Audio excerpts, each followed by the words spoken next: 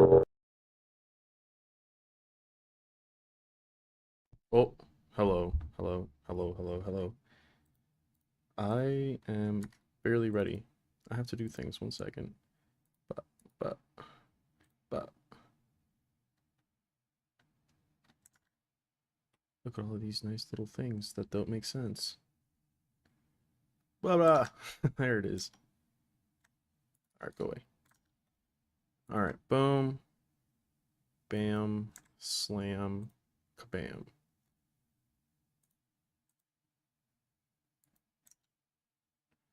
This is how you stream. Trust me. What's up? Game scene. That's not game scene. That's monitor. Is it being dumb? Is it doing that dumb thing again? Oh, man. Mean, oh, mean, oh, mean, oh, man. Damn, I was last live 8 days ago? That's crazy. I need to get better doing this.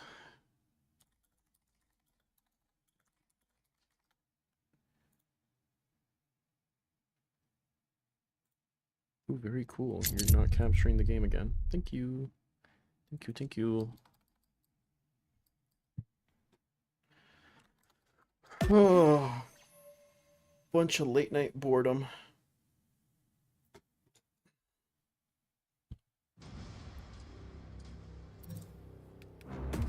Oh, bang, bang, bang, bang, bang, bang, bang, bang. What, Soul? What do you want, buddy?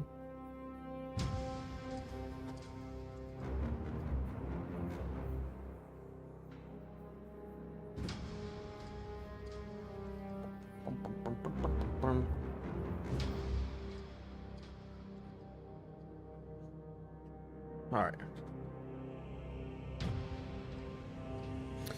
Holy shit, Space Marine, hurry up. Let's go. Whoa.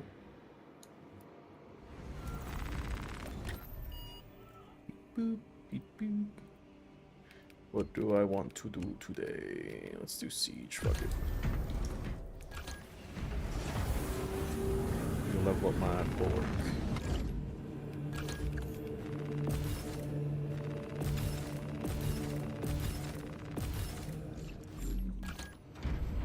Go.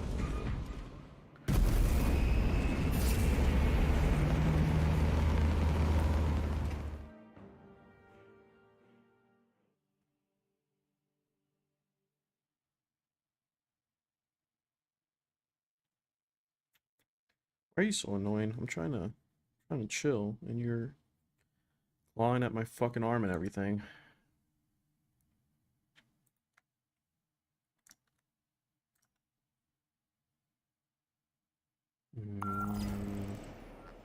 Footwork. Oh, whoa, what the hell? Okay. Let this tragedy spur our valor. That is not war. Steal your mind. Wow, this is a little crazy.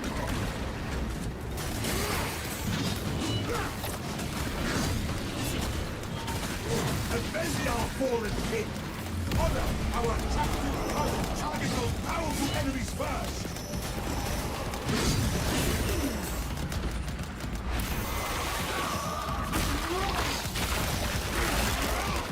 No so Get right in. Straight swing, man, bro. I believe in you, brother. I believe in you. Good work. Priority threat eliminated. Stand firm against the killing scum. What they don't know is that I'm absolutely soft in this game.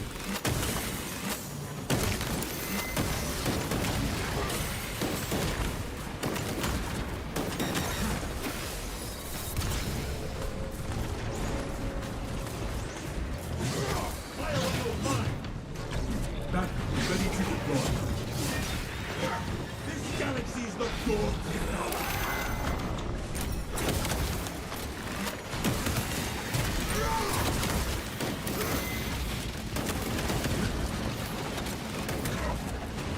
Stay alert.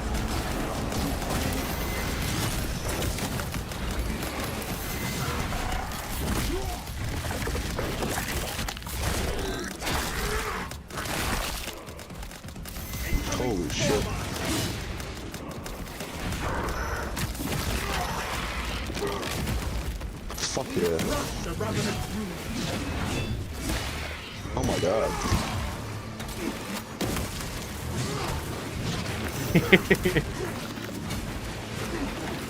Oh, I'm fucking up. I'm choking. Ooh.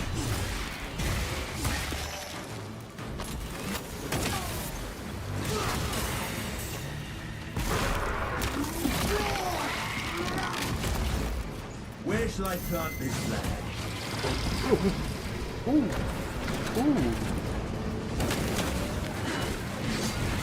Do you recommend the actual Admech controller, or should I wait? I mean, a deal's a deal. It is a discount. It does give you a pretty good amount of units that like are playable. I don't know. It's not a good combat control. I don't know if it's gonna get any better. But for like what it does have is some pretty good staples. What it doesn't have is very good savings. But that's also like a matter of, is Admech ever gonna be good savings? I don't know. Because like if points go up next edition, then it becomes a lot more valuable, right? So looking at it for points per dollar is a little, it could be a little, I guess, deceiving. As it stands, if you have nothing, then it's better than like starting with like no boxes. There's better deals out there, I think. I mean, if you can find the elimination maniple box, you're definitely getting a really good deal. That box is really good. That was fucking incredible. Yeah, I'm kind of a cheat. No mercy, no rest, no fear.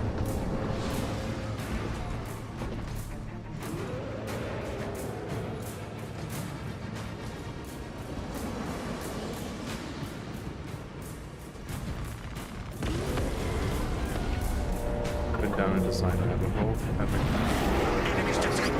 Yeah, that box is just like, it really just needed another unit. But it is what it is, I suppose. There's not much you can do about it. Like I said, it has like raiders are pretty good, like as a Admech unit. Taraxi are extremely good. Manipulus is our best leader, and then Skitarii you're just gonna need, right? So like, the things in there aren't bad, it's just that Admech pricing is bad, and it doesn't really help anything. So.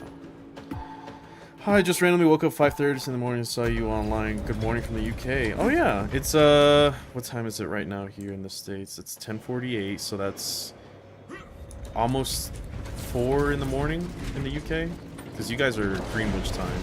I'm pretty familiar with that. Basically looking at a 10.5 right now. That's what his 11th edition is rumored to be, which should be interesting. I like. I figured that like I was kind of hesitant on going live this late, but then I was like, 1, I'm bored, and I don't feel like scripting a video right now. 2, if I'm gonna just sit home and play Space Marine all day, then I might as well stream it. And 3, since I work night shift, it kind of helps like my more, I guess, global audience. I don't know how big of a global audience I really have. I think most of my subs are in Canada and the US anyway, but it's Warhammer. I'm bound to have some people from the UK, you know? Good afternoon from Korea. Building Electro Priest currently. What part of Korea? I lived there for 2 years. Or I lived there for 1 year. Let's go to school now so I can... Oh, rip. We will defend this fortress with our lives. As a night shifter, I appreciate. Accommodate more of my night shifters. So I think next month I go on days, which should be nice. Part of the reason why I haven't played that much 40k and had to consistently fuck up my sleep schedule to attend these GTs is because I'm night shift. Maybe I'll be playing a little bit more. Young Tech, okay. Yeah, I lived in Osan, so. Young Tech's nice, I like it. It's a little backwater, but I've definitely been to worse. I went to a place called Nonsan. That place was like really rural. It was cool though, really nice nature.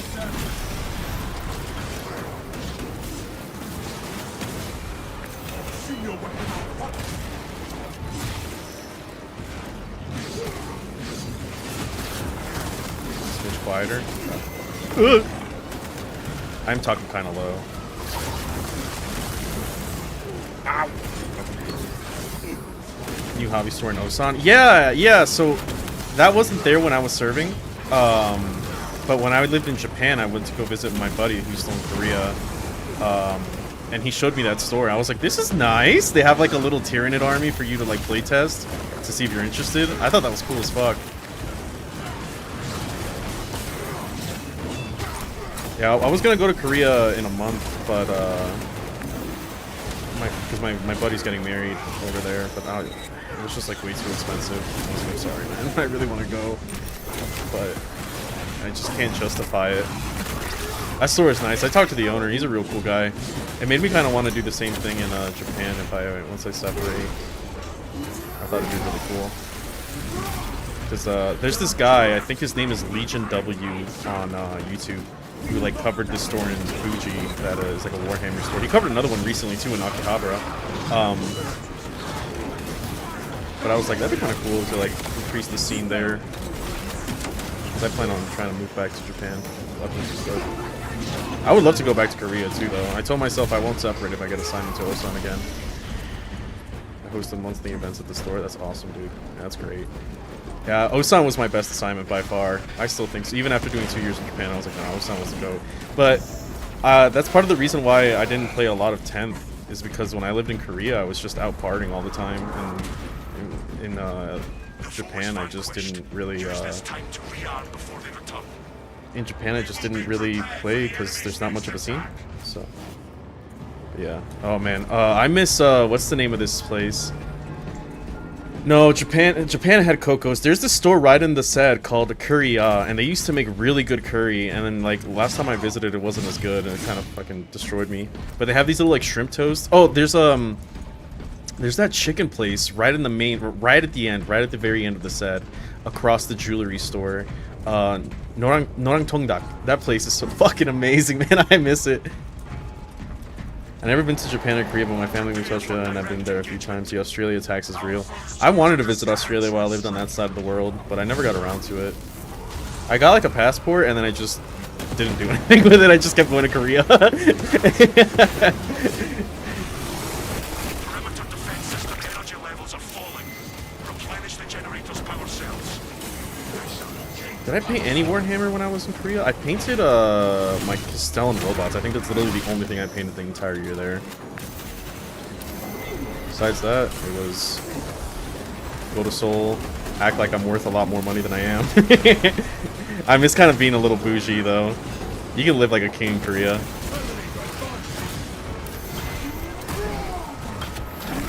Power cells are required for the perimeter defenses.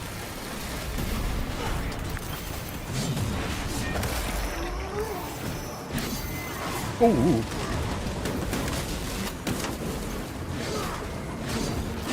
Hello, silly guy. Yeah, motivated. Oh, give me 1 second. Just 1 second. Okay. Okay. Cool, I ran out of ammo right when I needed to fucking mention some health. Okay, alright, cool. I love how... Ever since they added spawn, man, all you do is get fucking stun locked by them. It's so goddamn annoying. Hello, silly guy. Yeah, motivated me to give my Admech some more love and paint more of them. That's great. I mean, you might as well. You already paid like a fucking buku bucks for them. You know what I mean? It reminds me, I went to this auction in my LGS that they hold every half a year. And, I got an Iron Strider. Like, I walked in and I was like scoping out Admech stuff, and I saw an Iron Strider there, and I was like, ooh, in shrink, old package, right? And last time I picked up my 6 destroyers from there for like $25. Like already built. I just had to paint over it. So I was like, maybe there's more Admech stuff because there's a lot of little like just minis and Ziploc bags that people are putting up for auction. But whatchamacallit? Yeah, I was like, oh, maybe there's more Admech. Turns out there wasn't more Admech. Actually, the only thing that happened was like it was a bunch of Necrons and Tyranids, surprisingly. Oh, he caught me. What a Chad. Nice work. But yeah, so I noticed that the Iron Strider was kind of like in the very end, and they're auctioning more than just Warhammer, mind you. They're doing like board games and stuff like that.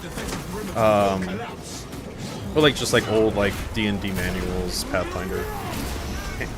And I hadn't slept in probably like 24 hours before I went to the event, 24, 26. And I showed up and I was like, I just want that Iron Strider. And it was like the second to last thing to be auctioned. I stayed there for 6 hours waiting for that fucking thing. I ended up getting it for 30? No, 25. So, no, the 25 was the paint set. 31. It was $31, which is like basically half off, which is awesome.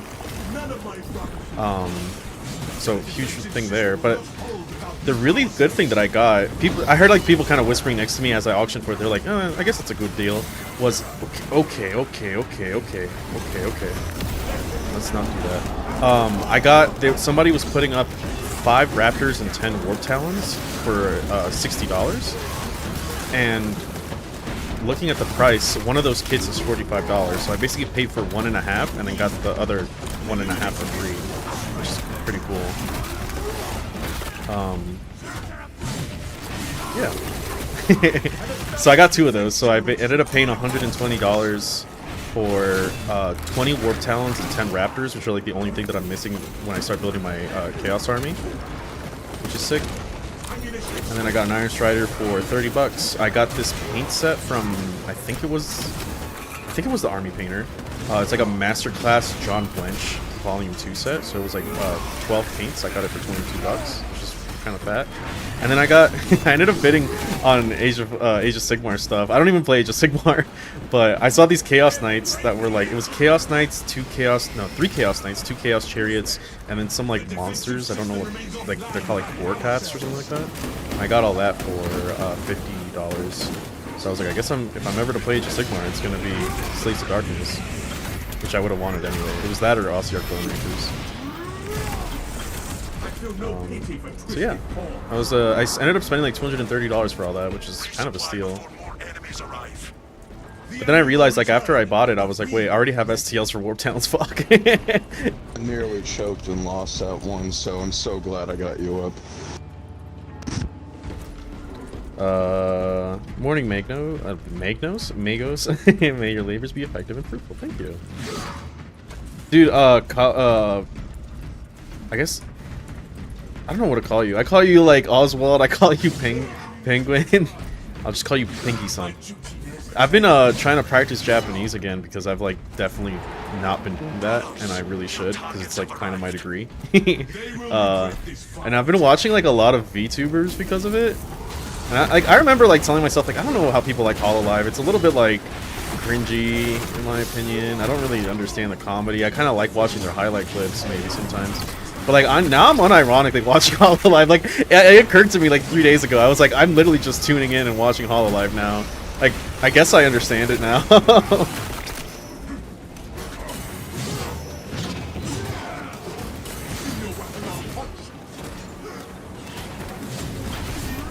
I got like 1,300 points for 300 bucks from a dude who was giving up the hobby, and I started my course. That's awesome. For Admech, I take her, right? Yeah, those. I bought like I got destroyers for like half off, and whoa, fuck.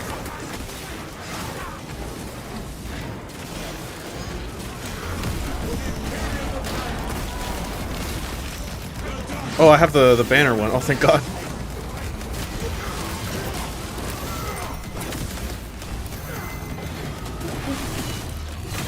Hi. Oh, hi, Titania. Oh, shit. Oh, fuck. Get off me. Woo! Woo! Sorry, boys. I have to lock in real quick. Just give me 1 second.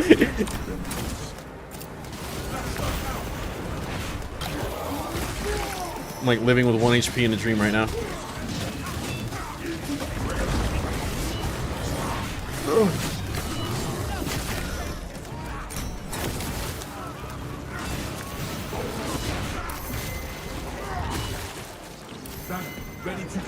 Ah, fuck.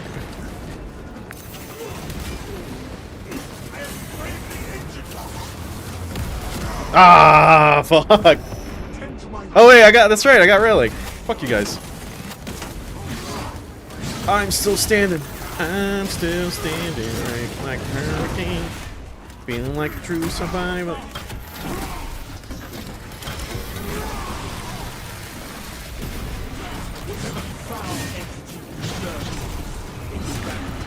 Man, I need to fire up Space Marine 2 sometime. I haven't played for ages. It's one of those games. It's kind of like a comfort game. I really like.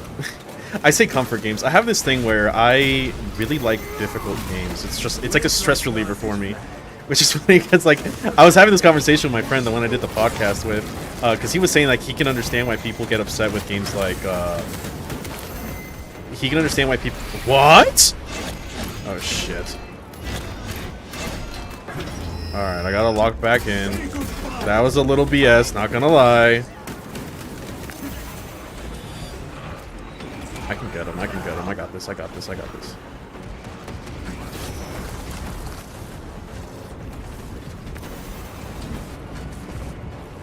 Stand up, bitch!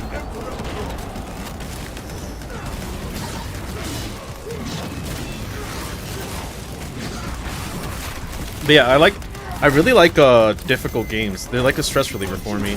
And I know that like there was that conversation about Hollow Knight and Silksong coming out where people are like, you know, like some people don't like difficult games because they just want to come home and relax and stuff. And I really don't understand that point of view because for me, difficult games is what lets me relax. That's why like some of my favorite titles is like playing this game in like really hard mode. Playing Darkest Dungeon is like one of my favorite stress relievers. I think it's because like.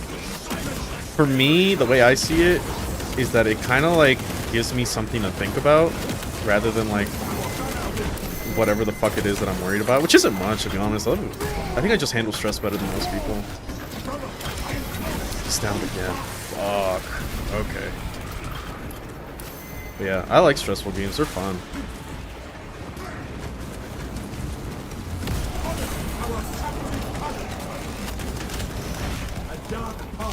So, this game, like, it gets harder and harder the more things the more shit they release. And I don't mind it. The thing that I mind about this game, though, is that, like, it feels like the more content they add, the more, like, bugs present themselves, and it's kind of bullshit. Like, I remember, like, gun strikes being really smooth, and now they just feel really wonky, and I'm not a fan of that.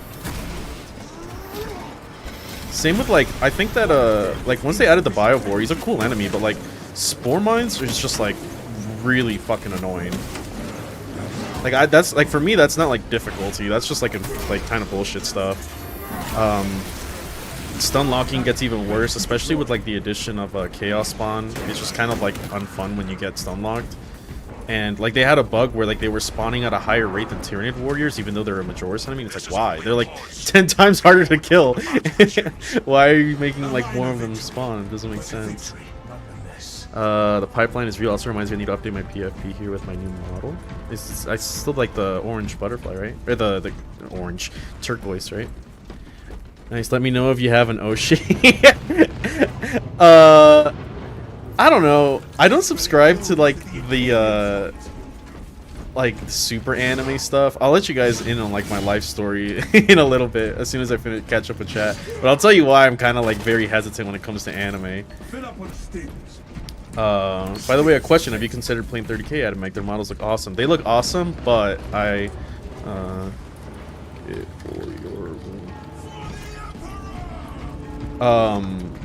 don't know. I really don't want to get into another game system. If I was going to, it would probably be Age of Sigmar because it's different, not like, you know, tangentially related. I'd give an awful lot of my Admech to not wait. Oh, I'd give an awful lot of my Admech to not need to stand still to be able to aim the enemy rather than just in that direction. Yeah, that's another thing that I've seen people like, because Admech has been doing pretty well this weekend with a couple tournaments that I watched. That's another thing I want to cover in the stream is Richard Siegler's game because that thing was fucking awesome. Yeah, a lot of people are like, oh, I really don't like that Admech God. Oh, they didn't need it. And it's like, well, you have to realize that like you're talking about Admech data sheets. That's what makes it so balanced. Even Trevi in his commentary kind of said that too. He was like yes, re-rolling last cannons is strong, but there's still last cannons hitting on 4s, and the majority of the rest of the Admech army is just doing nothing. Like, and it showed because Siegler was shooting some Custodes, and like, even with full hit re-rolls on his stubbers, I think he only got like 2 wounds through some jet bikes. And it was like, yeah, that sounds about right. At the end of the day, you're just re-rolling stubber fire. It just feels really strong when you it feels really strong when you take advantage of Admech's more, you know, prominent data sheets. And like, I would argue that one of our strongest one, which is the not the destroyers, the breachers, like they don't benefit from the new call rule because they already have reroll hits. So like, you know, they didn't get any stronger, but because of this, they just are able to like be a little bit more self-sufficient, I guess. That was for the points hike. Yeah, my go-to comfort game is probably Warframe. It's super fast-paced.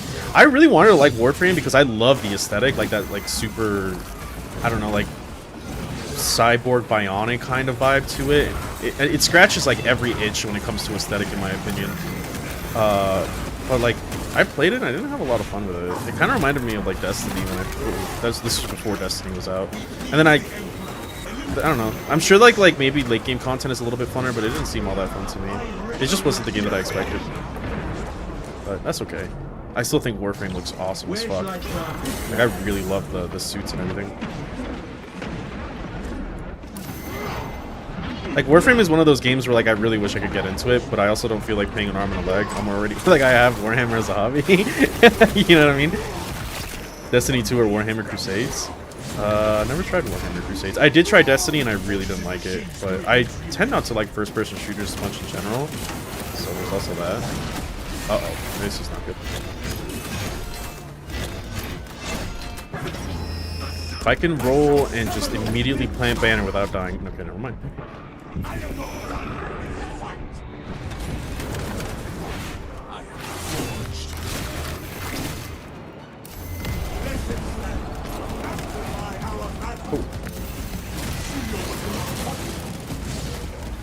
Oh, I'm carrying the game again. What can I say? Ow. Honestly, I remember thinking that like the shock grenade effects on like Bulwark were just kind of like cheesy little upgrades that you get while you get the more important ones, but they're like really strong.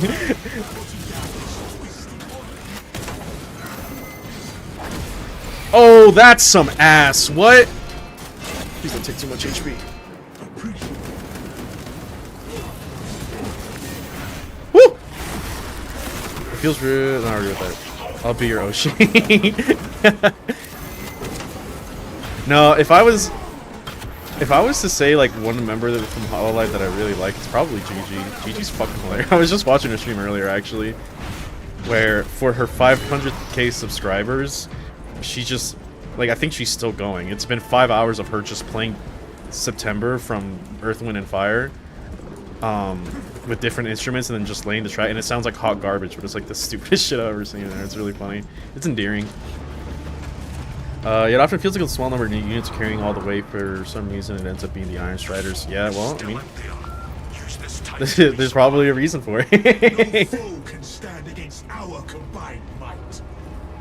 To me, giving a chance to reroll hit plus wound on my Castellan robots, mine gets Wind Fist, is all I can ask for. It's pricey to afford for our Archangels, but it's too tempting. I know that a lot of people like robots getting reroll hits. I'm not saying that it's bad. I just think it's a little bit wasted in my opinion, but that's probably because I play a lot of Conquer. Like when they're hitting on 3s, you usually get enough hits for it to like just one-tap anything that, you know, for it to one-tap anything that it's trying to fight. I'm not saying it's bad. I'm just saying that like I think that bots are one of those units that can handle themselves, which is nice because that means that you can focus other things into your oath target. That's the same reason why I think like even though like I think like Castellans and Breachers are the 2 units from our army that are very self-sufficient even without oath, so you can like not have to commit them to your oath target, so to speak, and you can put them somewhere else on the map to like just to make sure that your threat saturation is good, you know what I mean? Because you can have like all your oath things kind of at an exposed flank where you can draw a really good line of sight. Okay, game.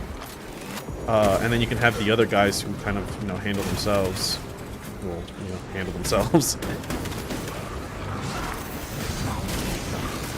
Like I really like running breachers on the sides because they can usually like contest the firing lane really strong with their Overwatch, and they can do that without having like to worry about being within like line of sight or range of your oath target. So like say theoretically like double Terminators kind of.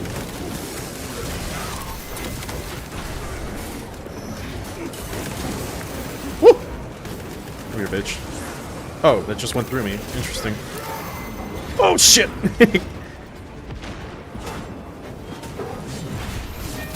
But yeah, so let's say you have like a bunch of Iron Striders and Disintegrators in the middle that are focusing your O target, then you can continue to have your Breachers on the side, and they can be self-sufficient with a Skitarii squad. So like, you're getting kind of reroll hits across the map, and then able to keep consistent damage going through. That's kind of what I mean. Oh, that is right on top of me. Oh, okay, okay. I don't have Guardian Relic anymore, do I? I messed up. Ooh, okay. Yeah, sure.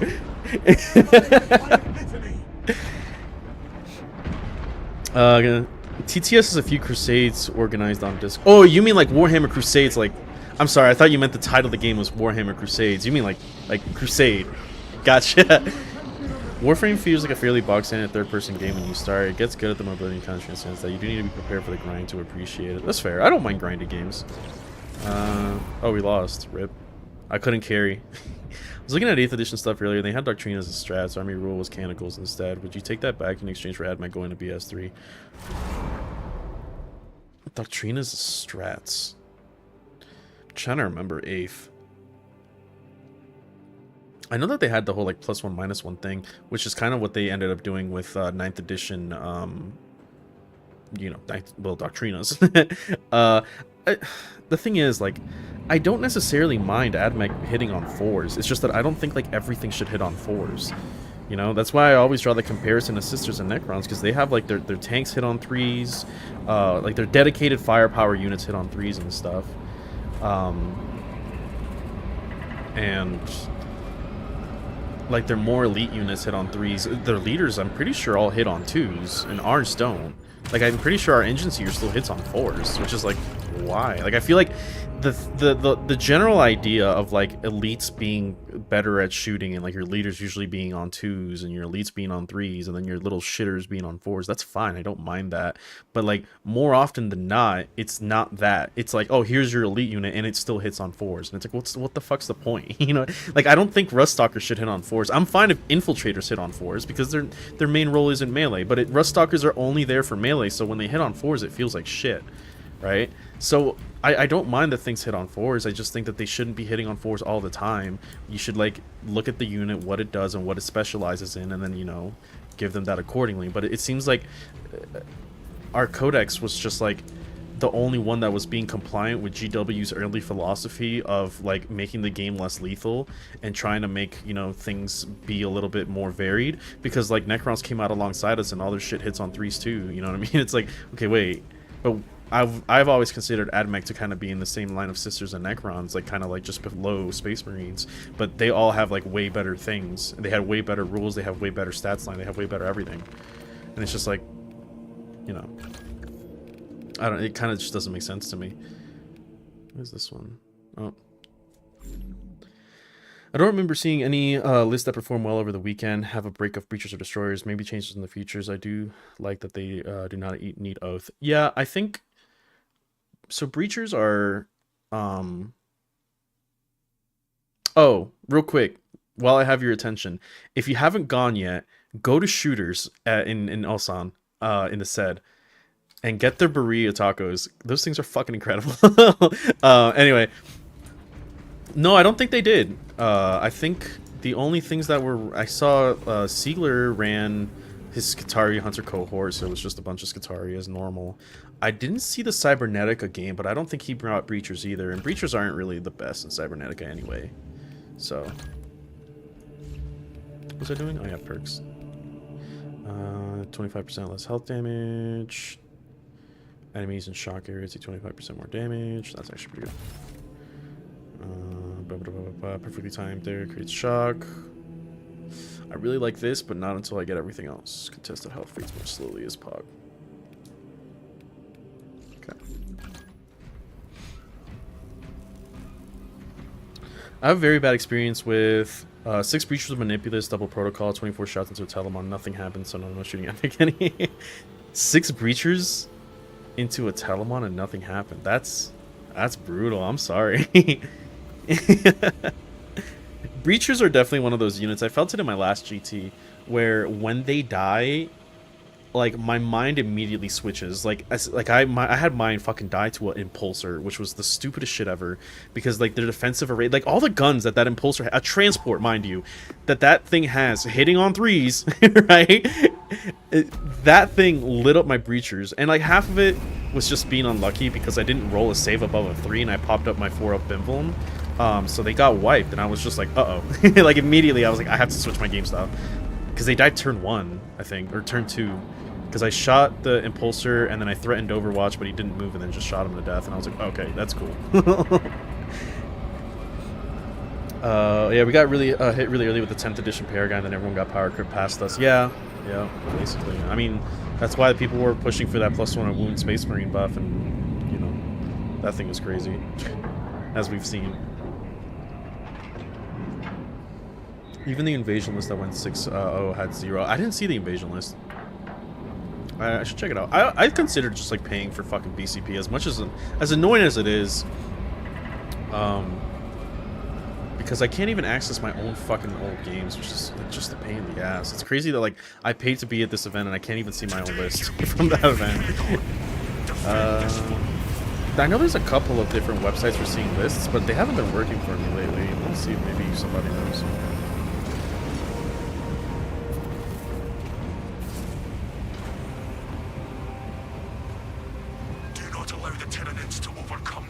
Fortifications. The Xenos will be purged, Captain.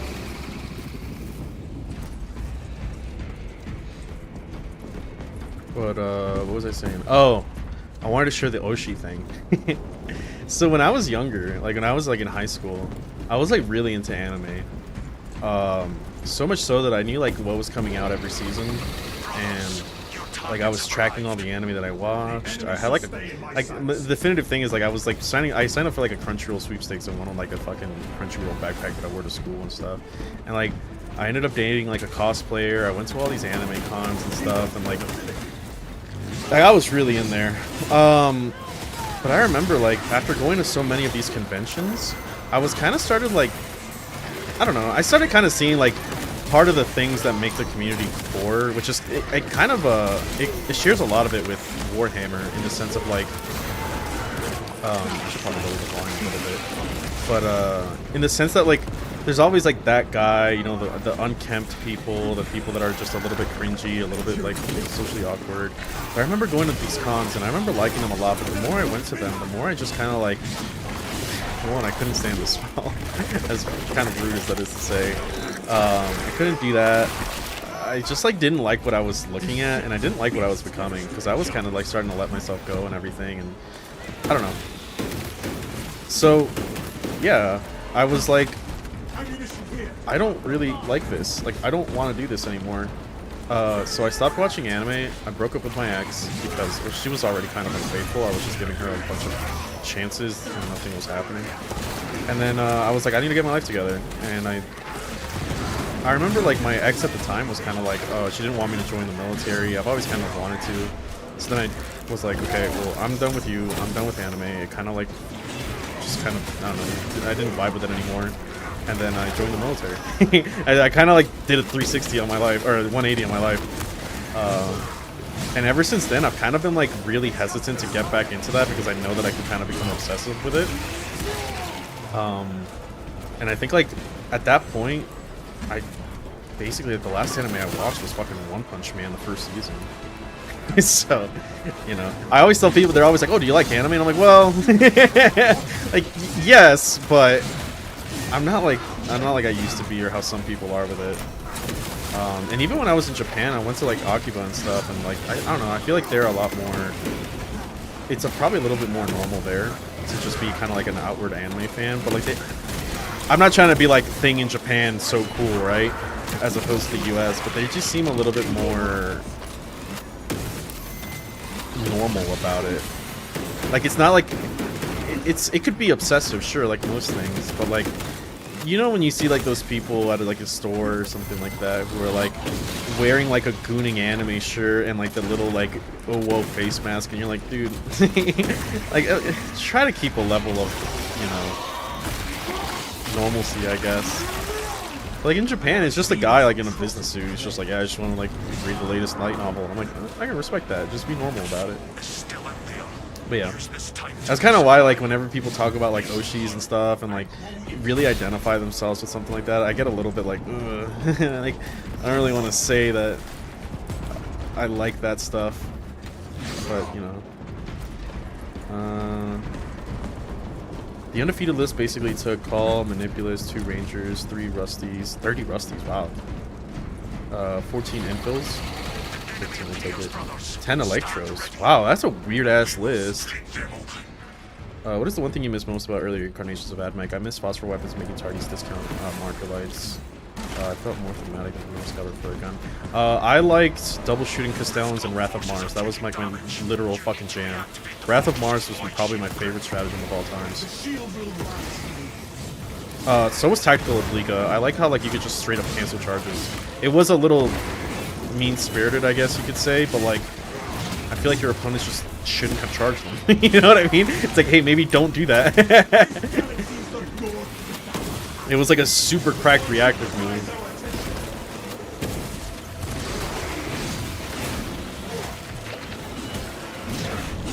I played 40k Max together in D&D for decades. Pretty much exclusively. I hate the rules thing. The worst part is when it's a sweatshirt in public, which is the kids go to. Yeah, I remember like so the first time that my ex cheated on me, I was like really down in the dumps, and one of my best friends, the guy that I did the podcast with, Mike, he was like trying to cheer me up, and he was like, hey, you know, I really like this game called Magic, maybe you get really into it. And like the reason that I like was really hesitant on playing Magic is because like I didn't want to be one of those guys, right? Like I just figured like only losers play Magic, you know what I mean? I wasn't that kind of person.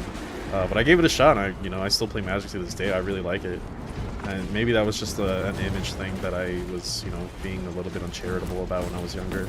But it definitely exists, and it's definitely what puts people off. That's why, like, whenever I talk about mini painting, when I'm like, I don't know, I was like flirting with chicks all the time, I was like, yeah, I paint miniatures. I never said I played Warhammer or Magic the Gathering. I just never wanted that like to be a defining factor of me. So it's really hard to explain sometimes. I can't judge anime fans too much. I've been far too into the GW decade or GW rabbit hole for decades at this point. But I mean, I guess it's like it's for all those type of hobbies. Kind of what I'm talking about. You know what I mean? Because I remember like when I was getting into Warhammer, I was like, oh, this is like the nerd final boss, and I was like, I play Magic. I can't really speak. I haven't played Magic for like probably a decade and a half at this point. I was kind of late to Warhammer. I knew about it, but I didn't play it. That reminds me, I didn't know the fucking volume. I don't think it's that my mic is low, it's that my game is loud as fuck.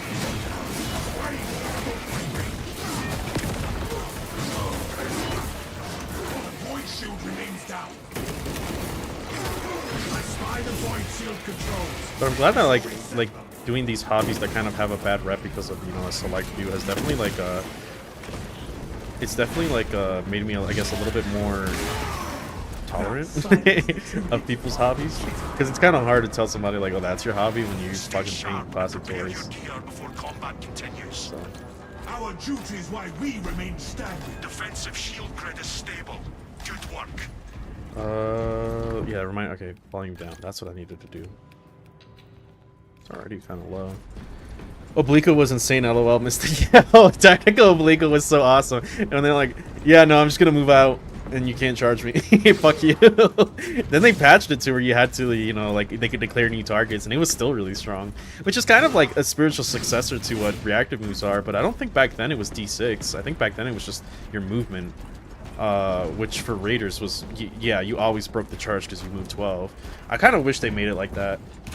D6 reactive move on Raiders kind of sucks. The Imperium will triumph. I mean, like, most reactive moves are D6 for the sake of balance, but I still think, like, I don't know. I guess I wish it was kind of like the Scoot and Shoot from the Taraxi, where it's like 6 but 12 if you're within 6 inches of battle line. That said, if I remember correctly, it's easier. I don't remember the nuance of the Raiders because I don't play them very much. I don't think you have to end wholly within you just have to be within 6 inches of battle line to get the 6-inch reactive move, whereas Tabaxi you have to end 12 inches, sorry, 6 inches wholly within, so you can't like toe one in, which makes Raiders a little bit more usable. It kind of feels bad to have a reactive move of 6 when you have to be within 6. It's just like, what's the point? But they're made for like being kind of spread out, I guess. Hey, can you die? Thank you. Hi. Titus is my favorite character, but if I were Space Marine, I'd be an Ultramarine Blade Guard bat. I like Blade Guard bats. Pretty cool. I don't know about Ultramarines, but I like the Victus Guard. Those guys are cool as fuck. Which maybe is like a Blade Guard. What is the difference between a... I generally don't know. What is the difference between a Blade Guard vet and a Stern Guard vet? Is it just like a range versus melee thing? Or do they actually have like, you know, the difference to them?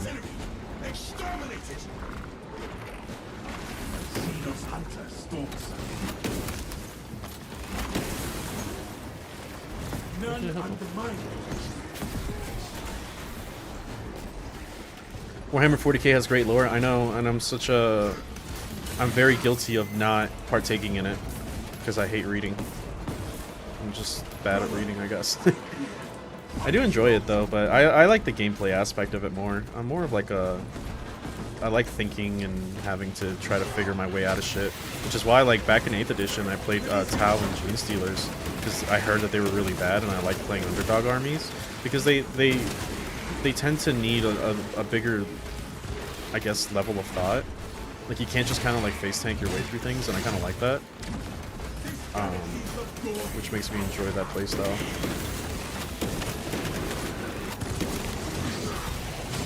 Yay, I love double biovore. God, these things are fucking annoying.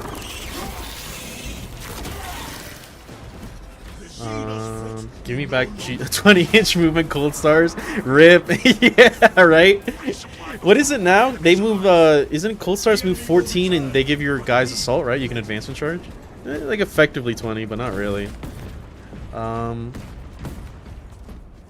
Cool, if you get 20-inch cold stars, can have 36-inch swooping hogs from second hit. Reactive guards are fire, range versus melee, both of the same rank in the first company. Okay, yeah. I figured. I just wasn't sure, because I know that Stern Guard vets have like bolters and stuff, and Blade Guards don't. But I'm like, if there's one thing that I'm very ignorant of, it's Space Marine lore, because I just don't care. I just never looked into it, because I was like, I like everything else is cooler. Oh. Shit, I already had a Guardian Relic. Hey, do you want that? Bought an extra.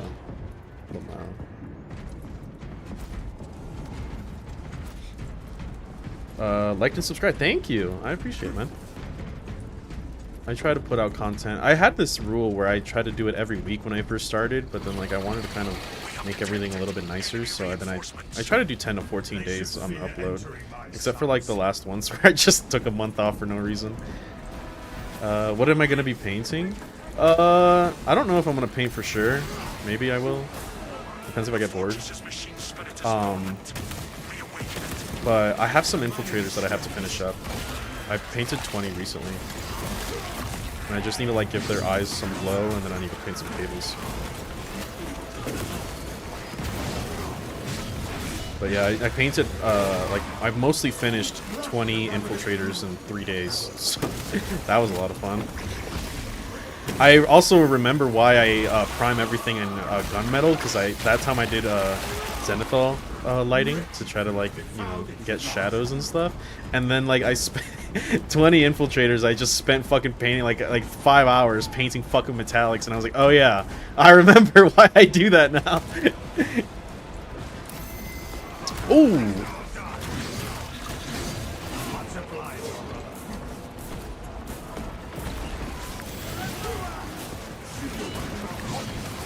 Is he leaving the stinky trail? Yeah, he is.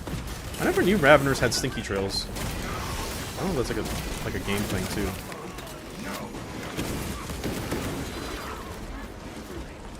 Are we getting those? Here we are, okay.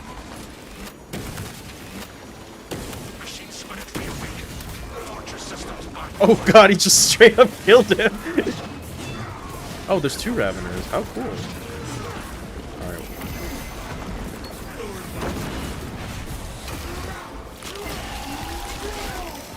We have trampled and chittering plants.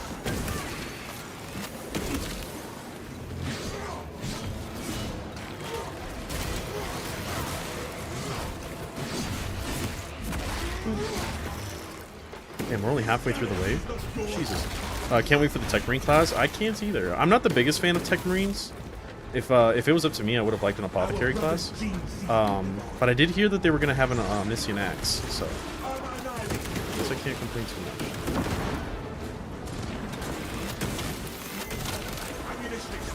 I know, I have very, like, poor and controversial opinions when it comes to Warhammer stuff. I get that a lot. Oh, okay, I'm fucking up. Alright, we make our stand here.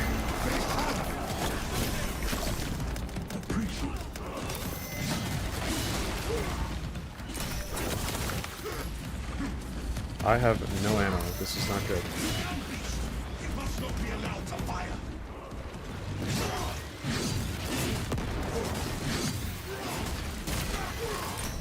Sit down. I really need ammo.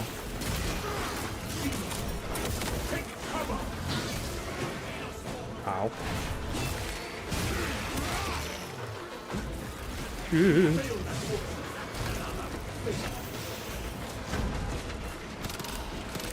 Okay, it just didn't let me shoot him. Sit down.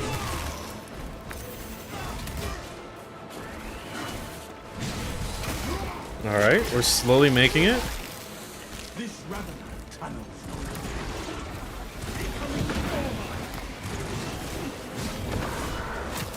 He's still not dead. 2 cracks later.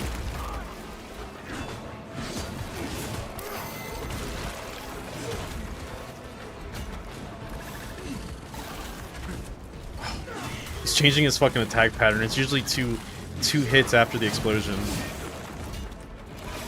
Explosion, right? Yep. There it is. Then he skitters away. Great. Oh my lord, there's still so many of them. I need to go back and kill that Biovore though. Where is he? Where is he? Where is he?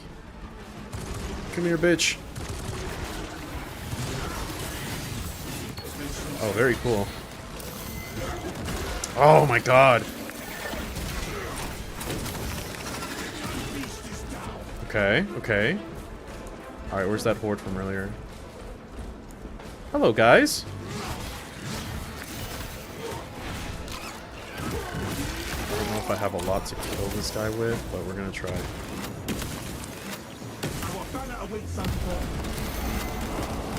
Okay, I'm out of ammo.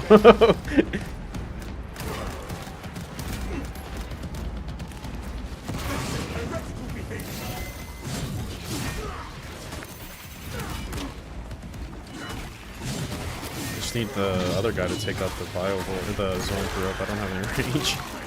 He's a sniper. He should be able to just like 3-tap him. Yeah, there it is.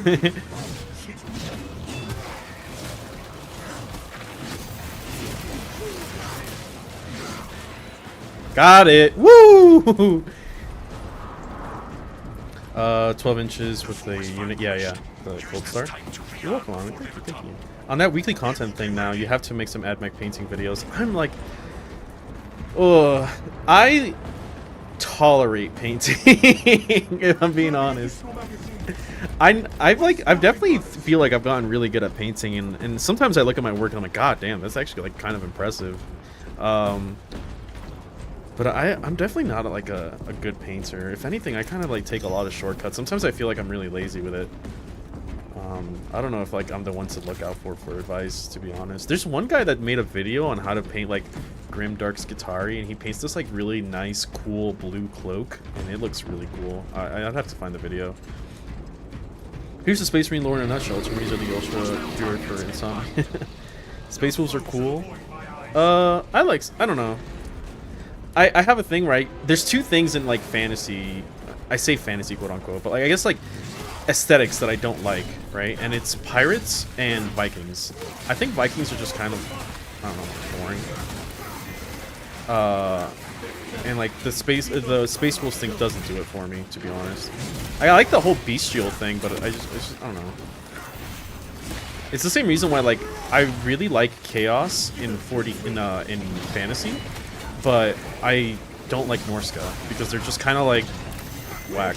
That's also the reason why I don't like marauders, because I'm just like, I wish there was just like chaos aspirants or something like that, which in a way they are, right? But like I like that heavy metal looking chaos warrior look, but the fact that they come from like just little shitter Vikings has never been a cool thing to me. I don't know, I'm just a hater, man. I don't know what to say. It's the same thing, like I really like Khorne. Khorne is probably my favorite deity, but like I think that like as much as I love World Eater aesthetic, I think they're kind of boring. Lore-wise, are cool, but like I'm like one of the few people that like really hate how the 8-bound look. I think they just look really whack and boring. But yeah, same with Norska and same with Space Wolves. I will say I do like their that new priest guy. He looks sick. He looks really cool. That's like creative design I like.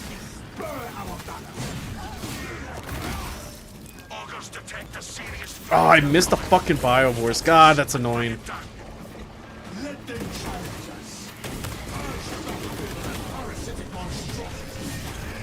Sorry, Chad. I'm just a huge hater. I don't know what to tell you. I don't know. I don't know what to say. I can't defend myself. Oh, shit.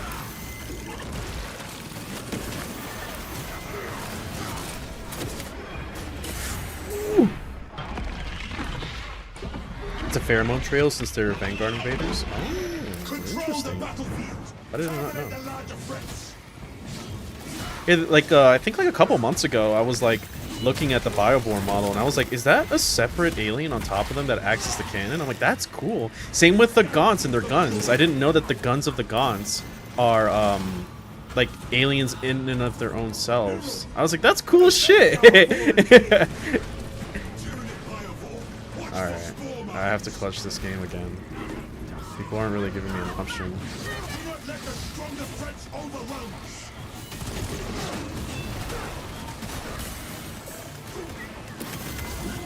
Oh, I took a lot of damage there, fuck. Oh, these fucking spore mines, man. Oh, shit.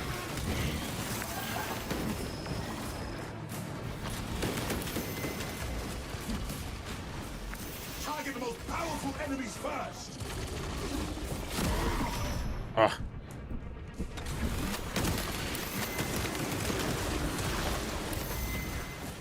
Okay, I saw the animation for my fucking Melta to go down, but it just didn't go down. Melta, please?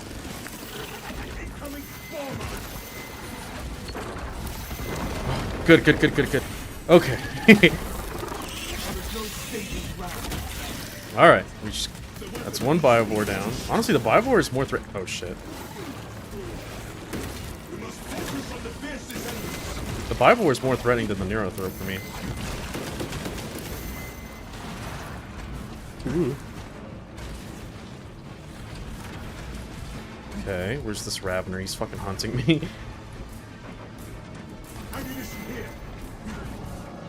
There he is.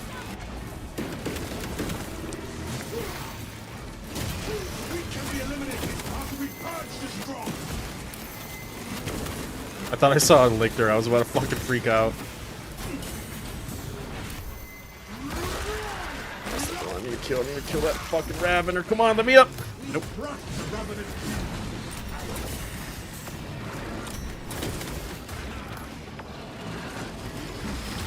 Oh, come on.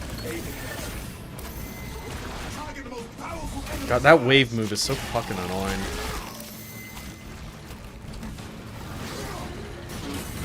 Oh my god, his fucking Biovore.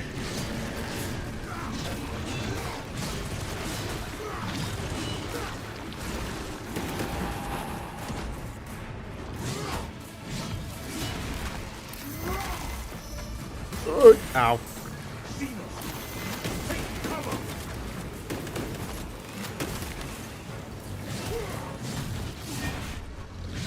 Okay, Bulwark is my number one in this game. Yeah, I love Bulwark. I'd say like the top two classes I play is Bulwark and Sniper.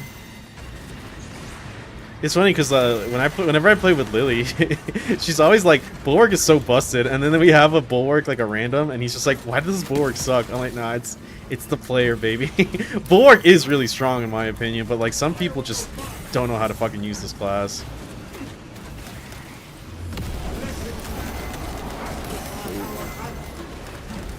Ooh, ow, ow, ow! I'm just getting fucking tossed around, bro.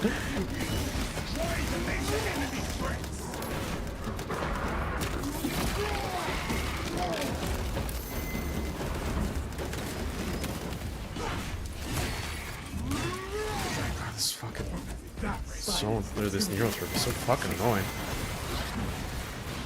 Oh, I thought there was 2 of them. I was about to lose my mind. Alright, you need to go, bro. You need to leave. He's not dead. He just ate a Melta. That's so cool. I love this enemy.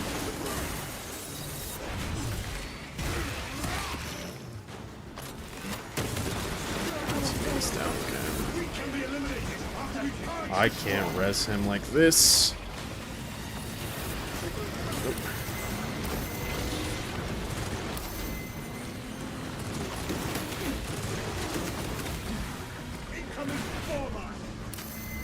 Oh, fuck. I'm dead. Oh my god, I'm alive. Okay. Well, I was in mid-fucking dash animation. Come on now. I held off for a long time. If I had the upgraded banner where I could heal myself, I would probably be able to do this. My teammates fucking died twice in the same round, man. There's nothing I could do there. You ever do painting showcases? My fragile ego would feel validated if I got to flex my Admech army. I thought about doing it for videos, like at the end when I'm thanking the patrons, I would show off a mini. Maybe I'll implement that. I'll just have people in my Discord kind of just... I mean, people in my Discord do post their minis, so maybe I'll just see if they're okay with it.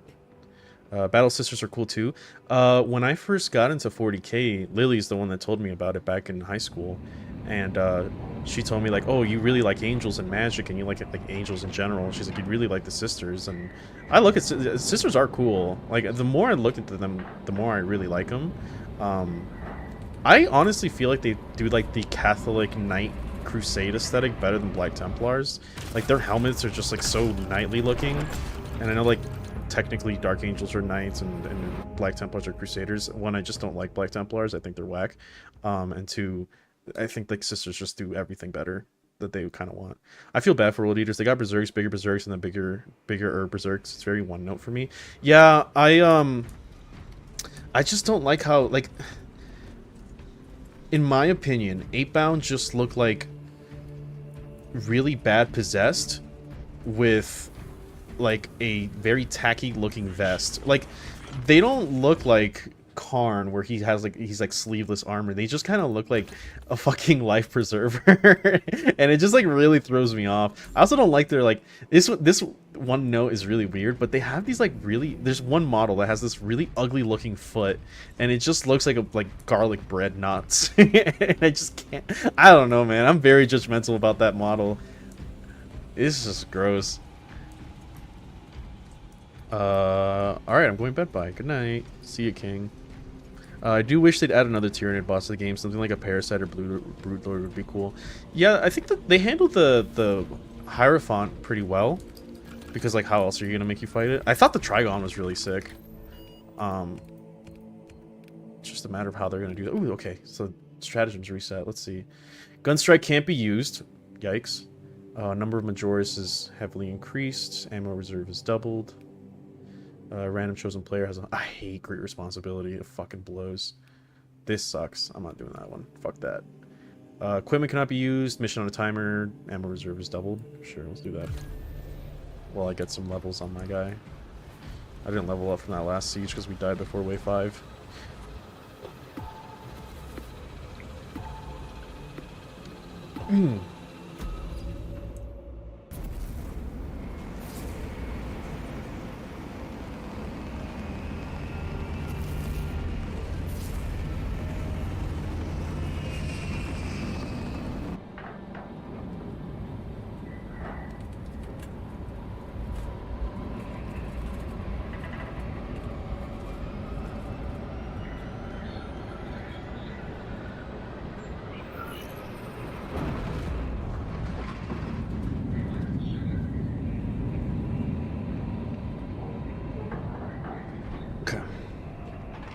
I wish World Eater had something like Terminator, some nasty frag cannon, reach weapons, and Epic they had a mortar engine, and it's not like they don't know how to use the guns. Yeah, I remember like in 9th edition when I was thinking of building World Eaters, I wanted to because of the stratagem where they can get the Red Butchers upgrade, like you like buy it before or whatever. They looked really sick. I like the idea of the Red Butchers, but yeah, they just didn't do that. Instead they were like, oh, here you go, 8-pound. I was like, wow, you suck. I'm just not a fan. Instead, they're just like worse possessed. Not in terms of stats, like they're like in terms of gameplay, you know, whatever. Also that, like Exalted 8-bound and 8-bound not looking very different, like really at all. It's just kind of dumb.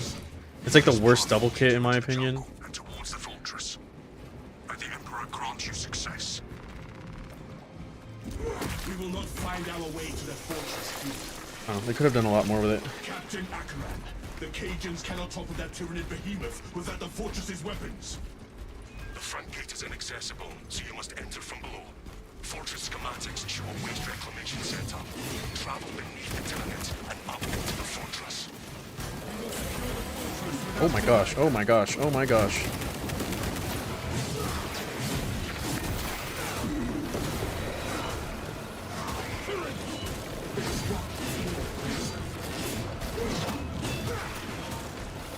I'm kind of like doing 0 damage to this guy. Can you die already?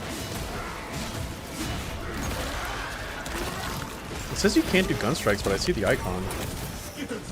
Oh wait, no, I'm not doing that mission, am I? I don't remember what the modifiers of this one are. That double parry, let's go. What are the modifiers? Oh, equipment can't be used, okay. Stab. Yoink.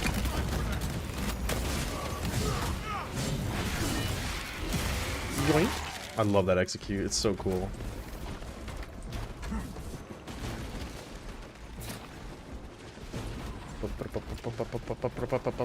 Bing bong, bong, bing bong, bing bong, bing bong.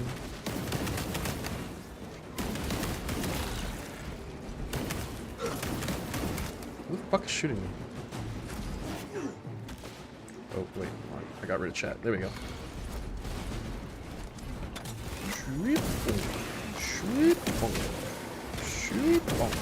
Stop blocking my plasma, asshole.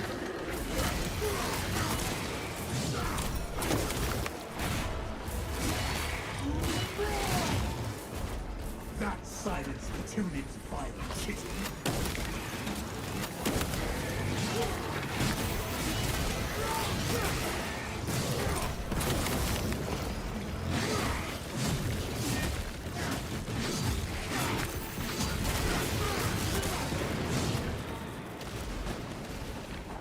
They're fine.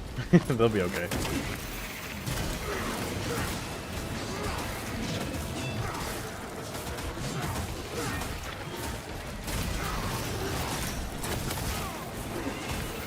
Ooh. Ow.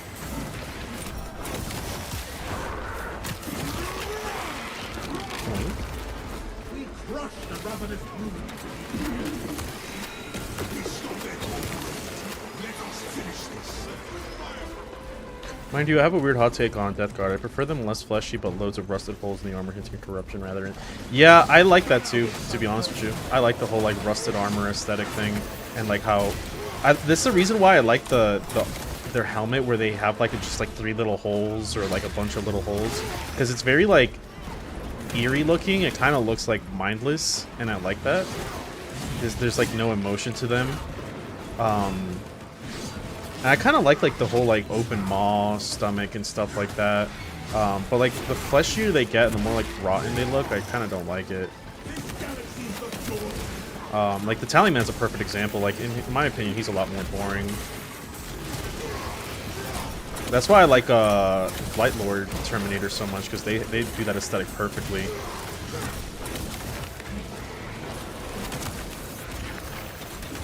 Oh, ah, that hurt. Leave me alone.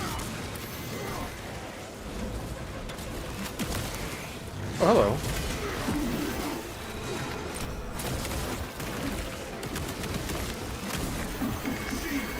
hello. Okay, that's some ass. I definitely blocked. That is the biggest pile of bullshit I've ever seen.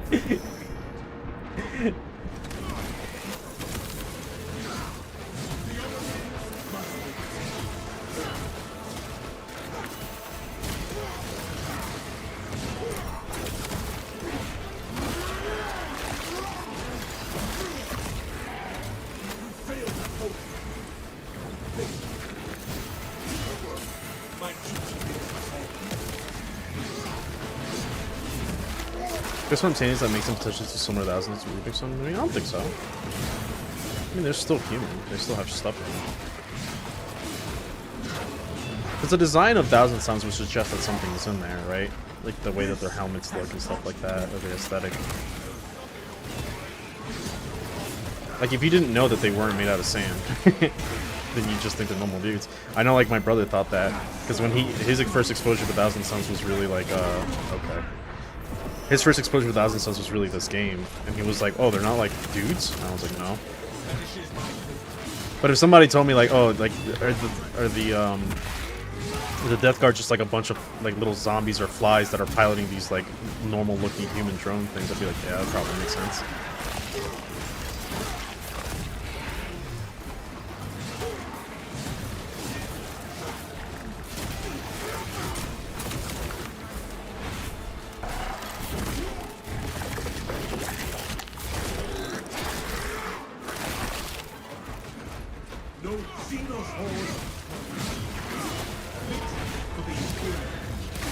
I'm surprised nobody's doing these stratagems right now.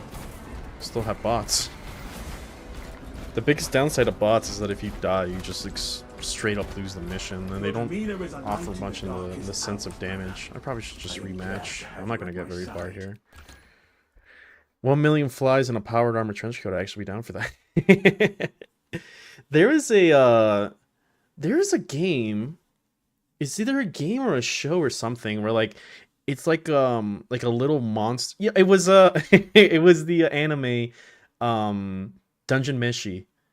Or God, what was the English version of it? Like the one where they're like cooking animals in a fucking dungeon or whatever. There was like a suit of armor that has like a jelly monster that's like piloting it, which I thought was really cool. And it's kind of just like a mindless little jelly. Or a slime, I guess. I like that in fantasy when there's like a slime that's like hosting a suit of armor or something like that. Delicious in Dungeon. Yes, that's the one. Dungeon Meshi, I think, is the Japanese title. Yeah, we'll go stick with that. Somebody doing stratagems right now? Let's see. Was it this one? There we go.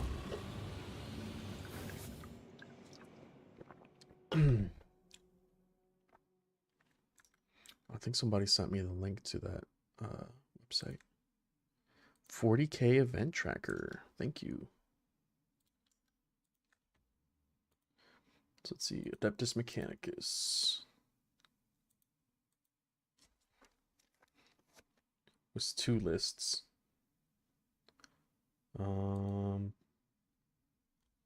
Beal R, Halo's Creed, and then Stefasen with Guitar Hunter cohort.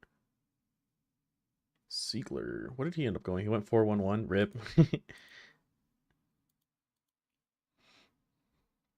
Gucci Admech is the name of the list. Very cool. Skitari, Marshall, Ranger, Vanguard, Sterilizer, Infiltrator, Ruststalker. Wow. Was he... Okay, this is Hunter cohort. Okay. Wow, that's crazy. I'm surprised like he had like 0 anti-tank. He probably just fucking swarmed the board and killed everything with flamers. That's crazy. That's stupid. I'm glad it worked out for him though. The anime made me laugh so hard it was ridiculous, but I was 100% behind it. I liked it. I didn't watch all of it though. I think I got to the part where they were like dealing with the ogres. Let's see, Halo's Creed. It was a Call, Manipulus, Ranger, Vanguard. Okay. Skystalker 5, 10 sterilizers, 5 infiltrators, 10 rust stalkers, 10 rust stalkers, 10 rust stalkers. Okay. What, blade? Oh no, 2 with blades, 1 with razors. Cerberus Raiders, Iron Strider, Disintegrators. This looks very similar to a list that I made.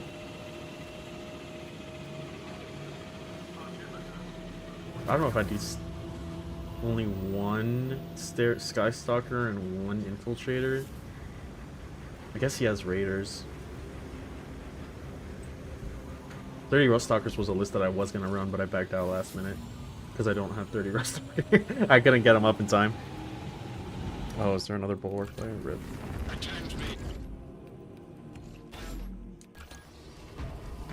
Actually, use my sniper full. Use my sniper at 25 as well. Yeah, we'll play sniper.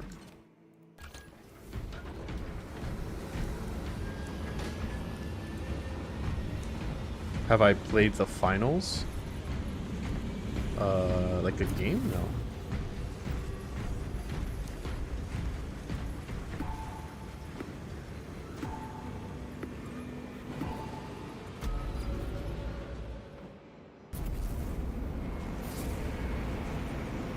I should check it out.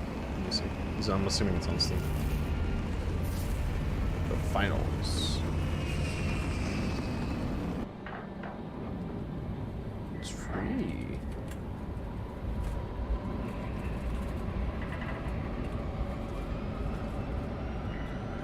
It looks like The Last Descendant in terms of the art style, sort of.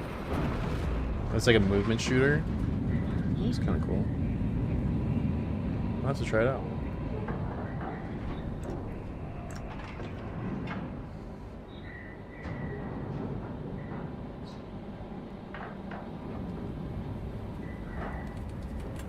Free on Steam, indeed. They had a qualifier for their major today. Closest thing to Titanfall I found. God. I fucking love Titanfall. That game is incredible. I miss Scorch, my little robot. I've been tinkering new recruit this morning. I have 3 chickens, but not one of them is a last Iron Strider. I feel like they're a hassle to pay for me. Yeah, I got, like I said, I got an Iron Strider from this last auction, and I was like, I really don't want to paint this thing. They're not like the hardest to paint. They're just kind of boring and annoying. I just don't like them. That said, there's not a lot of Admech units I actually like painting. So, no, I think like the only things I've had fun painting are from fucking Trench Crusade, because I get to be a little bit more creative, and that's because, like, you know, it's kind of like Kill Team. You don't have to like have everything be, I guess, uniform.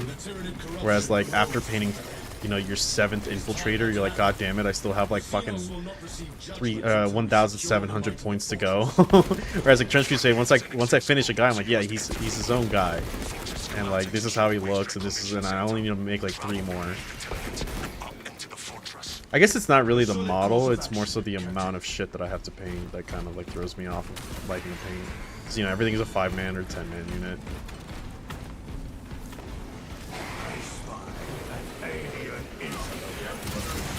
Ow!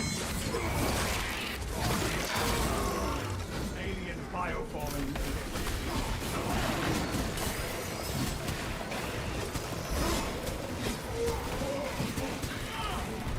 I could paint same. I have 2 of them languishing in Taraxi. I kind of like painting Taraxi. That's a hot take, but I kind of do like painting them.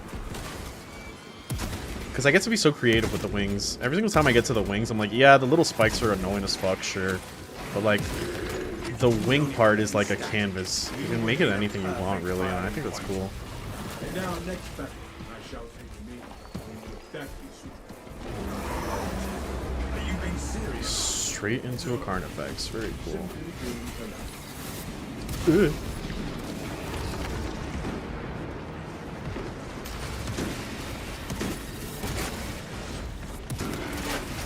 Ah! Oh, fuck! No. Stealth ready. Amelio line cloak activated. Going headhunting, boys. Bam.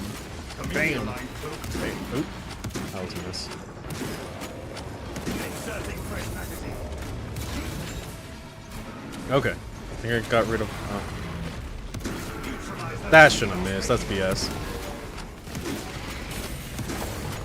Tyrannies have no mind for tactics.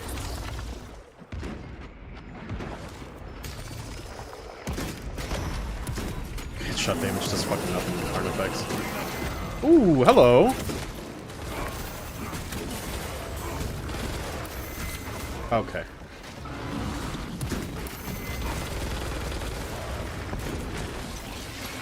Fuck, I lost so much HP there to the fucking... Remain on guard. Zoanthrope approaching. That zoanthrope is no more. I lost so much HP there to his little, like, needle things that the Carnifex does. Those things kind of, like, come out of nowhere and they do so much damage to you. Can't fucking see anything. Can't see you, though. Oops. Stealth ready.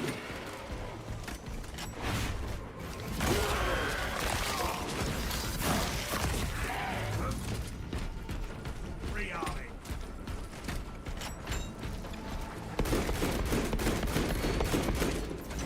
Sniper gameplay.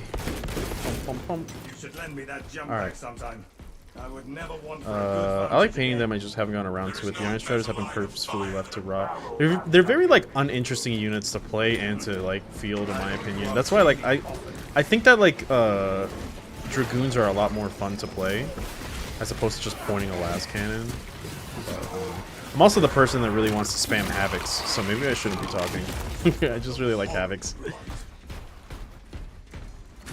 Remove that real quick, one sec. Go away, bot. Die. You guys astound me in the fact that you don't just fire up the Forge World and pump out 20 Skittles in the evening. I can, I just don't enjoy it. But normally, like, I finish, like, 20 Skitari. Like, the Infiltrators took me a while, because I just got bored. But I finished 20 Infiltrators in basically 3 days.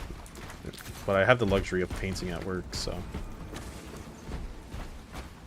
I feel compelled to paint Skitari in sub-assemblies, so they are literally hell for me. I have to keep all the bits and squad numbers separate. So I used to do that, where I would, like, drill, like, little holes in the arms and then in the legs, and I would paint them that way. But then I just kind of got annoyed by that, and I just kind of started saying, I don't give a shit.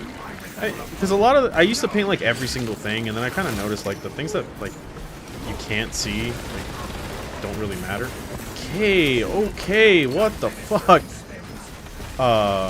So I kind of just stopped. Like, I also, like, stopped liking how the cream color looks inside their coats. So I've just been painting them black now, and since I usually prime them black, I just don't have to do the inside, so I just glue the legs together, since I never have to worry about that. I like the red and black more.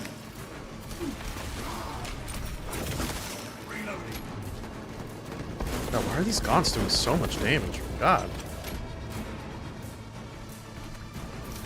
Yeah, I stopped doing sub-assembly. I remember I used to take, like, a day to paint one Skitari, and now I can paint, like, 20 in, like, a couple hours.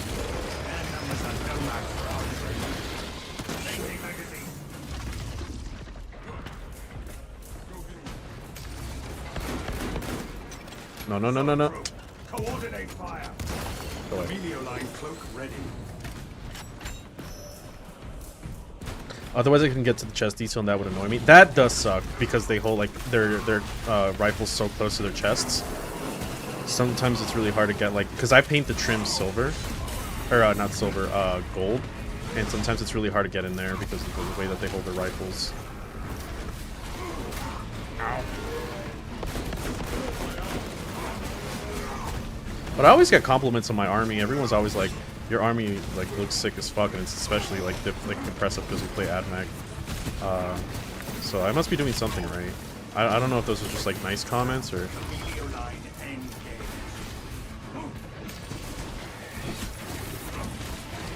have, like, no room to snipe here. This sucks.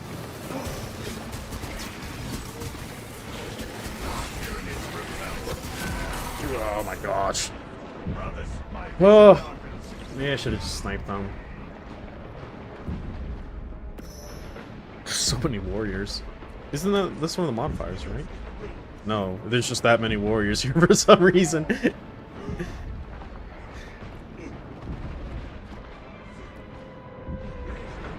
I would hate to do sub-assemblies with Skittles. The only model I've really done sub-assemblies with is Call. I did it with Call, I think, too. I think I do it with the Iron Striders as well. I don't put in the leg plates until I finish painting, like, the underbody. My brothers fail me not. I draw LOS from here. Really? They got it. Speaking of Skitarii, I've got 60 right now, and the kind of rest of my army done. How quickly do you think I should get to 120? I don't magnetize them. I don't know if you need 120, but I think you're fine with 60 unless it's like 60 of one kind. I only plan to make 30 Vanguard and 30 Rangers. I think right now I have 20 of each. The hive ships are moving into range of the capillary towers. We are in Kadak's final hours. I think I might snip the head off of my Vanguards and put Ranger heads on them if I can find the sprue again. Because I'm going to really print my Vanguard so they look a little bit more varied. I am a phantom of death. Boo. I can't believe I missed that shot. He was standing still. I stalk my target. Oh, come on. Oh, come on. God damn it. Why am I fucking up all my shots? I'm not this bad usually, I swear.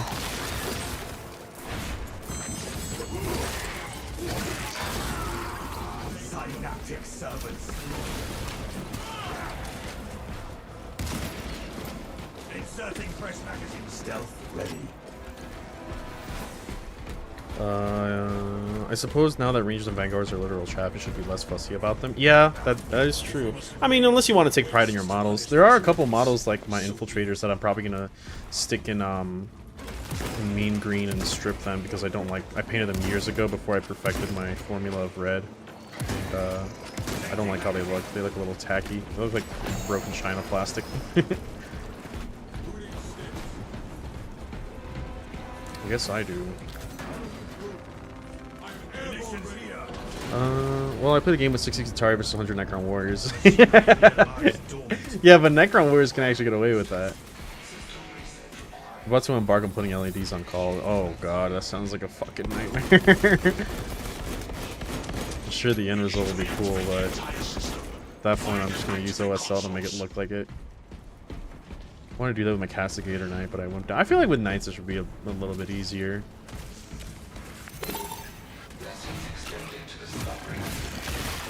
I did it with my Castellans. They have glow eyes and Iron Man hands. That's.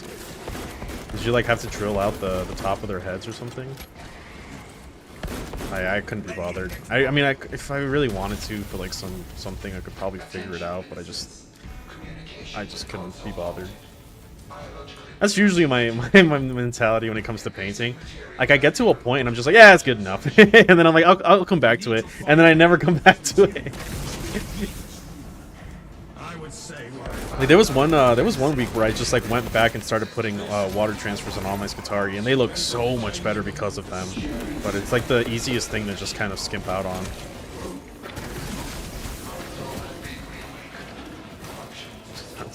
He's hitting me from the fucking side. Huh? What? How did that miss?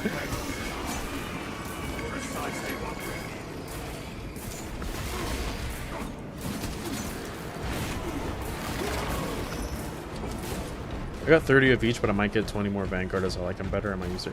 Yeah, I feel like if you're gonna run a mob of something, it should be Vanguards. The S4 is bleeding through into the game. Yeah. Also, while I have the Admech people here, I'm thinking of probably. Ooh, what the hell was that? I could have sworn I saw Victor.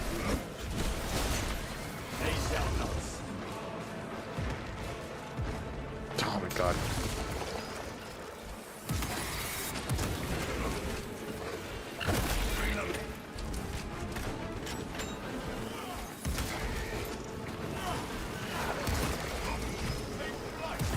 Ah! We have to awaken the other consoles before we venture into the fortress. Okay. I'm thinking of proxying Grey Knights with Thanatars and Thanlings for Dead Knights and Terminators. What should I use for the normal space ones? Thinking of proxying Grey Knights with Thanatars and Thanlings. Oh, Infiltrators maybe? I mean, they are 2 boon T4, even though Grey Knights are probably T5 baseline, I would imagine. Because they're all in Terminator armor. I actually don't know the base size for Grey Knights. If they're 32, it worked.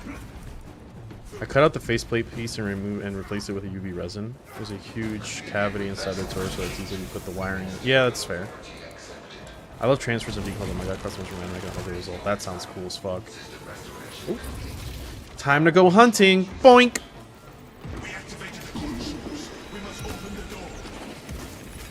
I remember when this game first came out, I fucking loved Sniper and how quickly he killed Zoanthropes because I fucking hated Zoanthropes. Now they're a lot more manageable.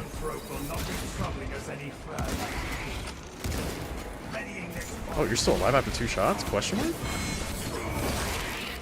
What base sizes are the normal Marines? They're 32, aren't they? Because ours, I know that T3 bodies tend to be 25. It should be 32. And then, if I remember correctly, Terminators are 40. Yeah, I forgot I had that one. Oops. We are entering the fortress now. The weapon system is next. Good. Head up to the cannons and remind the Xenos of whom they're there to attack.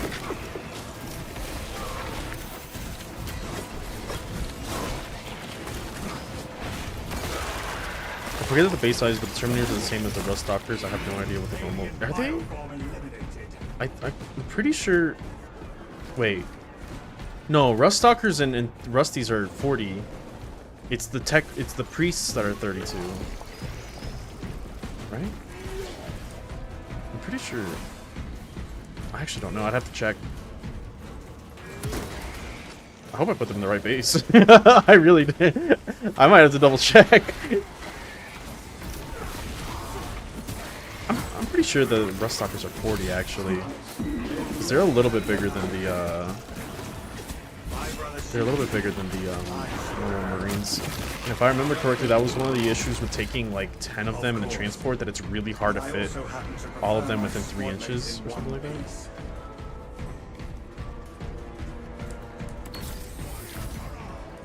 Just get rid of my wound now. You have earned my praise. Quick question. This Guitari head would fit Deathstroke the most. Ranger or Vanguard? Deathstroke. Ooh, I don't remember what he looks. Doesn't he basically just look like Deadpool, but like black and orange? Like in terms of like the mask, he doesn't have like any special visors or anything. I'd probably say Rangers because they have individual eyes. But Deathstroke doesn't wear a hood, so. Whereas like Vanguards have more of like one continuous visor.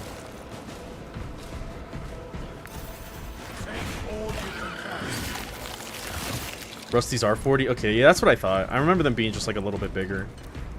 I was probably thinking of Electro Priests because I was building them recently. I'm pretty sure I used 32 inch for them.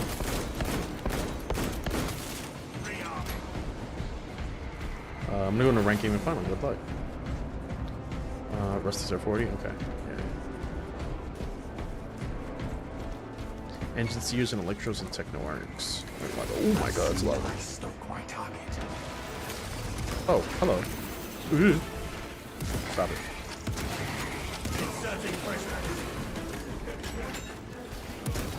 Stealth ready. Can't headshot because my teammate is there.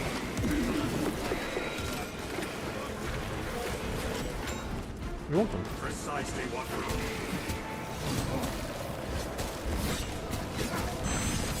Blink. Oh man.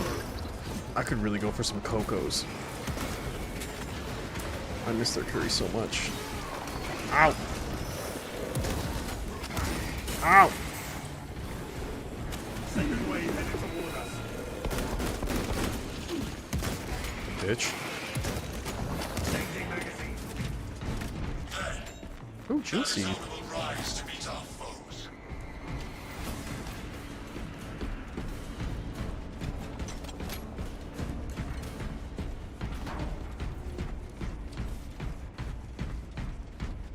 Yeah. Our orders are clear.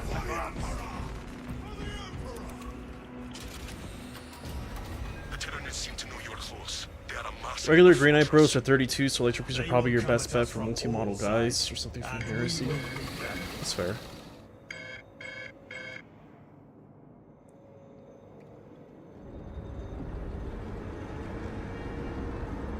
I don't know anything about Heresy TBH, so I stick to what I know. Munitions here. Checkpoint located.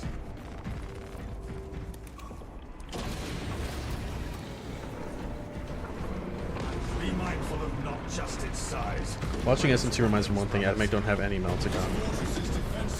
I guess we don't actually. That's a good point.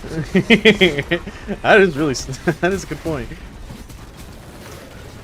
I guess like the closest we have is plasma. Yeah. I mean, I guess our servitor does, right? The new one. No, they have glass robots. Fair. Do you really need meltas when you have strength 12 fists? Oh.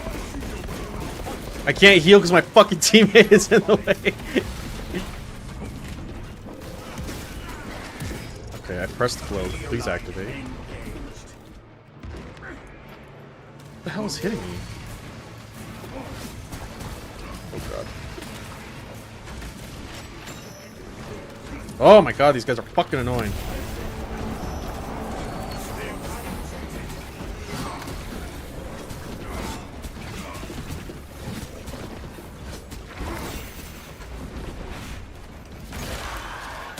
Servitors have a melter gun? Yeah.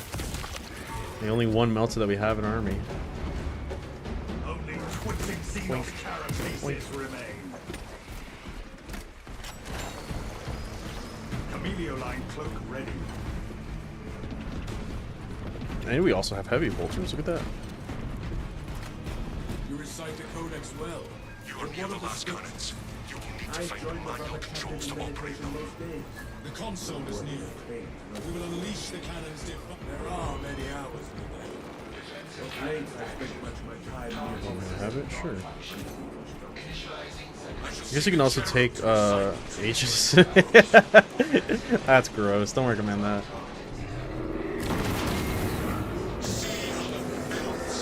God, I hate soup. It's so boring.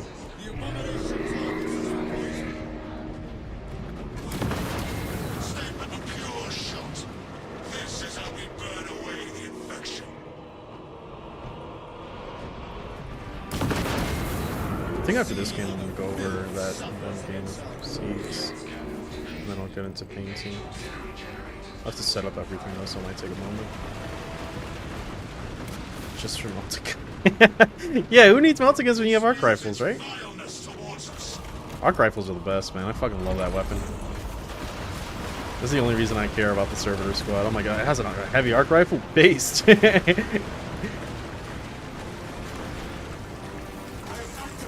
I'm actually shocked that our servitors didn't end up with heavy stubbers to spite me. Yeah, that's fair. But they couldn't because of kill team. If they had a team just full of fucking stubbers in that game, you would actually just get dicked down so quickly. Especially with how like brutally lethal that game is. Kill team is like every single time I played it, like everything just gets one shot, and I'm just like, isn't that? I don't remember that being how kill team used to be. Attacks like really hurt. The only time that I remember not being like immediately one shot every single time I was in combat was when I played Death Guard. But then they killed the interaction because CSM used to have this interaction that was really cool. I don't know about cool, probably not for the people that you were playing against. But depending on like what marks you gave your Marines, they would get like an extra strategy, kind of like pack bounce outs basically. But like anything that was marked with corn would get +1 attack. So if you gave them a, was it a thunder hammer? It was like a heavy weapon. They will go from strength 7 or 7 damage to 8 damage on crits. So they would just one tap most Eldar. And that's like all you took a butcher for was because you were like, yeah, I'm just gonna like throw this at your Eldar and immediately like one tap them. And then they like made it so that you can't get that anymore. It only increases I think the damage for non-crits, not full crit. And I was like, what the fuck's the point? Why would you ever take a weapon that leaves an operative at 1? That's fucking useless. Just so dumb.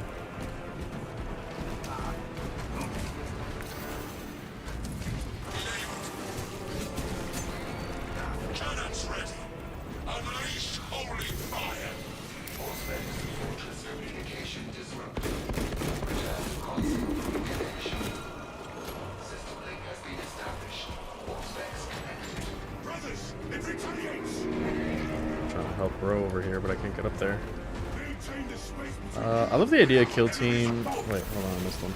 If 20 servitors with heavy stubber. God, I hate stubbers.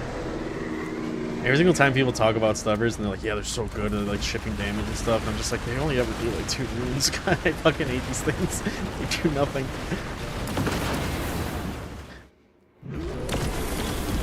I love the idea of kill team, and I would love to get more people into it, but the conveyor belt of retired teams sours it slightly.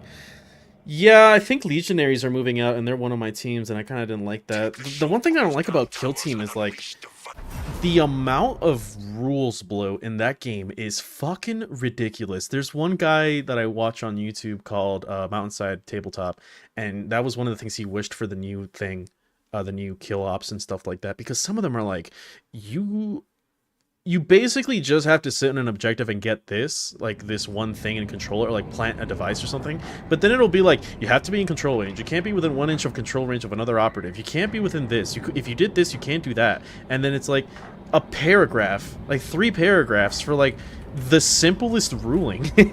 Like that's like the worst part about Kill Team.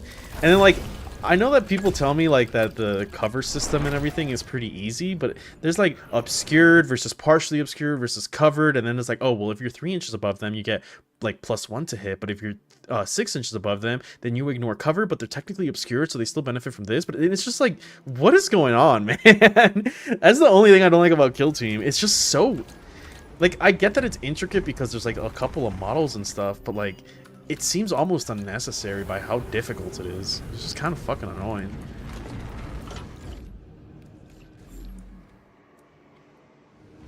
I really like the Aspect Warrior team for Eldar. I do need to learn more teams though. I haven't played against Aspect Warriors.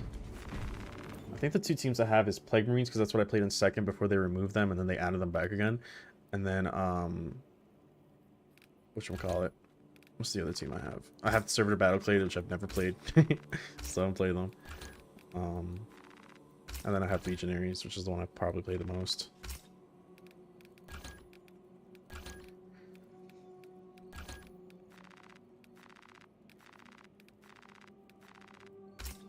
Pretty sure if I just like buy things, I get armor, right? Something like that. Let's buy all of the Tyranids. Here we go, rewards. Thank God. Inquisitional insignia. Traitorous Thunderhammer. Ooh, collect how much? 10 Forces of Chaos entries.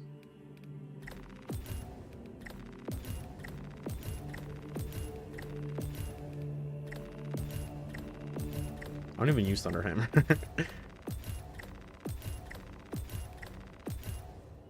think I got 10. I think.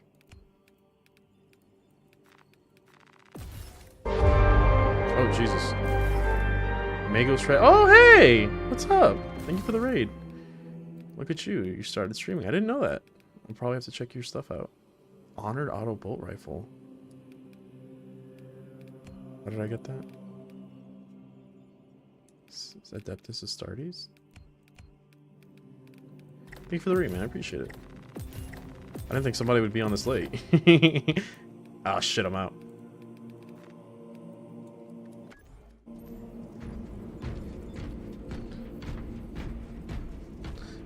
The old Admech team sounded pretty cool, but I didn't understand the rules enough before they were pretty much phased out. Yeah, Hunter Blade sucks dick now. It's not even worth it.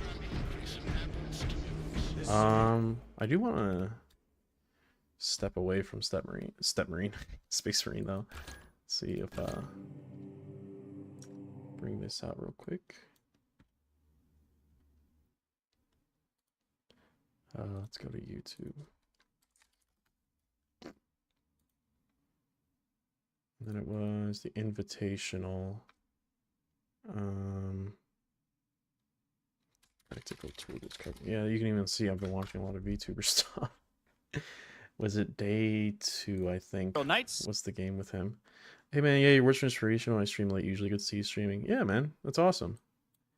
No, but I wanted to show this part of the game because I remember people are always talking about infiltrators and how they're just kind of like there to be there, but like this game encompassed what infiltrators are capable with or of yes, it's chance. Yes, you shouldn't rely on it, but like it just goes to show.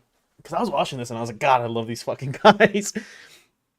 Hunter Clade OG Admech kill team is okayish, but the mission setting is just bad. Yeah.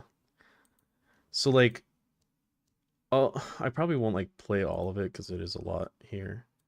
But so what happens, right, is if you guys aren't aware, these guys, I don't know what they're called. I just know their ability. They have a thing where like they can charge something and then after the fight phase they can do a normal move, right? And one of those moves is a fallback move. So the idea here was that Richard, he committed into some sisters here, Sisters of Silence, but he screens this out to try to get cleanse here and here, right? Because he had a squad of 5 here and a squad of 10 stretching out. So he gets double cleanse and area denial, if I remember correctly. So what happens is that he charges these guys, right?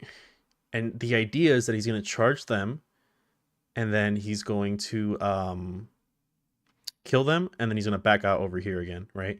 And Richard says, like, I don't think, depending on your charge, you might have to commit the bases over here because these guys have fly, and if you are charging, you have to try to base to base if possible, right? So what happens, he says, I don't think if you charge, like, if you get higher than a certain amount, you might have to come around here, right? You'd have to base here because you can have 2 guys here and then the other guys would have to be here. And that might mean that you can't get back to this area specific. Yeah, you could probably get here, but you might have a bike sticking out, right? So what happens is the bikes get there, right? Yeah. Wing try to kill the So he rolls a fucking 11 on his charge, so that's why he's putting them right here, right? The captain's end of fight phase fallback move to get them behind. So what sucks objective is that now he has to commit these bikes here, right? And he's gonna move these 2 right over here. But you'll see what happens. The downside, put any base in enemy. Right, so that's the end. In front than behind them. The end of this fight. Hold on. So this is him just trying to charge these guys here, right? So he's just charging. Yeah. I stopped playing Kill Team after going to a casual event and spent 2 hours with the guy that gave me out every change. I called it quits after the second turning point. He started measuring my 9-inch charges. Yeah, I had a guy like that in my 40k game where he was like, I didn't see your charge roll. I'm like, why did you need to check my... Like, you never saw my charge rolls for, like, any of these. I don't even look at your charge rolls to confirm that you got that value. But this was, like, one important one. He was like, I didn't see that. And I was like I guess he insinuated that I should roll again. And I was like, I'll roll again. He said, well, you don't have to. And I rolled it again, and I got it. And I was like, I don't know why you're fucking being such a dick. Like, he was just, like, gaming me on literally every single thing. And I was like, oh, my... Bro. Possible way this charge could have gone bad. It just went bad.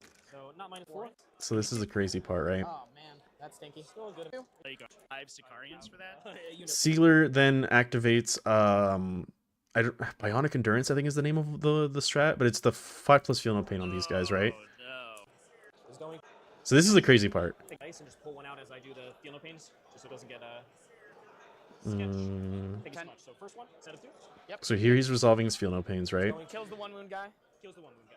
Yep. And I think he only gets 6 of them out of the 10, if I remember correctly. You good? It's gonna be feel no pain on him, so he's gonna take another one. Yep. And then, so 3 are dead so far. These are the kind of interactions that kind of drag the game a little bit, I think, Chan. It's the multi-wound, feel no pains kind of stuff. Takes damage. 5 are dead. And then I got 3 more left, so... So 5 have died so far. Feel no pain saves it. And then I have 1 left. 6. This one lives. So 6 die and 1's wounded. Yeah, Okay. 6 die and 1's wounded. 6 out of 10. Against Custodes. Now, you can still do a fallback move, even if you're battle shock, right? Yeah, just the captain ability. All right. So the crazy part is that here he fails battle shock, right? Like I think I skipped over the roll, but he rolled like a 5, and they normally have 6 leadership, and it was a -1 because of the infiltrators. That was the crazy part. So where end is end of fight phase or end when you swing? Is it end of fight phase? End of fight phase. All right. So what they bring up, what they bring up is the fact that when they're battle shocked, the rule says that at the end of the fight phase you can make a normal fallback or normal fallback move, right? The problem is, since they're shocked, if they fall back, they have to take desperate escape, and that is like extremely brutal, because not only did he overcommit because of his charge here, right? Because he rolled a 12 and now he's out here. If he tried to fall back, he can probably only get to about here. Not only that, but he might lose models. And if you just lose a jet bike to a desperate escape, you're like you're actually on suicide watch. Just see where they can, if you can fully fit out of line of sight back here. Right, so they're checking in to see where they can get. Here, they may be able to maintain coherency. He's like, maybe I can go right here. Over, which would maintain you in coherency. My best bet. Now, I will also say, if you let them go free, I I'm not gonna let them go free. Okay, gotcha. For chat. So get on this the fire. objective. Yeah, Sounds good. control of this objective. Oh no, these are. It doesn't matter. Oh, you're So right. the crazy part is right here. They mentioned too. He's like, oh, if I fall back this way, I could probably get here. And it's like, it doesn't matter. You're battle shocked. Like, you can't hold this point. You can't hold this point. You can't fall back because if you do, you're gonna lose models. Like the infiltrators here just absolutely had him in a chokehold. It's so crazy. Okay, so I have potential. Well, the custodians are battle shocked right now. Enough of- Moving on to the objective doesn't matter. Oh, you're Yeah. right. Yeah, okay. That mattered so much more than an infiltrator. The custodians losing on a battle shock roll. You're getting scared. Say it ain't so. Oh my Getting scared of lord. my robot. All right. So what I think I'm gonna do. So we're killing. That was 4 left. Different. So he's removing them, and then he's gonna reconsolidate them to get into fight phase, right? To there. So he moves him here, and now he's like, because he's out of options, right? Like if he goes over here, they're just gonna get shot by this and the chickens. If he moves them over here, then he can at least try to get some presence here. But then you have these 2 disintegrators right here. Like it's just he's in such a catch-22. It absolutely sucks.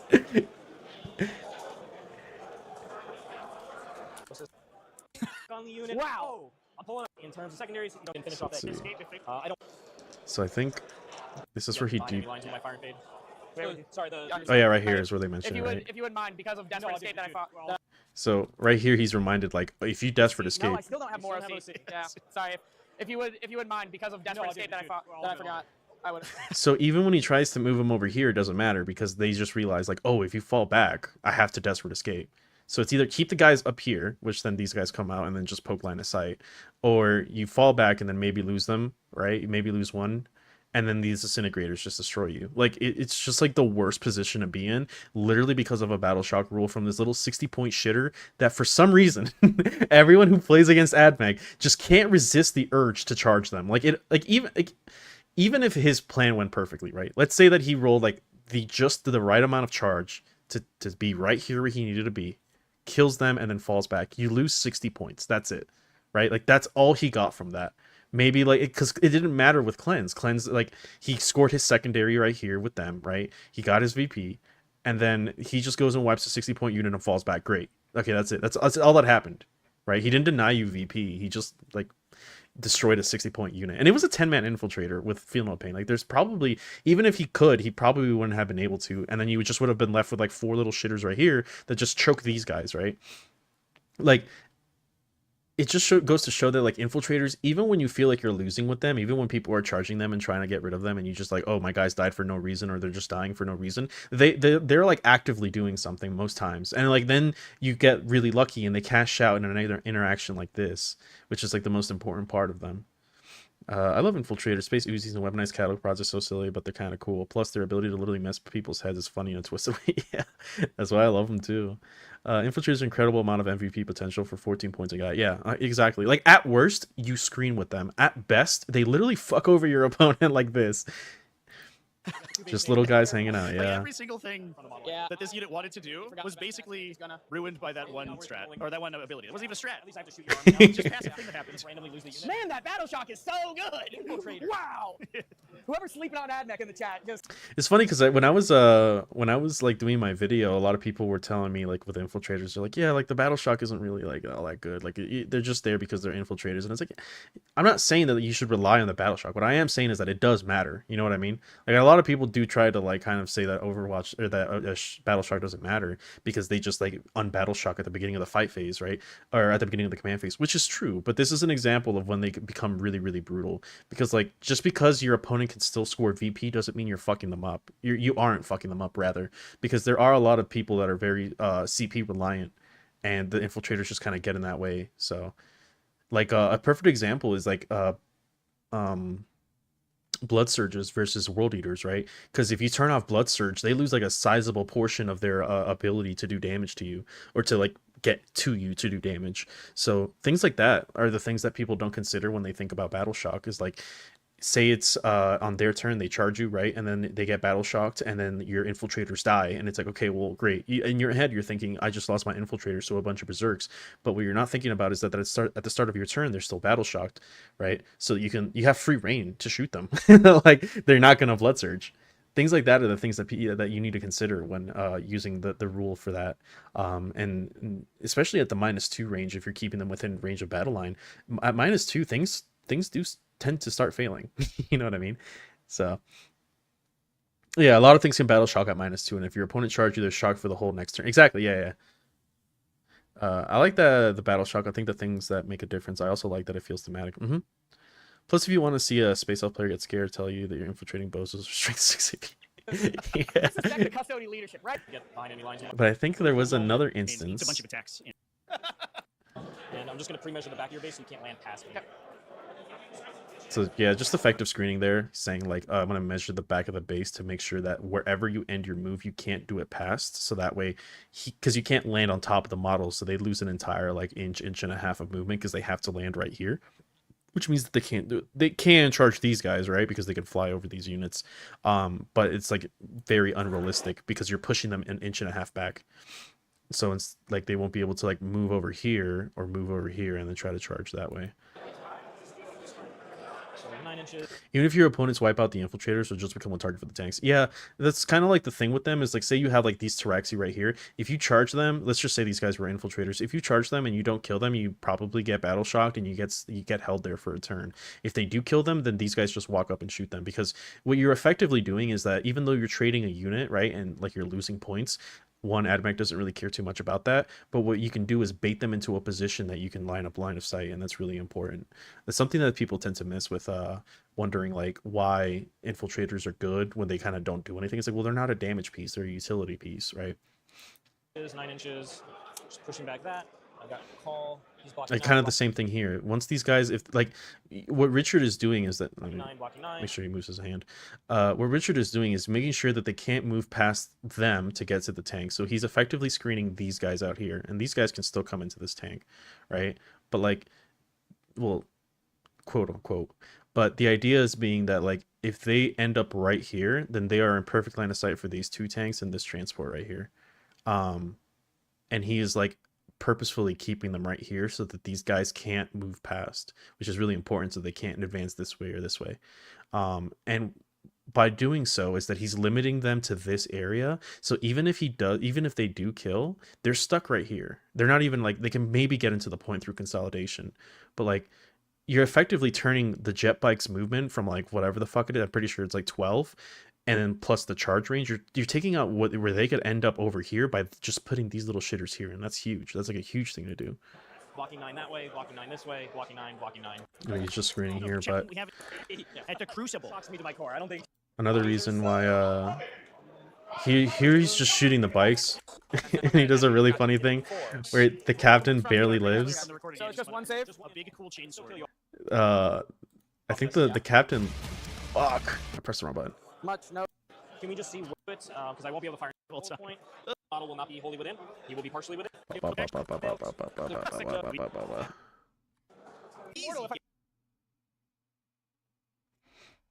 Come on.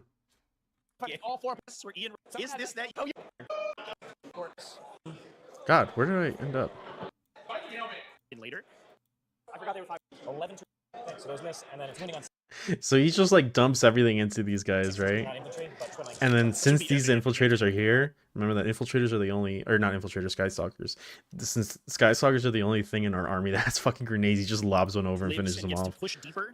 4, 6, And then him to and that. Who's throwing the grenade? That's right. Fantastic. Oh, a grenade, not like this. Boop. All that shooting barely kills him, and he's just like, oh yeah, I'm just gonna toss a grenade over there. And just, yeah, he can do. It's so stupid. And hey, that's another reason why Skystalkers are good. Even though their guns suck, they're able to fucking move up aggressively and then lob a grenade. I suppose one thing about Admech being dirt cheap is that it reinforces the cold calculating lore of considering your units expendable. I still want my semi-elites back though. Yeah,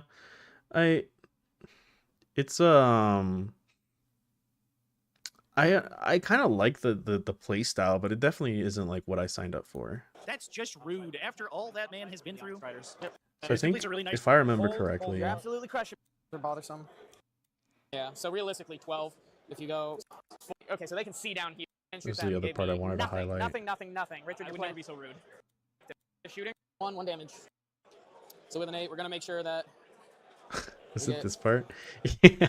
So he charges this infiltrator right here, right? And the idea is that he's trying to make sure that some of them are left behind in case these guys get shot. Once you use Admech facing CSM, the 110 infiltrator just jammed them until turn 4. Even my opponent saying that they're annoying after match, and that's what infiltrators do. Some people there. Yeah, it's one of the things that I do like about Admech is because a lot of people underrate them. They think that they can just walk over you, and it's like that is literally the thing that you don't want to do. That's one thing that Trevi says, I think, near the end of the game. He's like, Richard pulled off exactly what this army is meant to do, which is just bog you the fuck down. And it's not very thematic for Admech. I think that's more of like an Endless Swarm Tyrannid or like a GSC thing, but you know, it works. And doing a bunch really blame him for under 10 do against the green. But they'll take bikes. Is it right here where it happens? Did you want to try those bikes there, or they're good from the infiltrator? Oh yeah, right here. So these warrants, right? They charge that same infiltrator group that the bikes came into. This one, that one, and that one. Get from the infiltrators. Not this one. Okay. Which one do you want to do first? Wardens and 6 up. 7. The wardens that charged, right, to then base this guy and then come out here and take this objective. You need a 6. Oh man. Wardens fail. Again, battle shocked just because of this one little shitter right here. So his entire point of charging these guys in to try to get into this point, to try to out OC by 1, right? Because there's 3 wardens here and 2 Styraxi here. It fails. It doesn't matter anymore. Like, so he just overcommitted these guys who are out here to be shot by these guys in this tank and these guys to be shot by these 2. He overcommitted them to just try to like score this VP, the central point right here, and now it just doesn't matter. Infiltrators. Oh, this is one ability that half the game just forgets about. It's about to just totally ruin this matchup. And then the bikes. Fail. Oh my god, Jet. Who knew Battle Shock would be the bane of Custodians in this matchup? Who knew it? So we got Battle Shock on the Wardens and on the bikes, not on the Terminators. Yep. All right, you get to swing.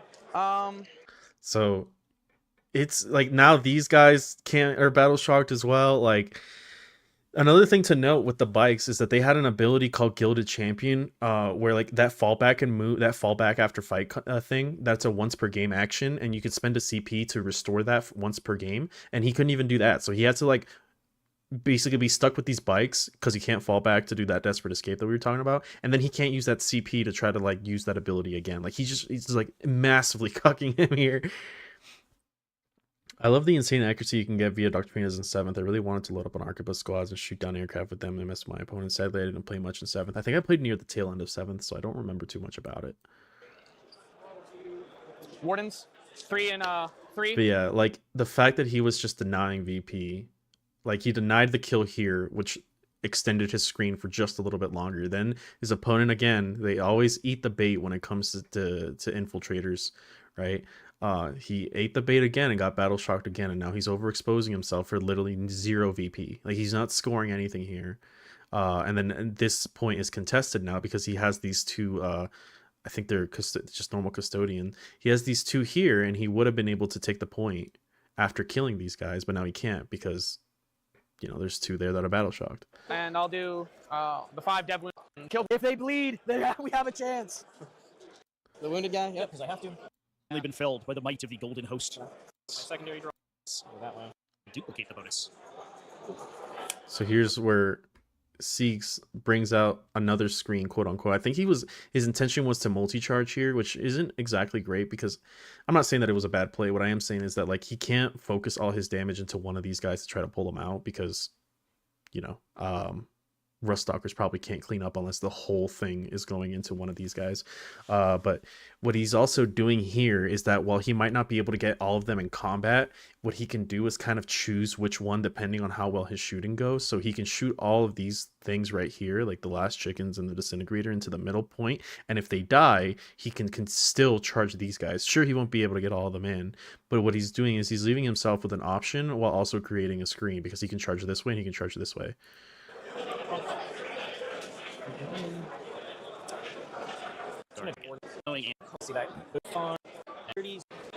The blue and silver is just so well executed. And then here he does the typical Admech thing. His screens died right here, right? He sees these guys pushing up, and his Taraxi died here as well. And now he's just like, I'm gonna plop down another screen. Goal next raffle.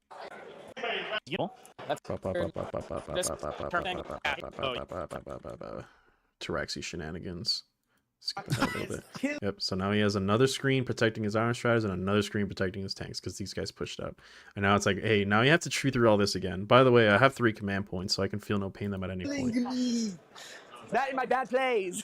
Those 2 things. So he kind of gives up the middle here a little bit, but it doesn't matter because his opponent chose fixed actions, so it was bring it down an assassination. And he hasn't scored a single secondary, and Richard is just fucking annihilating him in terms of that.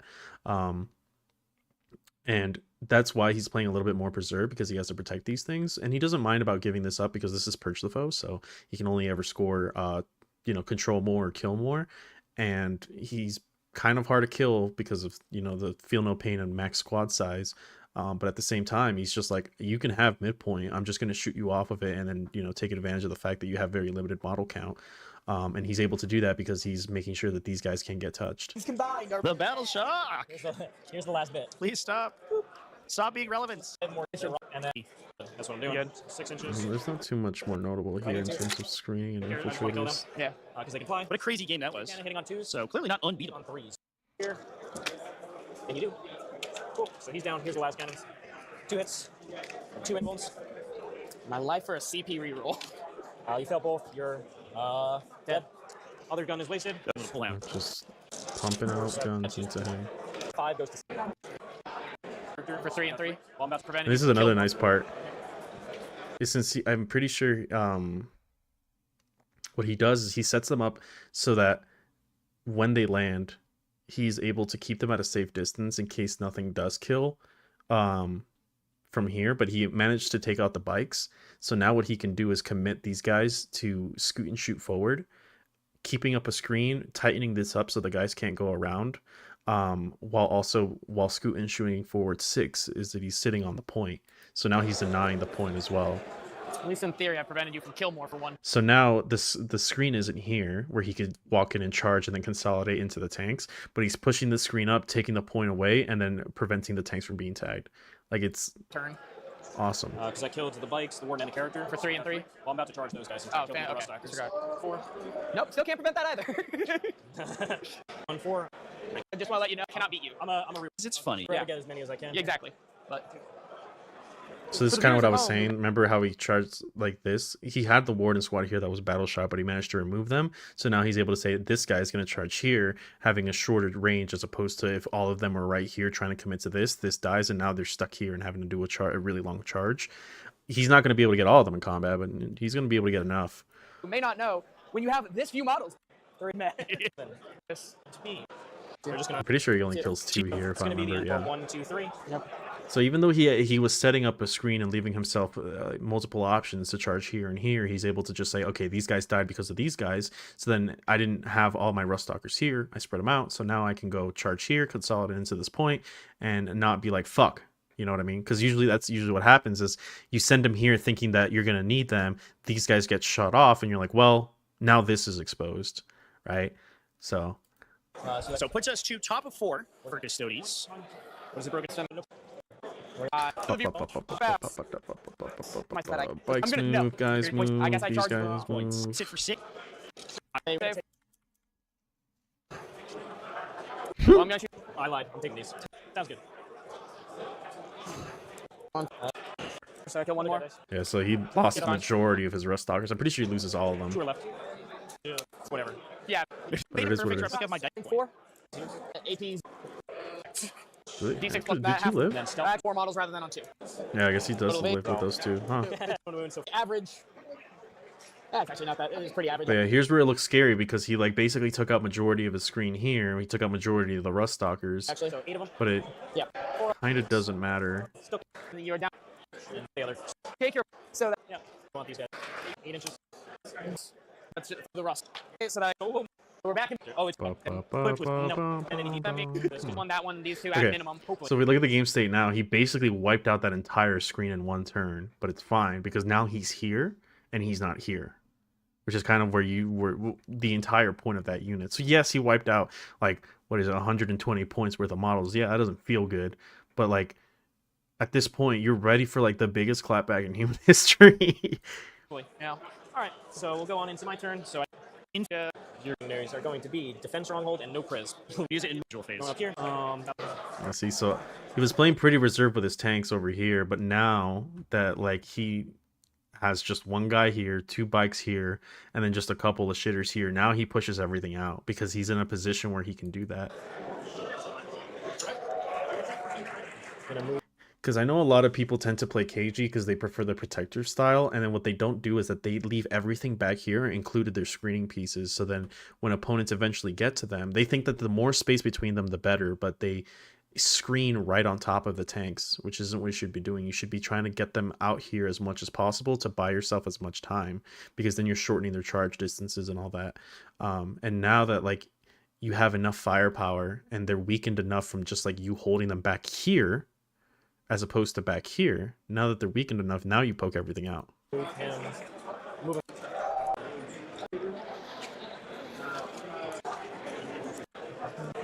I will say this one kind of confused me from Richard. I wasn't really sure.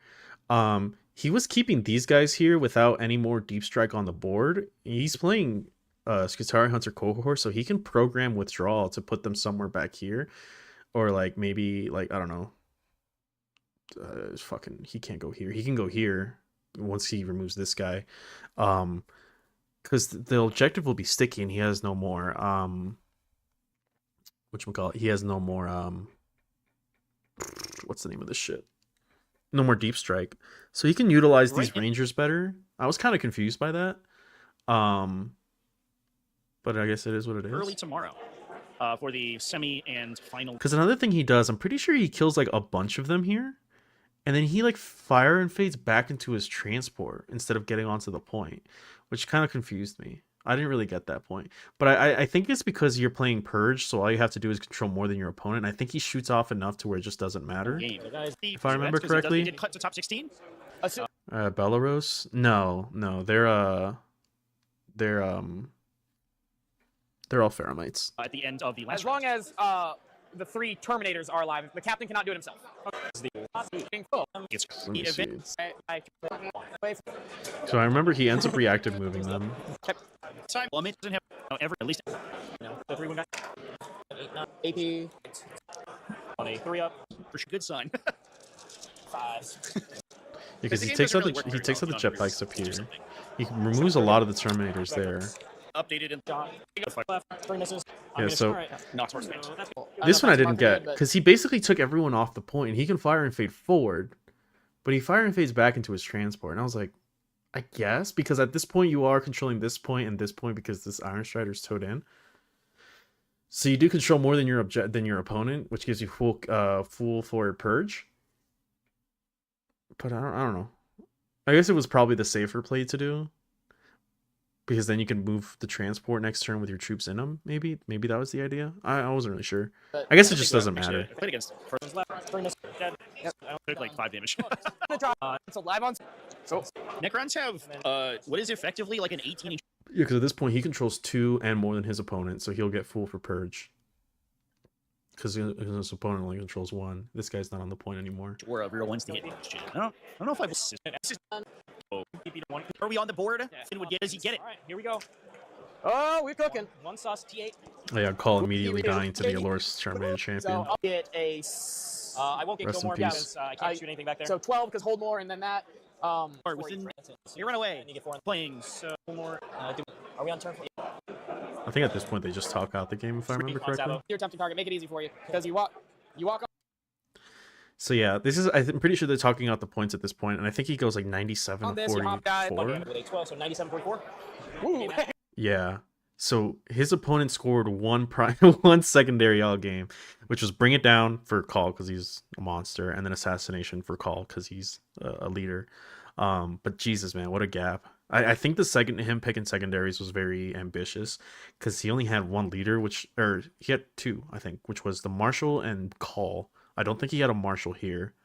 And then Bring It Down, yeah, you have a bunch of Iron Striders, you have these guys, but like Siegler did a really good job of just not letting him even get close to them. So There we go, I champ. gave you a game. But no, that's. I think you're running a great list. I wish I would have made some of the plays I wanted to do, like be able to kill what I thought. I've been doing so well with that bite stain, wounding on 2s, 20 attacks, AP 2, damage 2. Like I was like, yeah, doing this is the so part well where with he talks that about the bite captain. infiltrator. It became more interesting for the stream. For sure. That was was. killed you early on. Well, I've been doing so well with that bite captain and just wounds. I had just assumed that they could chew through that 10-man, hitting on 2s, sustained, wounding on 2s, 20 attacks, AP 2, damage 2. Like I was like, 5 up invul, 5 up Pheno Pain. It's yeah. yeah, 5 of Invul and 5 of Final Pain with those infiltrators doesn't matter. Trevi brings up a point. The Synergies were hidden to deny secondaries. Yeah, I think so. I think because he saw that he was taking Bring It Down, and they don't really need to be up close to the Terminators anyway. You know, you have plenty of range. It caught him lacking, and then they failed the battle shock, weren't able to use strats, weren't able to fire and fade away. Wardens weren't able to fire, or like reactive move, and it forced me into an early game. Hey, I have to all in, and on a Purge the Foe mission where you're a shooting army, I did not want to be there, but I had to try to at least get to you. Yeah, I mean, if you sit there, I just have bottom. Yeah. Sounds good, yeah. But Good luck in your other games. hey, you Well, there you go, chat. I'll try. The final fist bump, and that's going to be our last game. I thought Trevi went over something. I could have sworn he Yes, said thank you. something like, I think you're running a great where was it? Machines. Almost Are we that in? I don't think we put.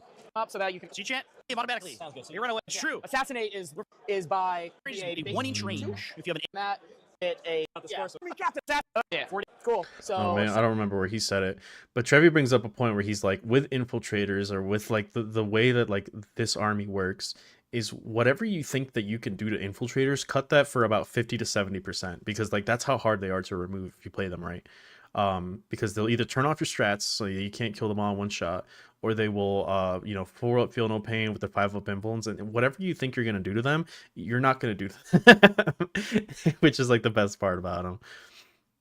It was funny because I saw a lot of people in the chat being like, Admech's broken or whatever the fuck, which was funny. Let's see what the comments say. Yeah, there was another Admech player. I haven't watched his game yet. I probably should. Yeah,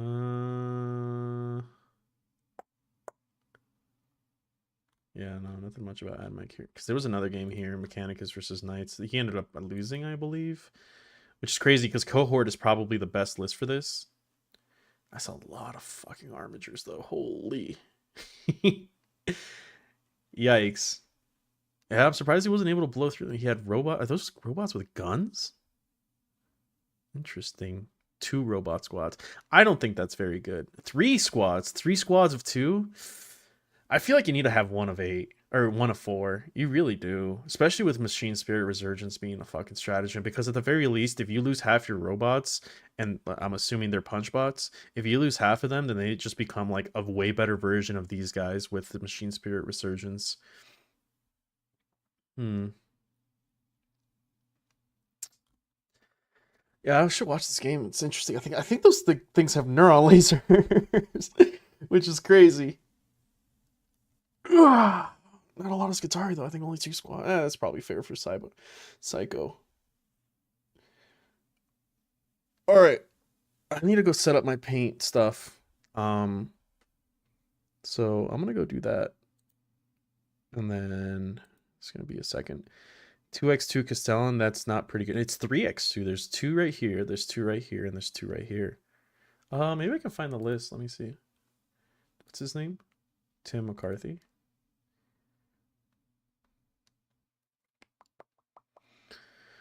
Richard Siegler, Ryan Jones. A lot of 4-1 Admech. But it should be the same date as Siegler. So what day was this? The 7th? 5th, 7th? Why isn't it showing his? Is it because he doesn't play? Oh, is it doing it by rank as well? Tim McCarthy, was it? Oh, Alex was playing. Oh, this was a month ago. Wait. Where's his list? Did he drop or something? Richard, Kyle, Edward. Am I just blind? All right, let me just look for Cohort Cybernetica. Edward. No.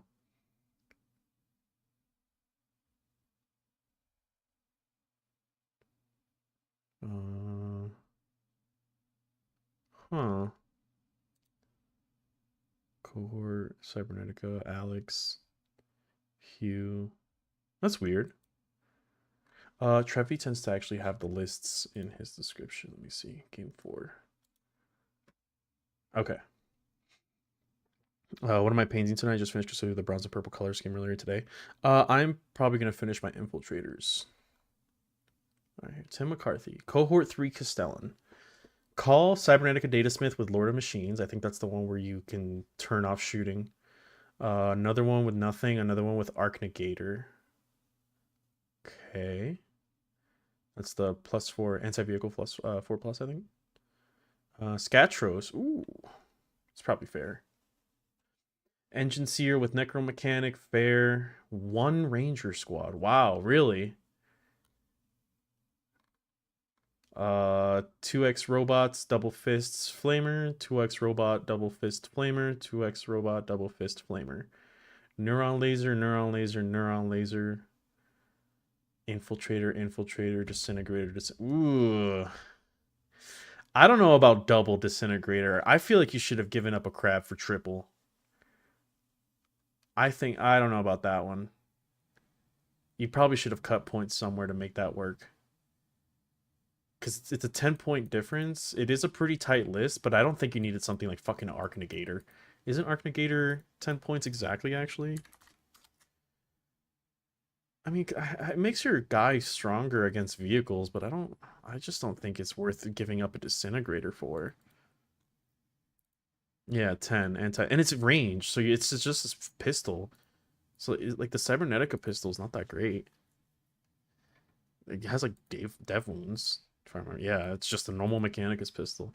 I would have done that. I would have cut a Neuron Laser Crab for a disintegrator. And I don't know about just 1 Ranger. I feel like you need to have 2 at least so you can get the advantage of your Doctrinas. Granted, I guess Imperial Knights aren't too melee focused.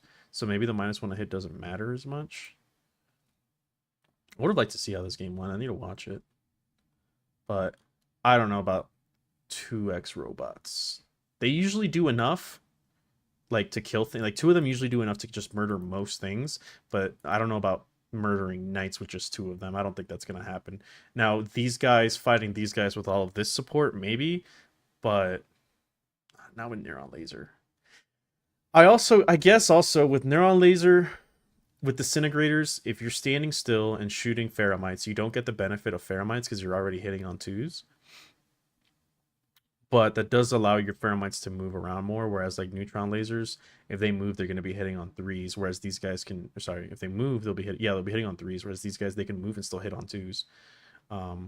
Because they'll go up to 3 if they move, but then Ferromite will push them back down to 2. So moving around with 2, I think, is better. So why didn't he use 1x4 with 1x2 with 35 points more cheaper? Yeah, I think the idea was to just have a lot of threats across the board, but I don't think that Castellans benefit from that as much. I think you always want 1 big squad that you can commit to something, and then another squad of 2 if you really need to. But two squads just don't do all that much. So I can understand running like 4 and 1-2, and then that 2 just kind of skirmishing, so to speak. But individually, they don't do very much. And then, yeah, you're just paying more points for them, especially because you're taking enhancements on them that you really didn't need to. Excuse me. I don't know about that one. I don't know about that one. But I have to see how the game played out. If I remember, I heard that it was really close. I might as well just look. Let me see. 57 to 66. Yeah. How does it end up being? Oh, he had a big night, too. He had 2 of these guys live. I think that's a dead thing. Yikes, yeah. He kind of got toasted, huh? He almost got tabled. in this thing. I don't know if that's how much damage or how much wounds it has left, but I mean, it's interesting. 2x robots, I don't know, just very unoptimal, but I can kind of see the vision. It's just to have threats everywhere, but it's just not going to be enough, I don't think. Okay. I made the stream not monetized so that I can listen to Vocaloid music while I paint. Let me see. I don't even think I have much downloaded, to be honest. Let me see. Music. Painting music. Only gonna put a couple of them. Let me see. KDM.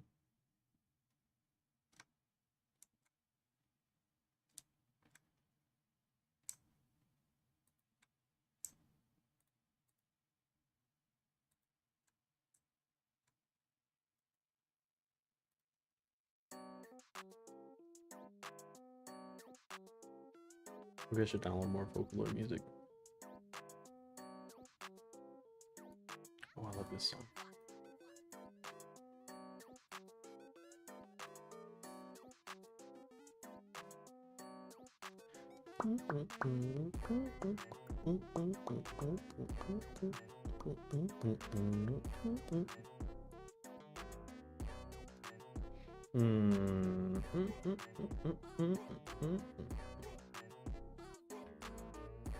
The hell is this?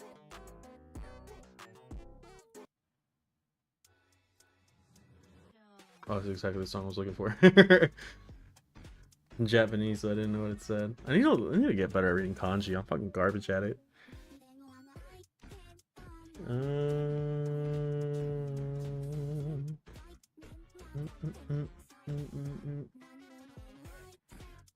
I'll listen to some real girly shit. Medicine, that's a good song.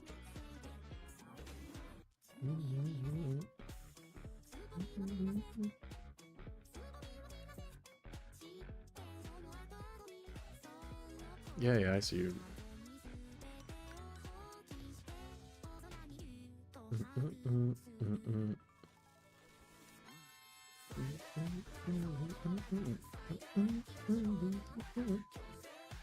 All right.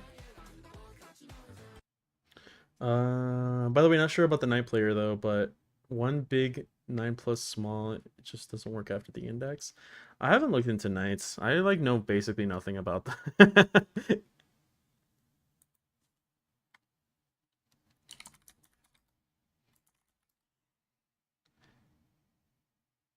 All right.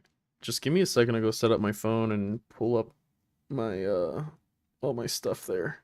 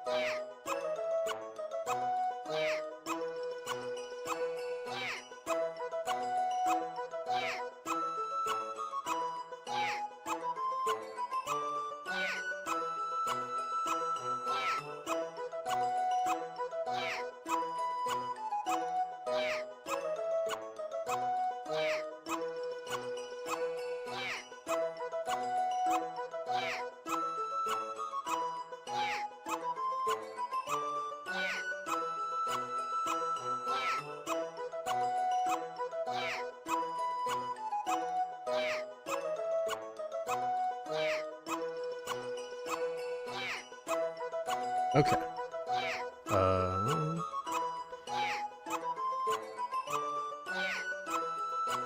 I think I don't remember which one I use. Cap for painting cam. Here we go. So, ooh, my 3D prints just stopped. Just printing some bases. Let me go see why this isn't working. Here we go.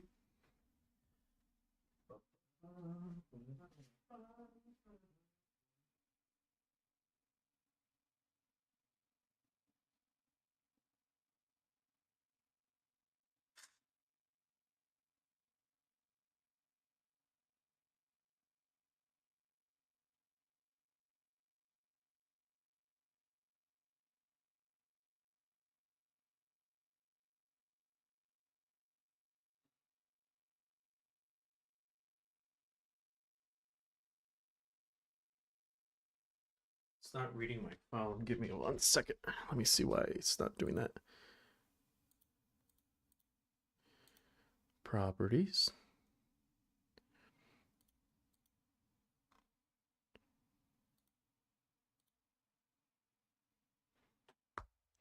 Why aren't you working, Mr. Streamer?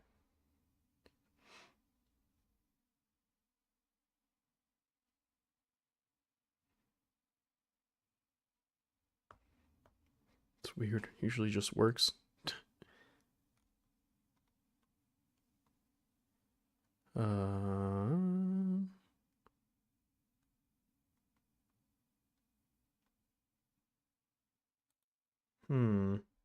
Connect using Droid Cam on your computer. Okay.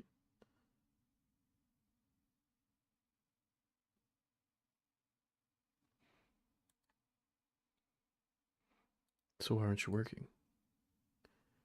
Properties. What's the IP? Let me make sure.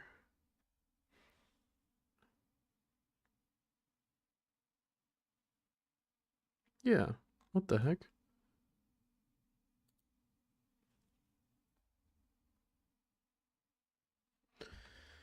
All right, let me do some little digging. Just decides not to work when I need it to.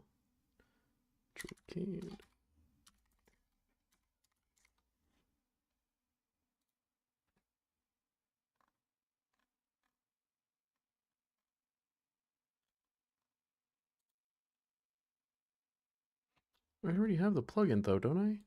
What do I need it again?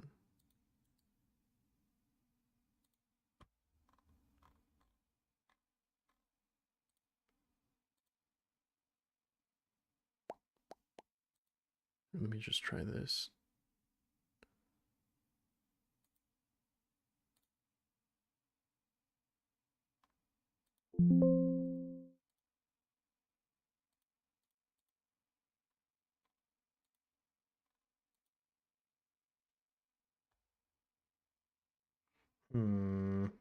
Come on.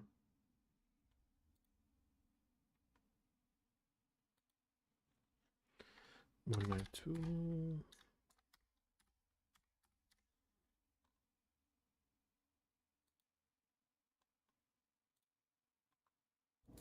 Oh, okay. So you just have to make a completely new instance of it, I guess. Really weird, but whatever. Let me see. Yeah, okay.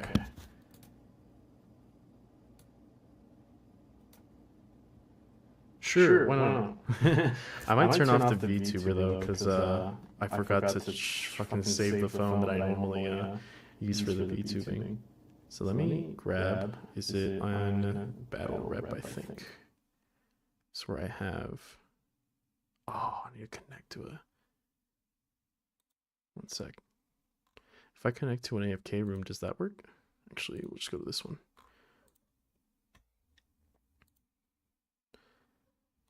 So this is Priest Animation Fuji. We're gonna go copy, we're gonna go to painting, we're gonna go paste, then we're gonna go here, we're gonna go to properties. Can I invert this?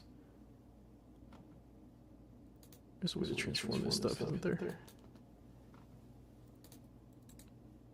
So filters.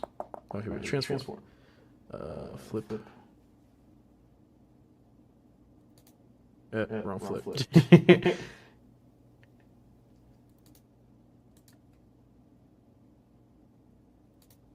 Okay. And then VTuber, you're gonna go bye-bye. You are gonna go over here. Bam! Your phone mic is on as well. Yeah, I'll be using the phone mic.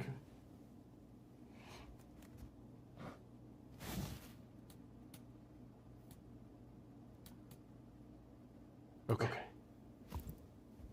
So let's minimize that. Then we'll go here.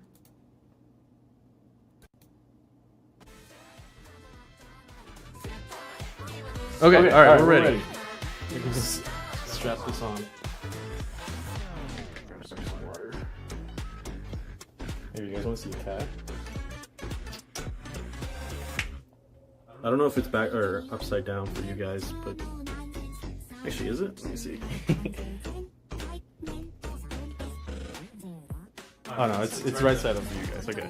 Look. Come here, Luna.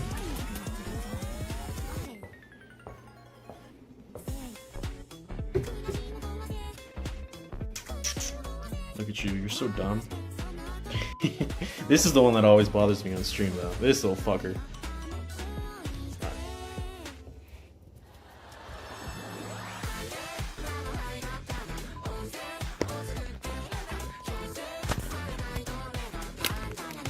Yeah.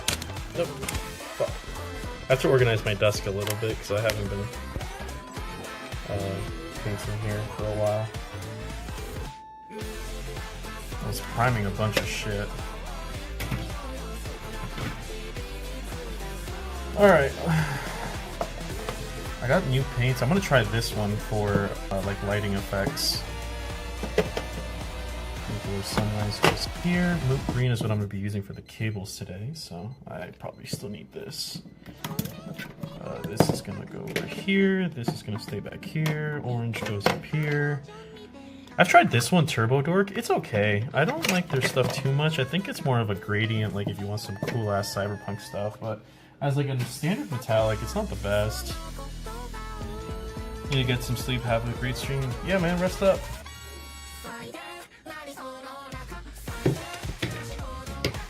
Okay.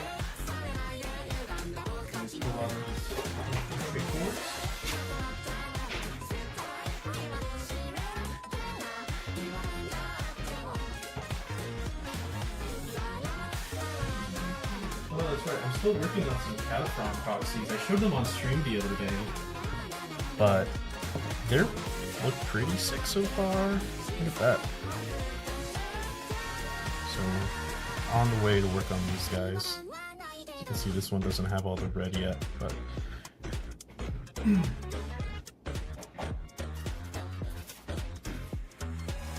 okay. I don't think I'm gonna need much. So I'm gonna try it on a test model first, I think, because I don't want to fuck these guys up.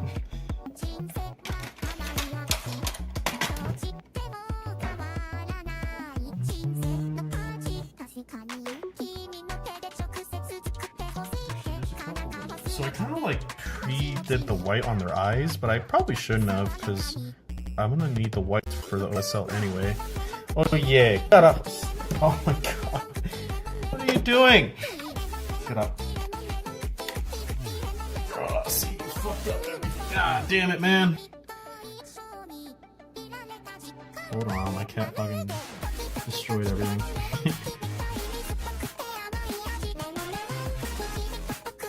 Let's see, close that, open that.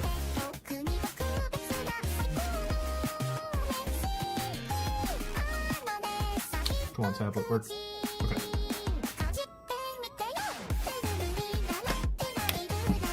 Alright, so let's get...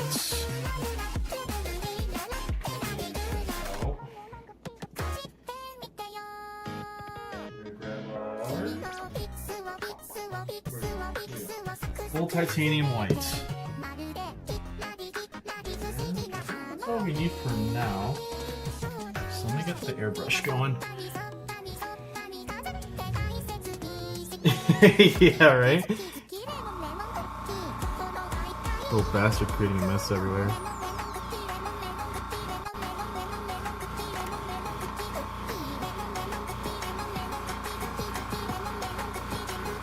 Power from Biotype. Cats just can't resist but hang out with me whenever I paint. Alright. Airbrush. Let's see, make sure this thing looks good. Sometimes the glass does this shit. It's probably because I didn't paint it very good last time. I have to like make sure that this is fine. Oh yeah, no, I think some paint dried up in here. To be fair, last time I did kind of just rush and not clean it, so I was going to be late for it. So let's do a little bit of airbrush maintenance right quick. Alright, I need to undo this hose. In case you guys have never cleaned up an airbrush, I guess I can show you how to do it. But right now, this isn't coming up because there's dried paint.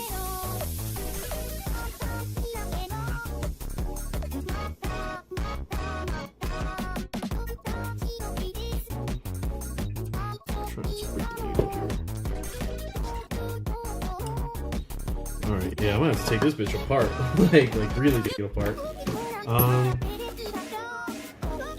have some painting tools, so I'm gonna do that right quick. I'm just gonna loosen this up with some alcohol. This. It's probably just straight up paint in here. White is really bad about like dunking up. There we go.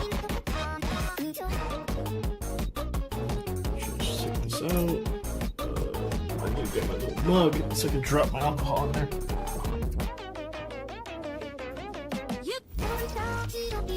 Oh, I forgot I left some shrimp to thaw. I'm gonna make some shrimp alfredo. It's just gonna be banging. Alright. So I'm gonna make sure that the nozzle is fine. So there's these little tools that you can use. Let me take out the nozzle first. Maybe we should get some paper towels here actually.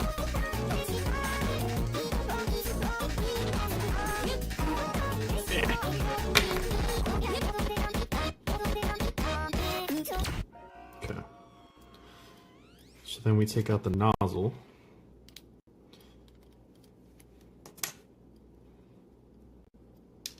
Ooh, don't use that. So then we grab, what did I grab? This thing, this little wire brush. Just gonna douse it in some alcohol. And I'm gonna grab some paper towel. Be right back.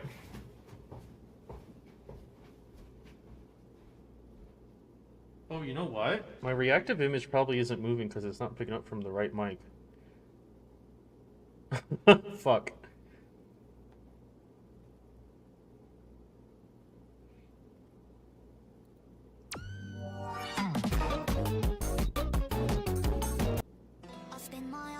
I guess we'll just have a little tech piece hanging out there.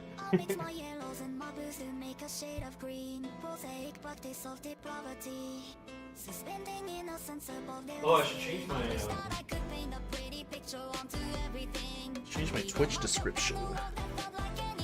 Yeah, real quick.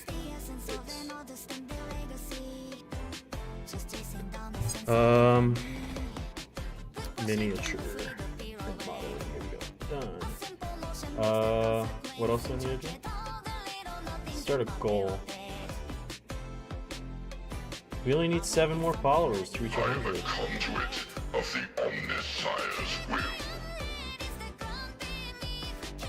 don't have this up there? How'd I do? Oh, is it because it's on top of it all? Okay, hold on, let me see it.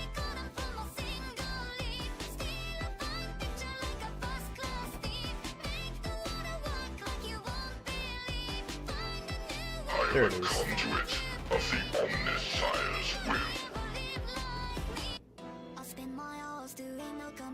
Okay.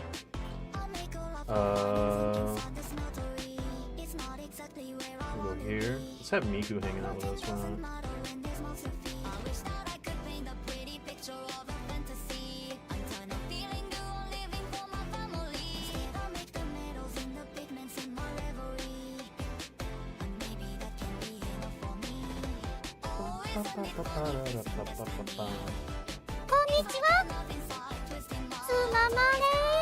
There, Miku's here with us.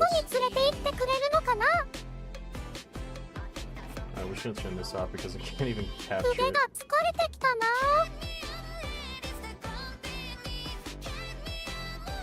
Okay, alright, let me go get my towel now.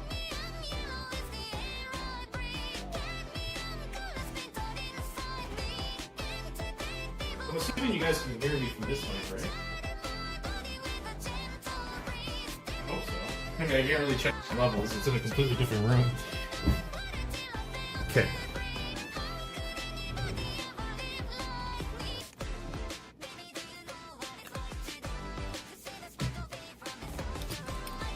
So then, we'll just go in here. Yeah, look at that. That's gross.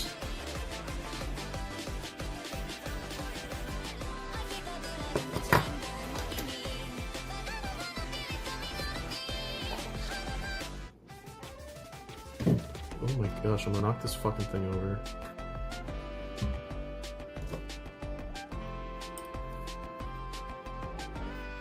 There we go.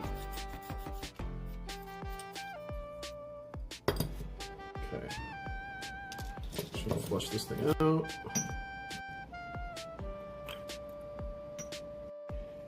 And I want to make sure that I clean the nozzle too, because there might be shit in there.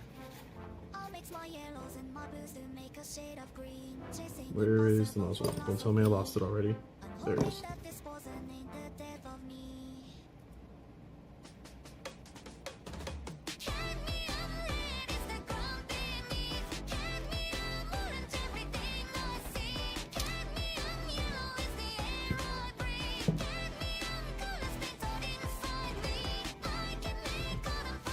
Okay.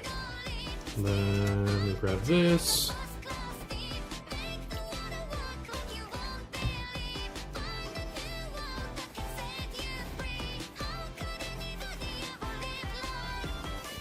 There's the wire brush.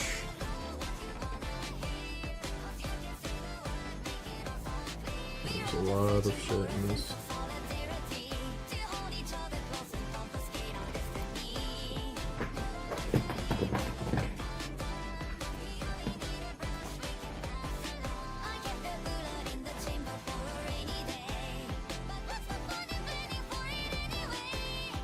Okay, I think that's good enough.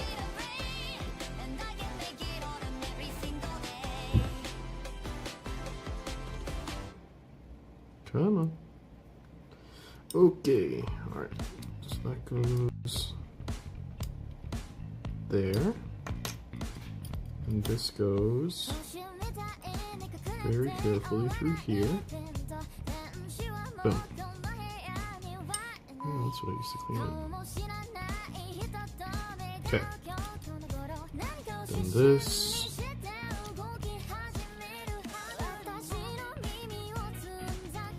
Then this.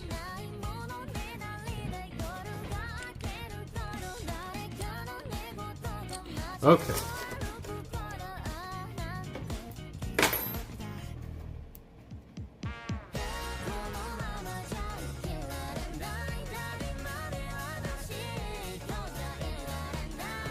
And then this is the annoying part.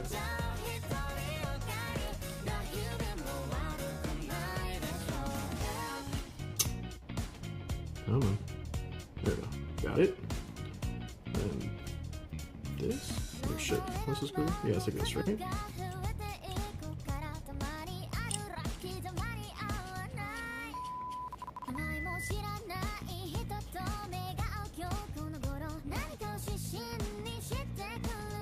And this. And then this. Alright. Now we should be good.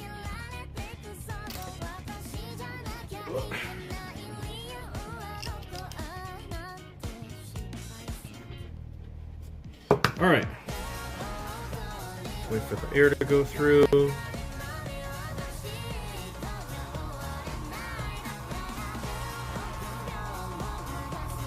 So I'm just gonna try to see how this works. So this is a speed paint, should flow pretty easy. We're still gonna use some flow improver. I just wanna see how well this works.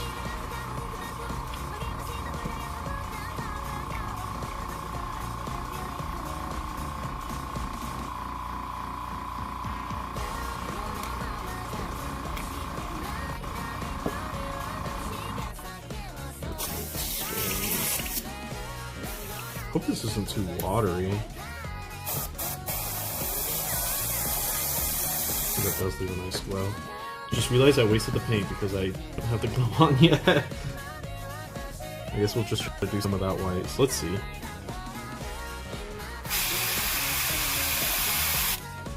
Okay, so we definitely need the white first. Do I have a spare cup? No, I'm just wasting paint then. Fuck it.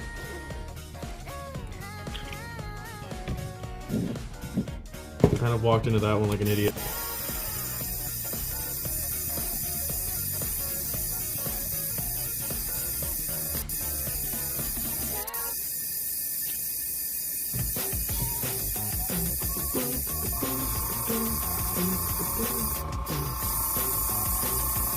Just split this out like this.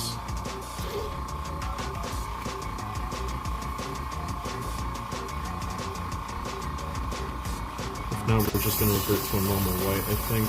Or a normal blue.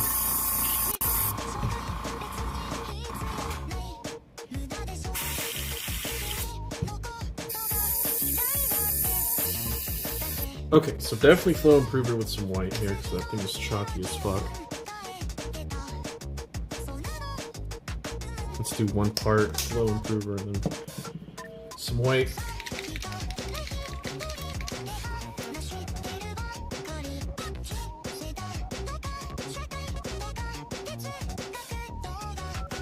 Okay.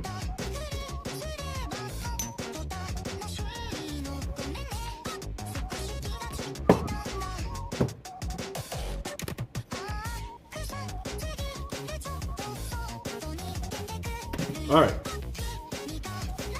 That glow is gonna look super sick though, I think. So I'm gonna lower the air a little bit so I don't split this shit everywhere.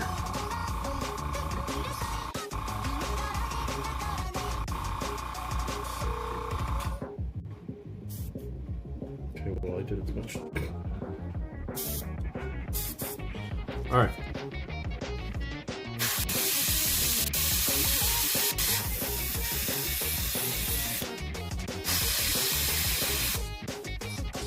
That might have been a little much.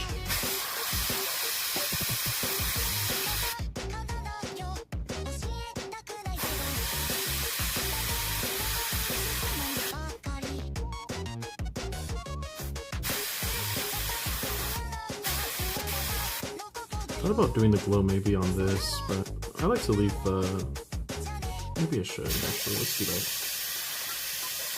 Add some glow to the taser goats. I like to think that the middle is like kind of the coils, so and then we're gonna do some like kind of around the leg.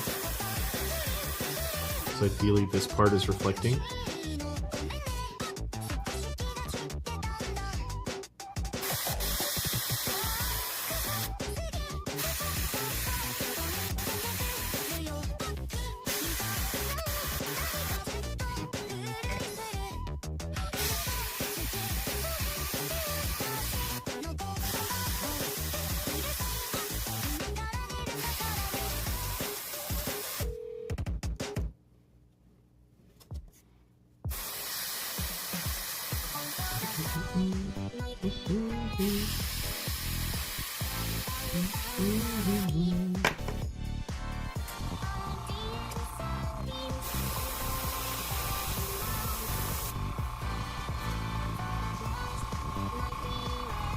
Move this over here so I have access to these guys.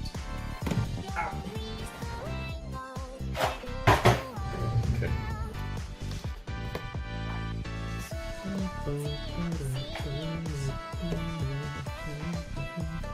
I have some of them on bases and some of them not.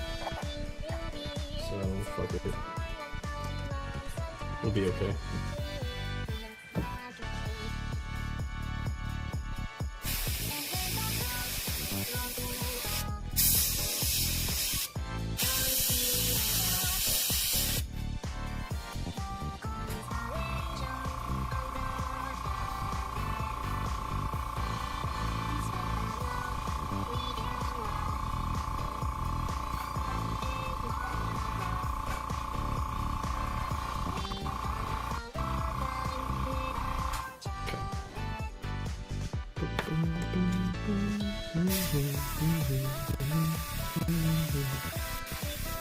Turn this up.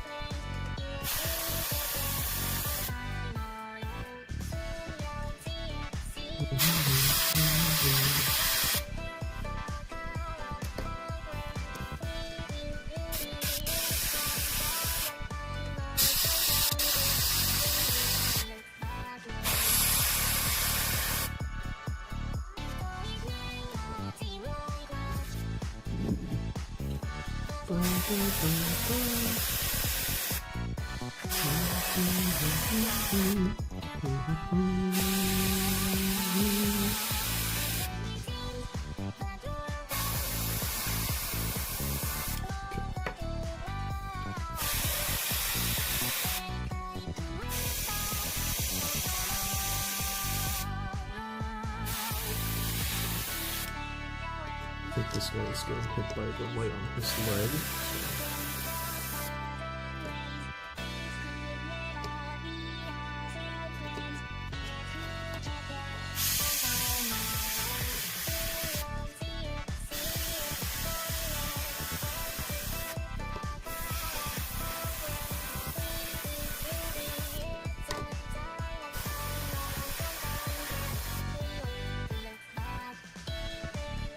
Okay, that guy's down, this guy's down, go with this guy.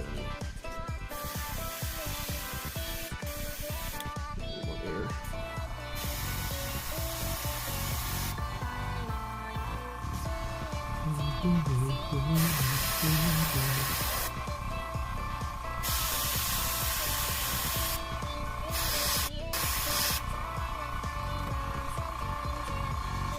It already looked pretty cool. Just with the lights low.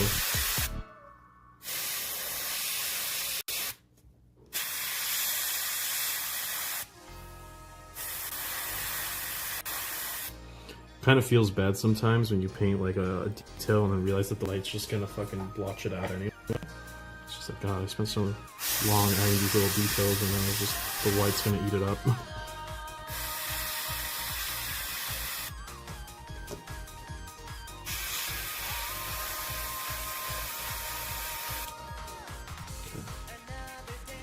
Just a couple more. I wasn't kidding when I said I made a fuck ton of these guys.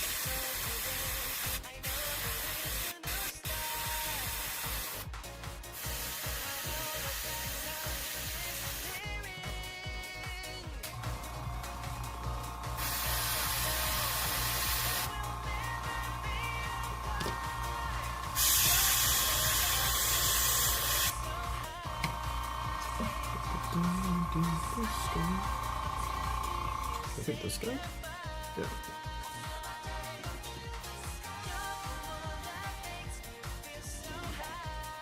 Alright.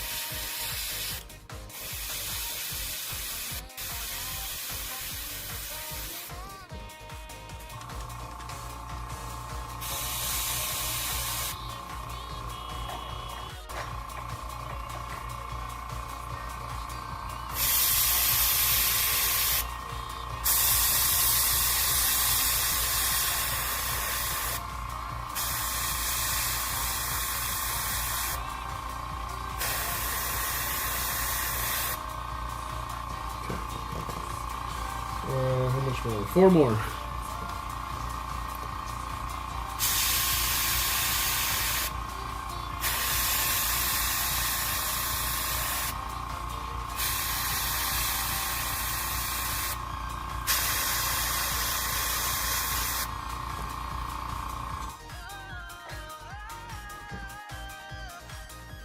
More infiltrators, more.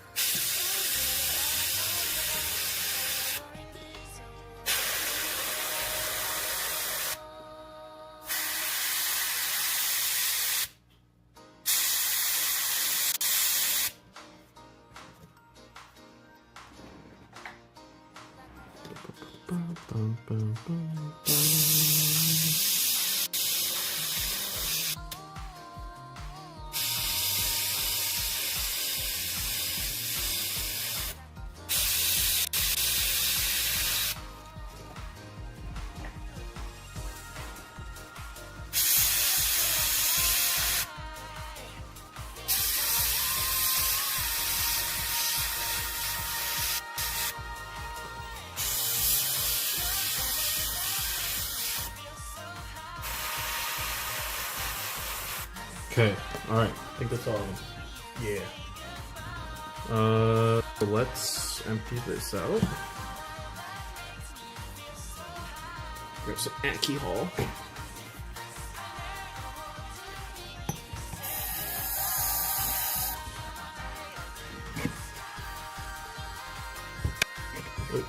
My bad. Sorry, camera.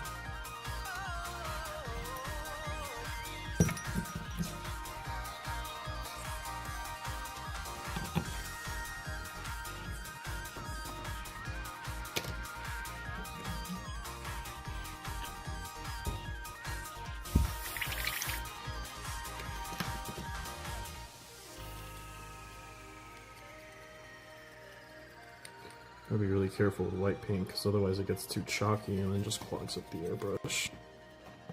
Kind of annoying, considering how useful it is to airbrush white. But, you know, c'est la vie. Or so they say. Still pushing out some white.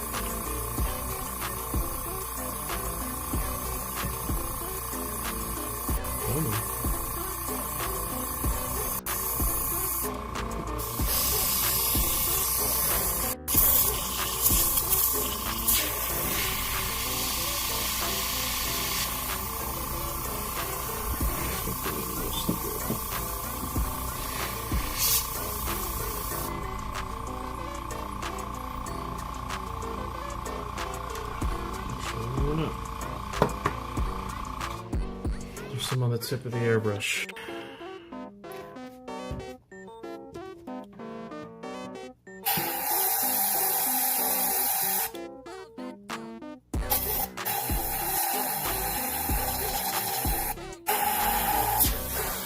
Okay, now I think we're good.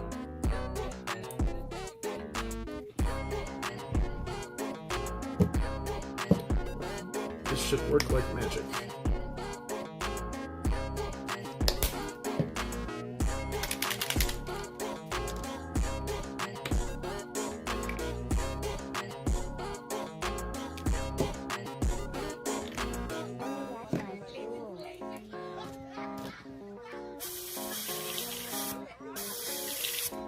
Alright, 1 second.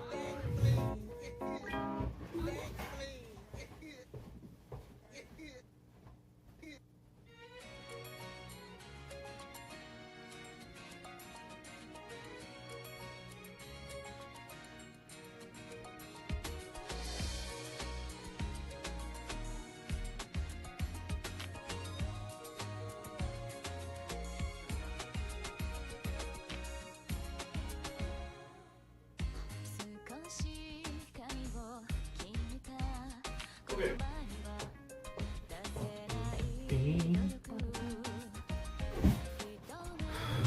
Let's pray God this works.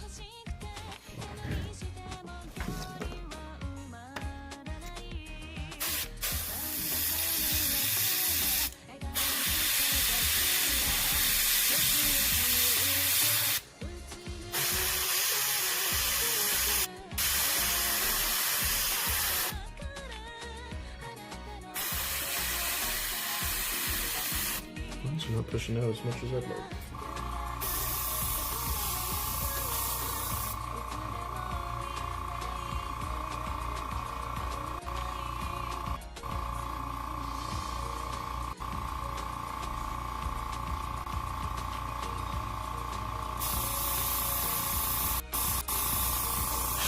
Do I have a clog again?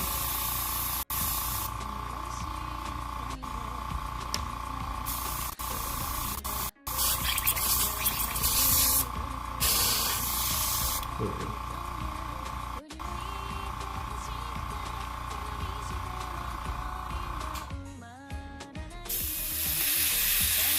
There we go.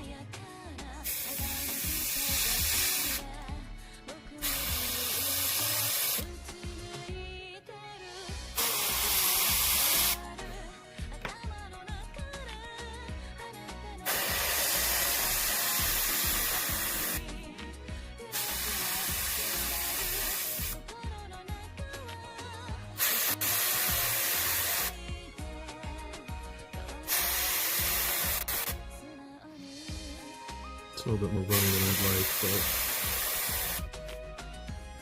I think it'll end up fine.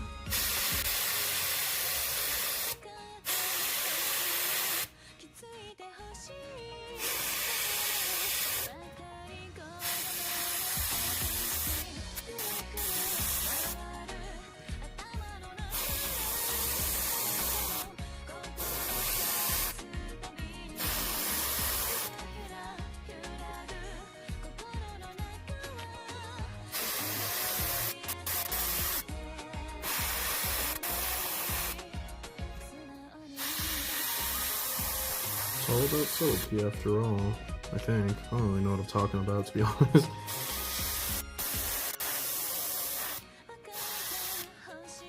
Yeah.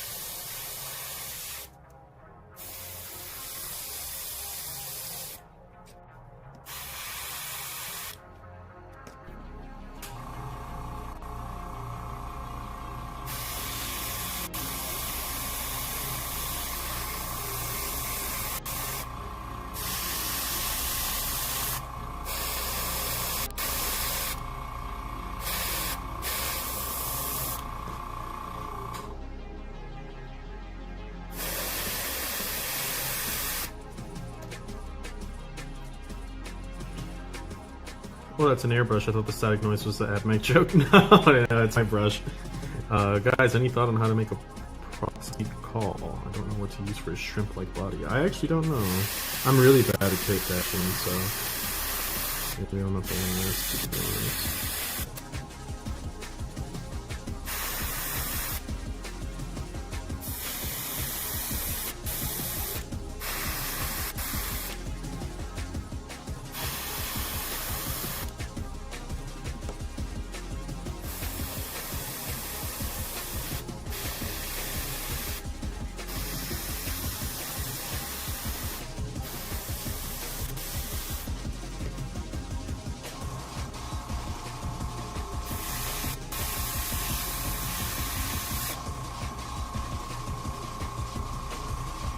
I mean, I don't know about you guys, but I think it looks pretty fucking sick. Look at that. I think that looks awesome. I'd wager that's some pretty good stuff. If I saw that, I'd come, for sure.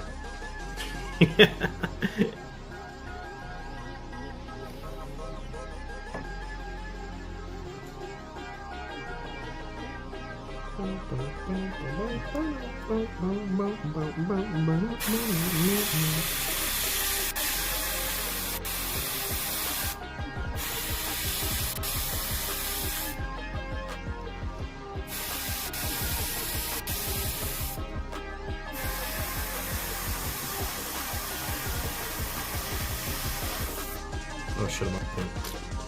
I think, since it's a contrast, maybe I don't need to even thin it down.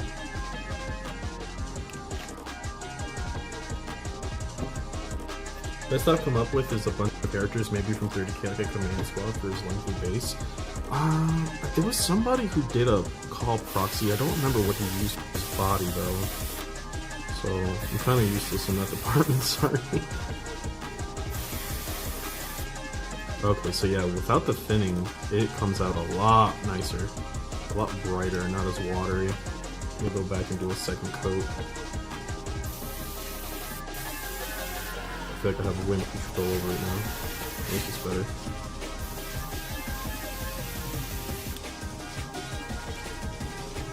Airbrush plasma looks so good, yeah, right?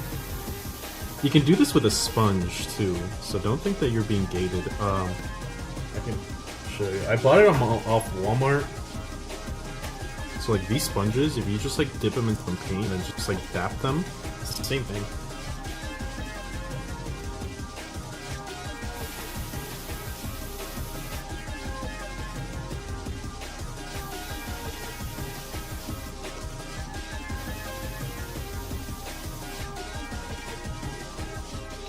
This one came out a little blotched from printing, but I'm sure it'll be okay.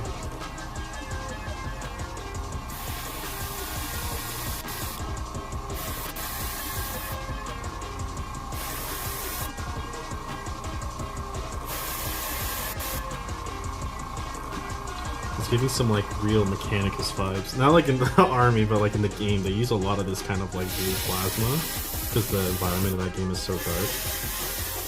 I really like this color.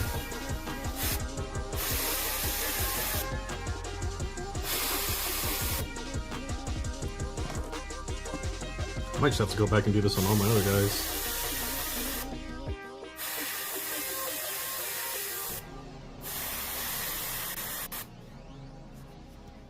You know, you're supposed to go back with really watered down white to kind of accent like the curves. But I kind of just don't want to. I think it kind of looks nice as is.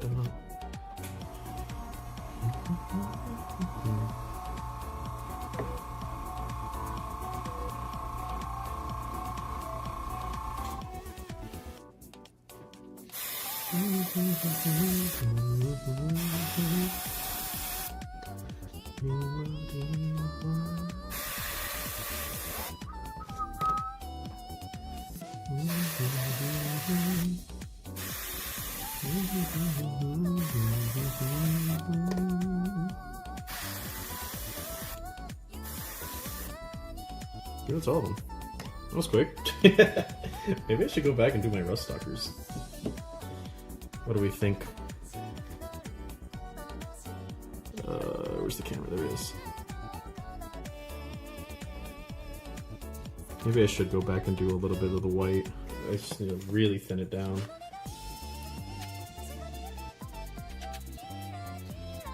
Which white is a little infamous for not liking.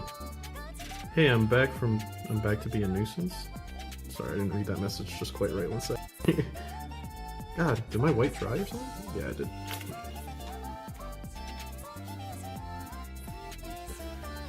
Once I've finished my toast, I think you've inspired me. Just casually eating toast. I should go and touch up my sketch. I should just touch up all my guys while I have all this white plasma ready to go, honestly.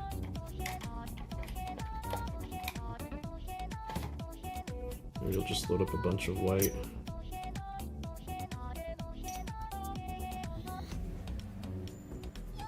Alright, I need water.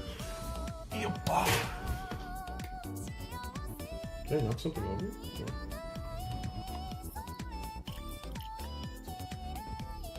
Oh, that is way too much water.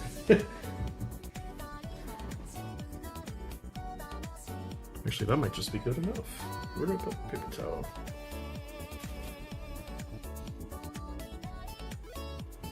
Alright, let's see. Let's try out this guy. The white should seep, and then I think this might be a bit too watery.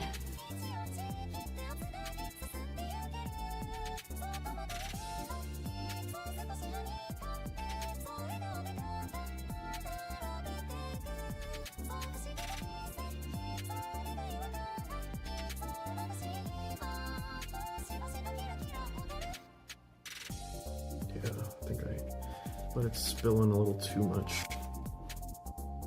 Let's try another one.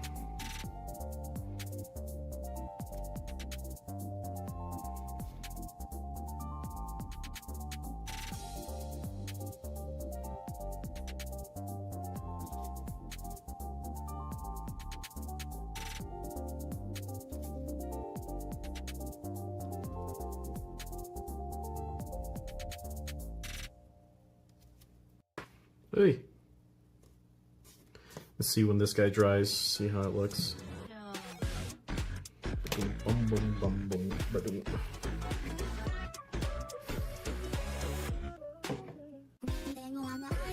Otherwise, I'm kind of happy with where they are. I think I'll just leave them like that.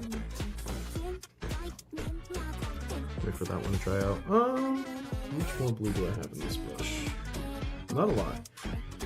I probably should clear my desk out before I keep going with these guys. Actually, I should do the green.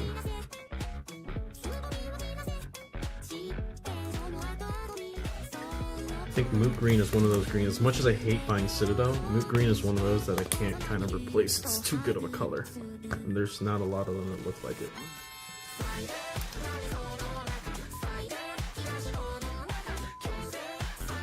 Green.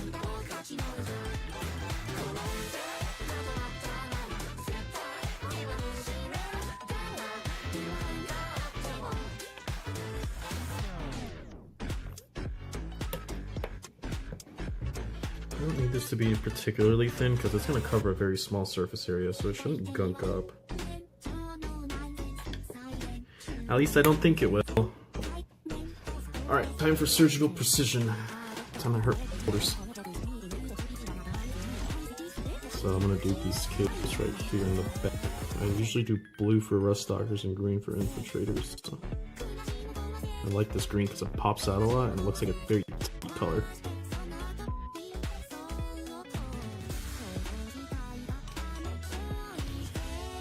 I have room, fuck. This over here. So I can really get in there.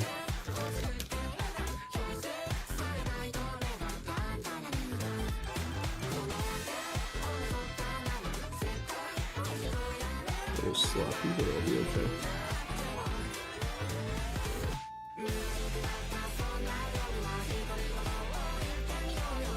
See? A nice little green touch there. Now to do this 20 more times. Oh, you know what? I should do the plasma on these guys too. On the servo skulls.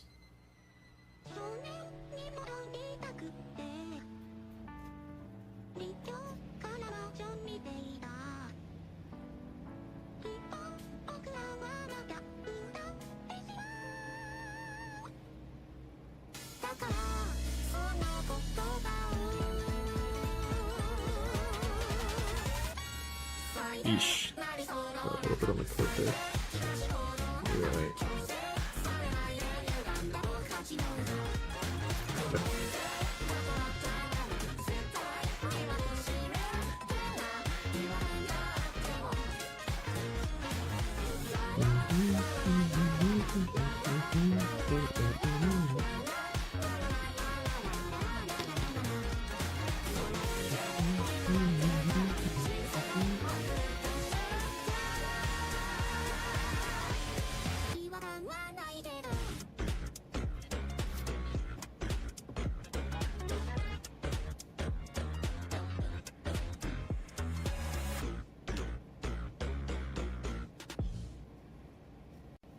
That look good?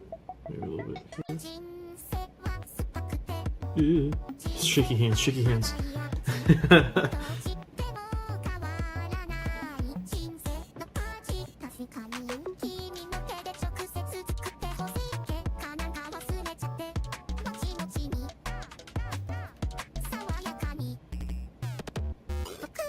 If I do enough OSL, surely I'll win Best Painted.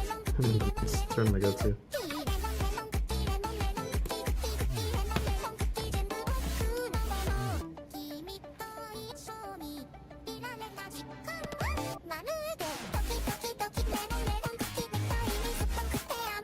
Ugh, I kind of fucked that one. I think it's okay though. It's only bad if you look at it from the side, which you shouldn't be. Put this here.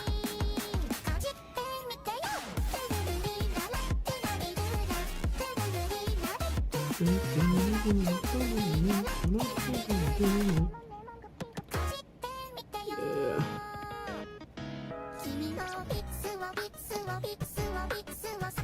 Is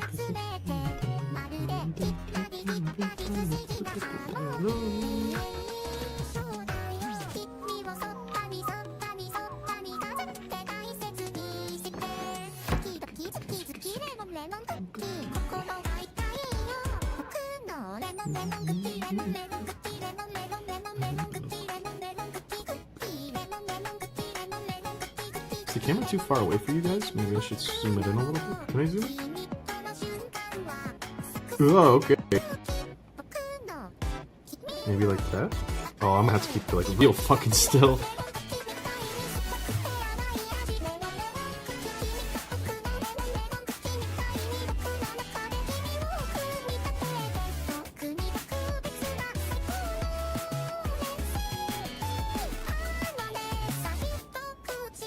I got a little bit on the main cable. That's okay.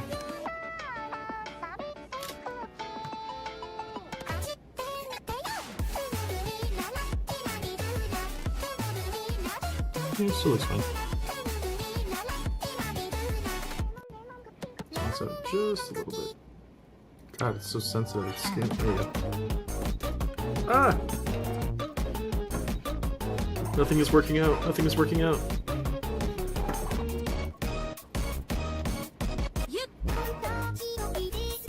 Water.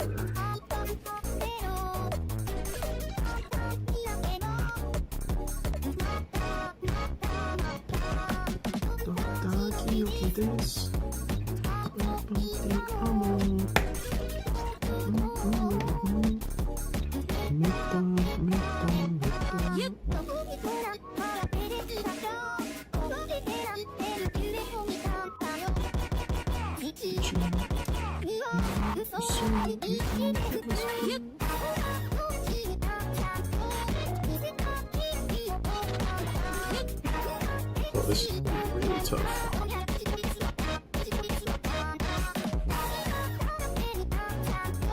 Nailed it. Maybe not actually.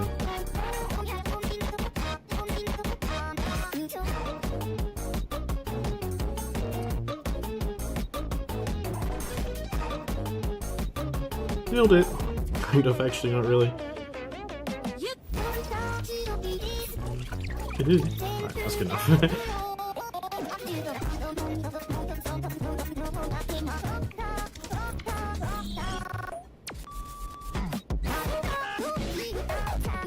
Drop it.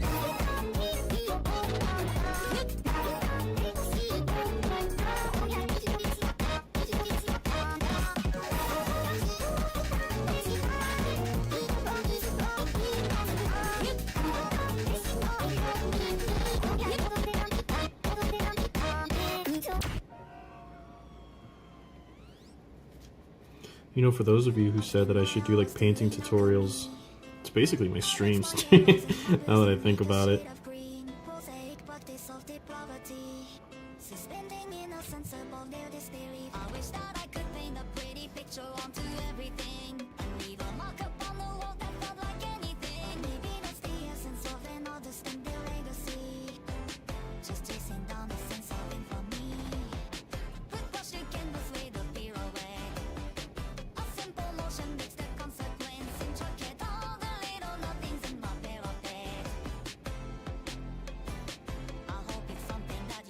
Nice.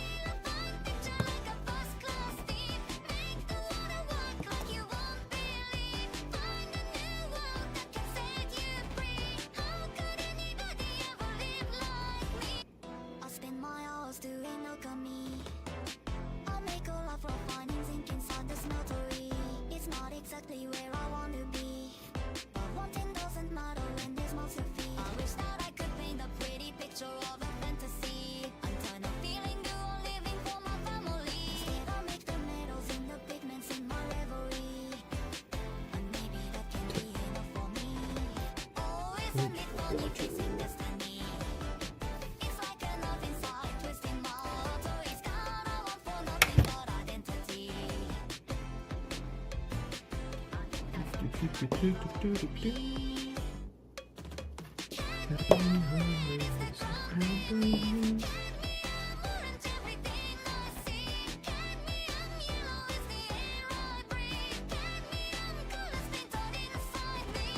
so I'm gonna put this guy over here because I need to fix his plasma. Also, he has a servo skill. Any more? No.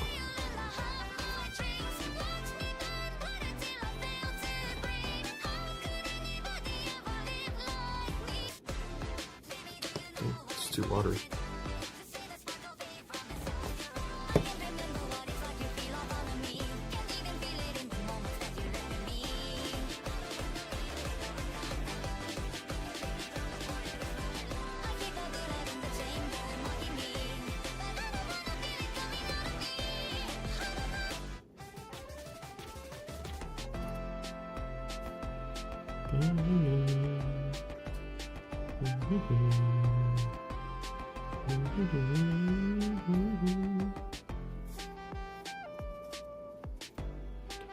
Oh, this one's a little tough. Shaky hands.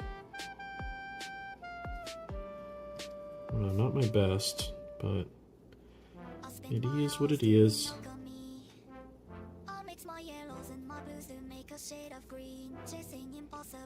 It's whatever.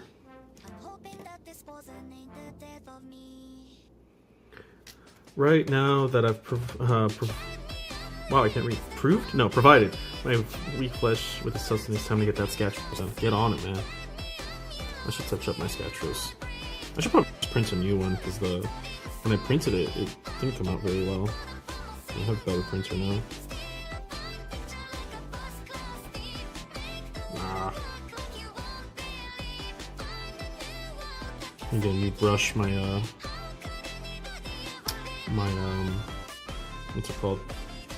My bristles are split, so it's a little difficult to try to get it like right on where I need it.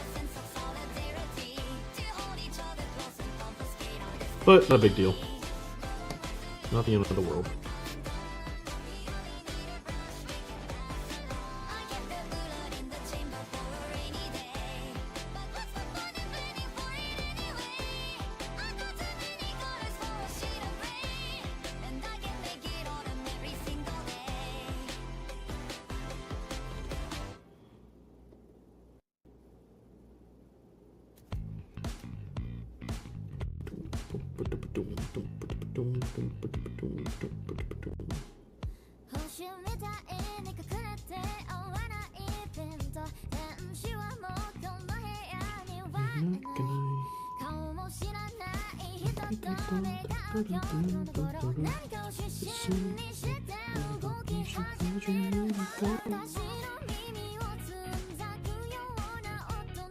Painting with a brush that is misbehaving is pain. Yeah, yeah, I'm kind of having that right now. I meant to go buy new brushes for a while now because a couple of mine are split from being an idiot.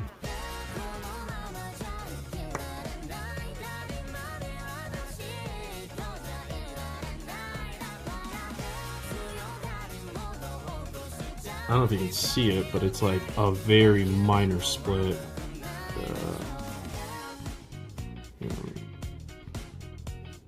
Focus. Come on. Focus. You mean to tell me that my fucking camera doesn't see this brush here?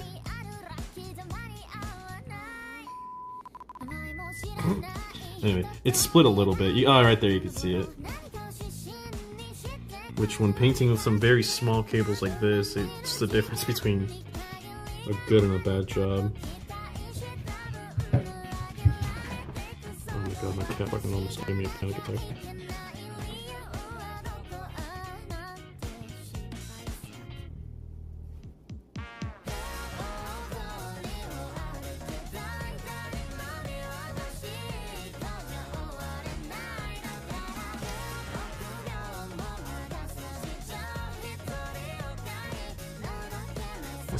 There's no painting without pain, especially for Admech. You know, I am curious to see what it's like to paint other armies because I've only really painted Admech. I've painted like a little bit of Chaos, but my color scheme is like very simple that it's kind of just like too easy, you know what I mean? I think I've shown them I did them on stream, didn't I? These guys? Which, I've definitely improved on my airbrush OSL since I've done these guys. But these guys are pretty easy to paint, so. I've also done Death Guard, but it's like the underwater Death Guard, which actually I should probably do his OSL as well. These guys are pretty simple. It's the purple cloak that was kind of difficult. I should probably do his right now, though. Him and the other sorcerer I have.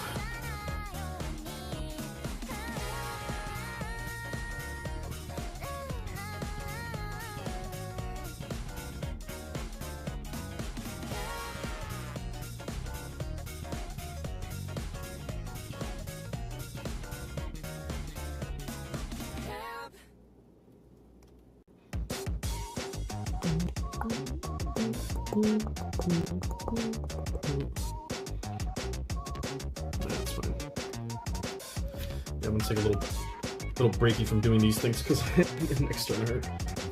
So let's do the sorcerer real quick while I have paint in my brush. I think I'll kind of do like. Maybe I should do some white here. Maybe I should wait actually. Never mind.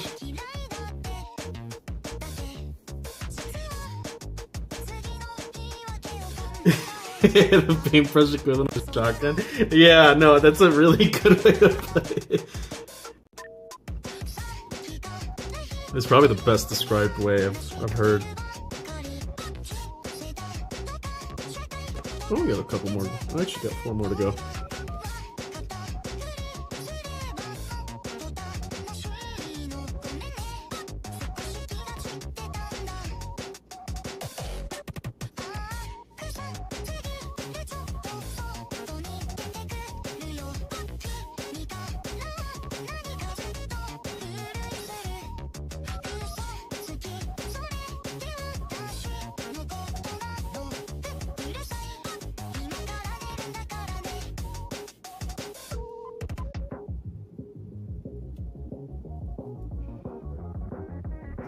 Okay.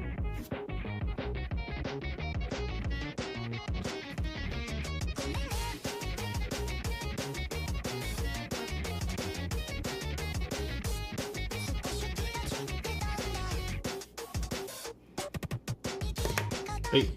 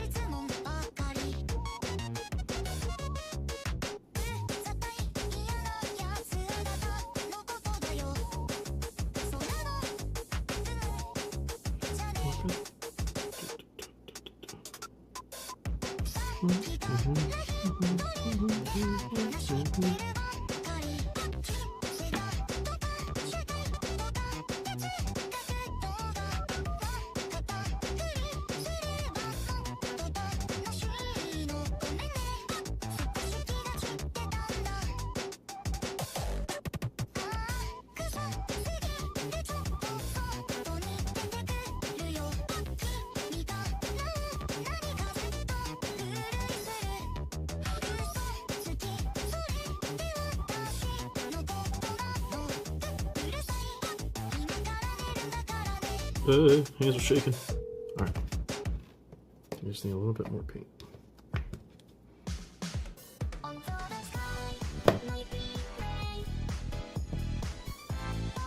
This guy's done. This guy's done.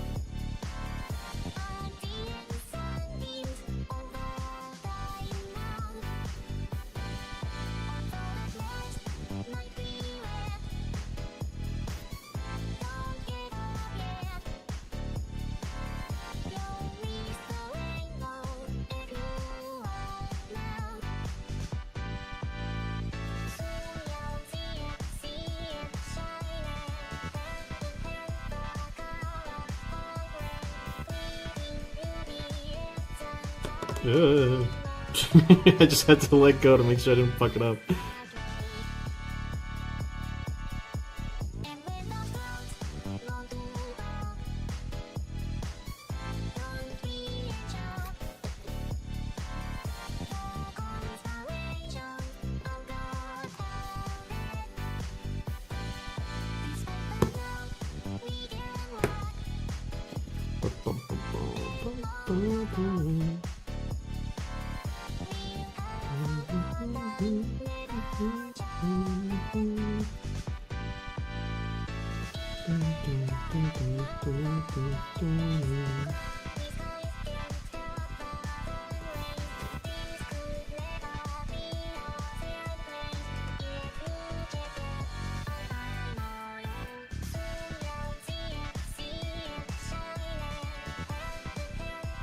Okay, that's all of them.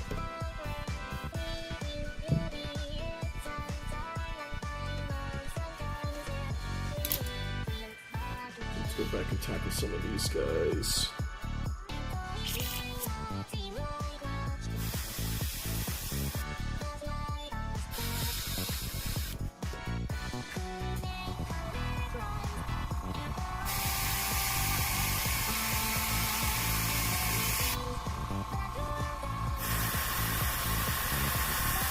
Ah, shit.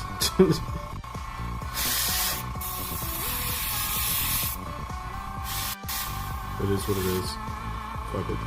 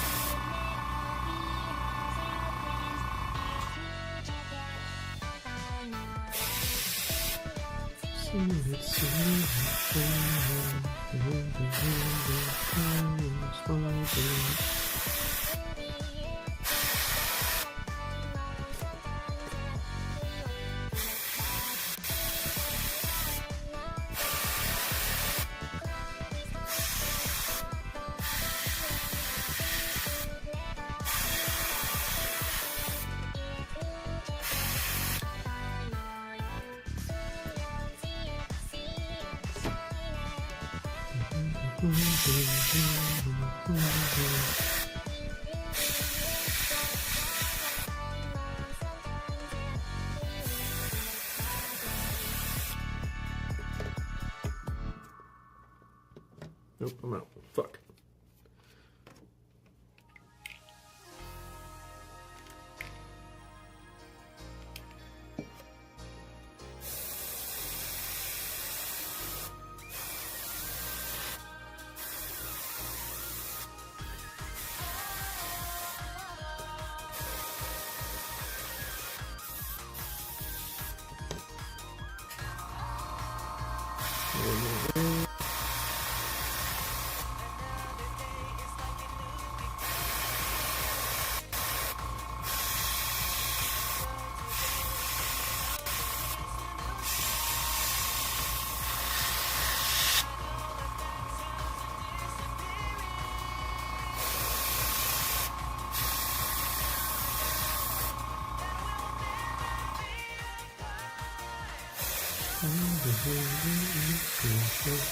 Oh,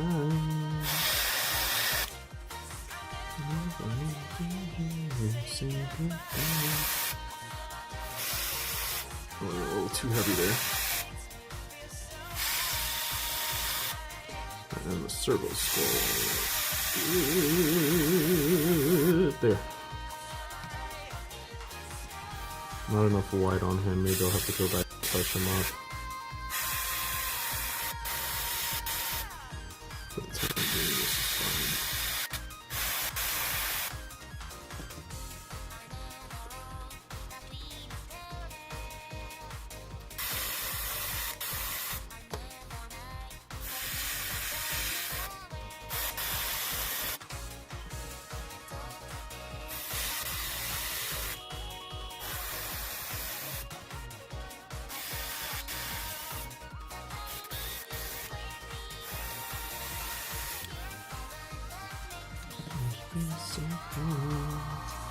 I didn't beat on this guy, did I? There we go.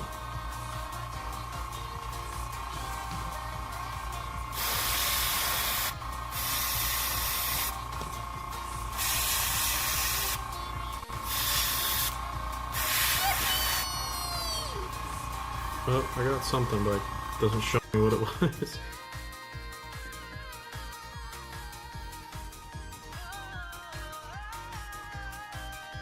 Oh, Techno Megas. Thank you for the follow, man. I appreciate it. Like 6 more until I get 100 subs? Or follow? Not subs.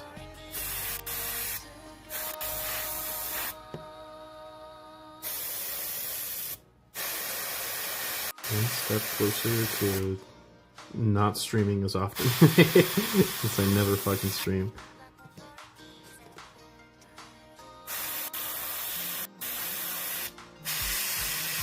Am I out? God damn. I'm burning through this shit.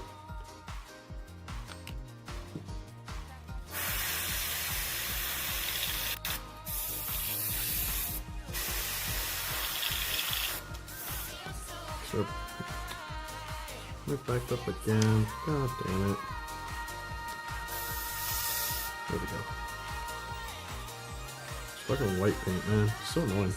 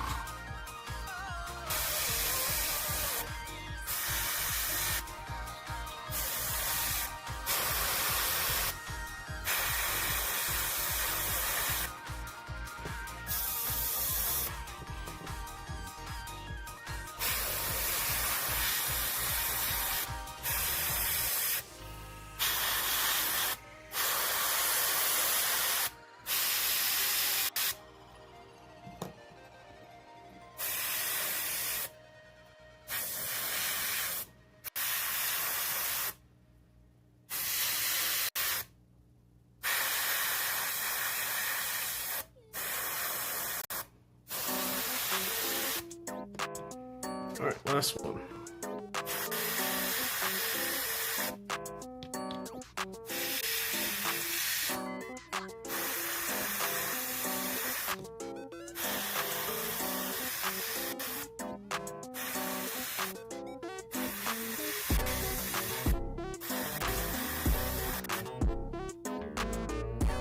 Sick! And right on the fucking dot. He's all the paint.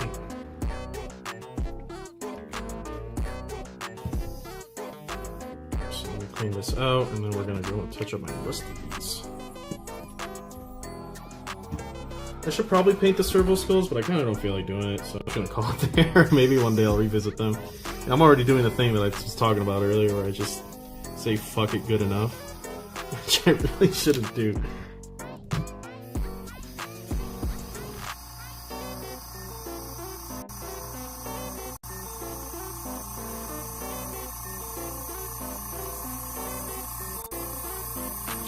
What I should probably go do actually is grab the bases so that I can get these guys based. So I'm gonna do that. I'm pretty sure they're just on the side.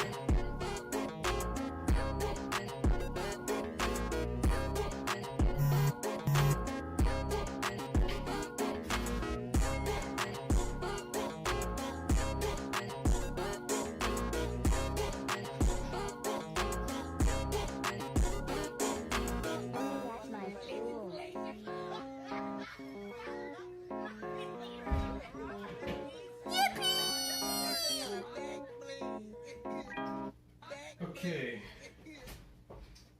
Alright. So I got all these bases. And I need my super glue.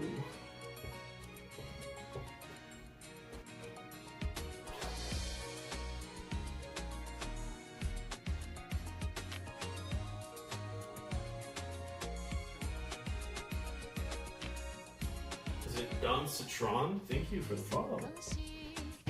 I appreciate it. Yep. All right.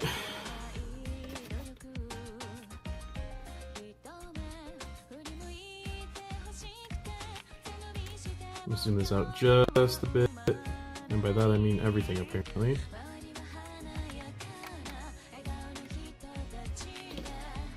So let's get to some basing.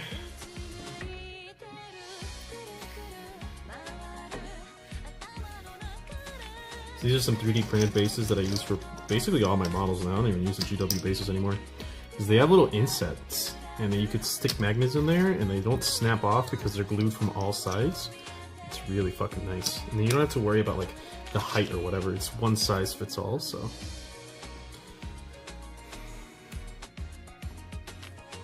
My clapped up fucking super glue.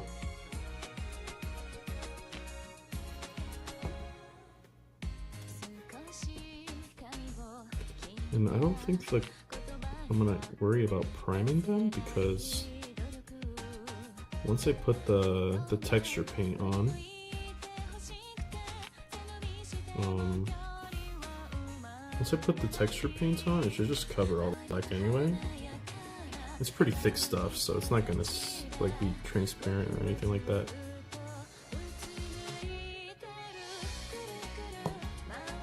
Get a little high for this glue though.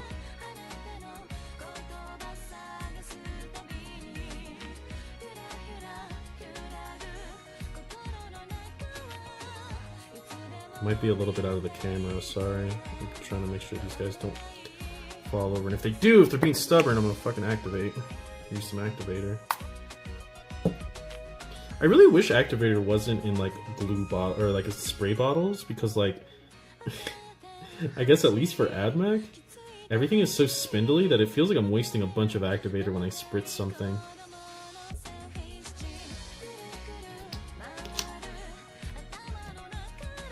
They look good. I made my own bases on my 3D printer, but they were, because I hate using GW's flight stands on my graph tanks, as that is torture. Yeah, that's true. I use the fire bases for my Taraxi. I'll show you here in a second, as soon as I'm done pulling these guys.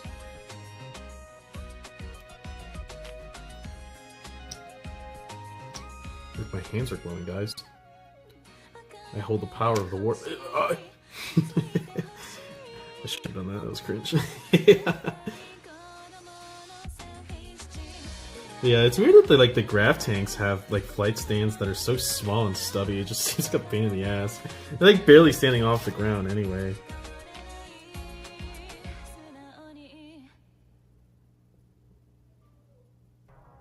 My cat is meowing in the background. I don't know why. Why are you meowing?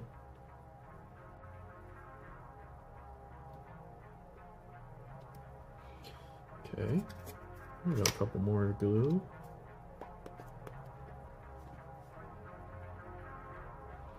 So I'm trying to do this now before I go and touch up my other models, because it takes forever for texture paint to dry, so I'd like that to happen while I'm doing the rest.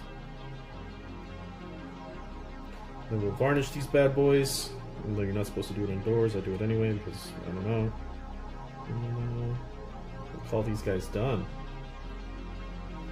Basically like 3 days worth of painting, but for 20 models, not bad. Yeah, I hope GW updates them for that reason alone. They are a relic of their time. When did the graph tanks come out? I probably wasn't playing by then. They seem like they're pretty new. Then again, I don't know. I've only been playing since 7th, so.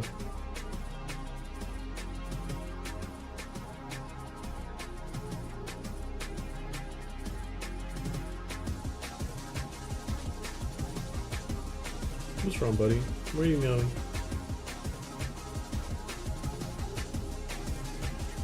This is gonna need activator. 2nd edition? Really? Those things look like they hold up really well.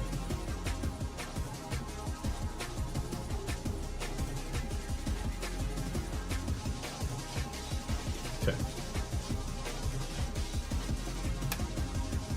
I gotta say, I kind of wish I didn't use Mars turf for the bases, because I want the glow on like a black or like a silver. That would look fucking sweet, but I kind of got to keep my army consistent. I do have like base toppers that I use for like metallics. I use them for my battle plate and they look really nice. The only problem is like gluing them, because they're so textured that sometimes some feet don't really want to play nice.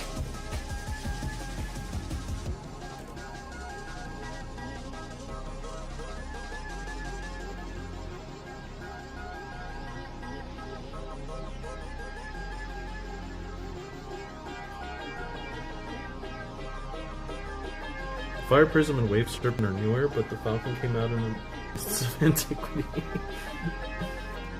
I'm glad Eldar players got that range refresh though, that was awesome for them.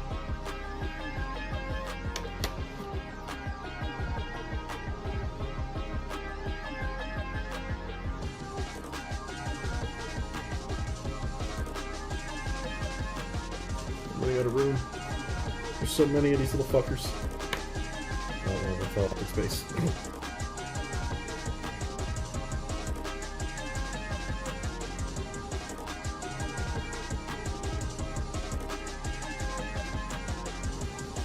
So I can rebuild this bad boy.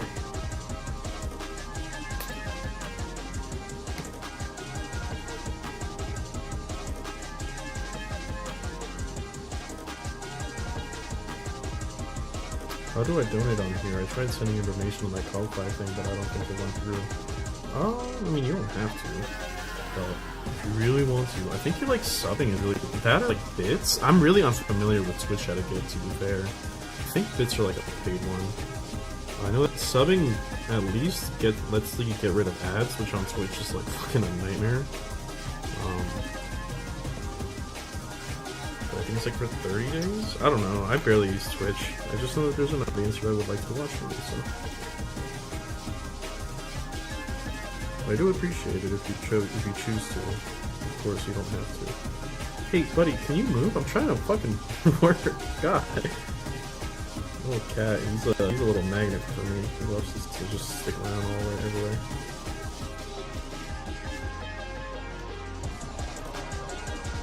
Yeah, I should take off the Ko-Fi thing though. I don't really use Ko-Fi like that.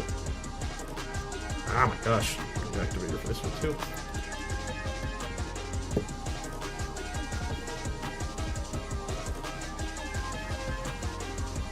To be honest, I'm pretty sure I forgot my Ko-Fi login anyway. I need one more. I'm just gonna put activator on this one before I go with it.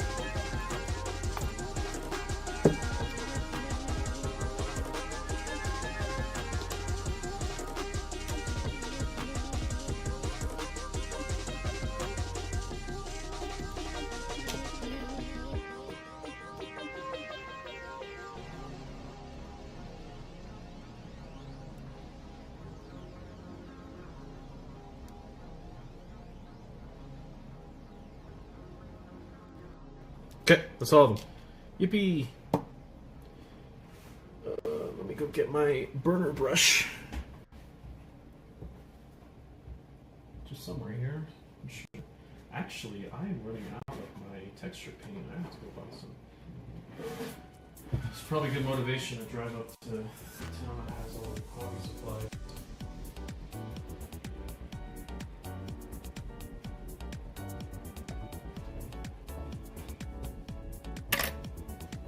Yippa.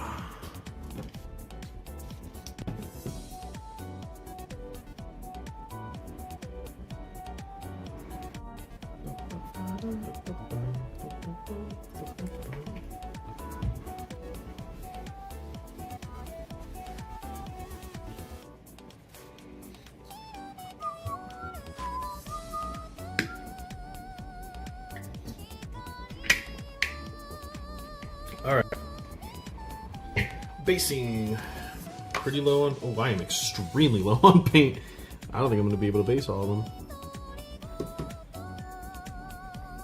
Alright, you guys need to give me some room, please.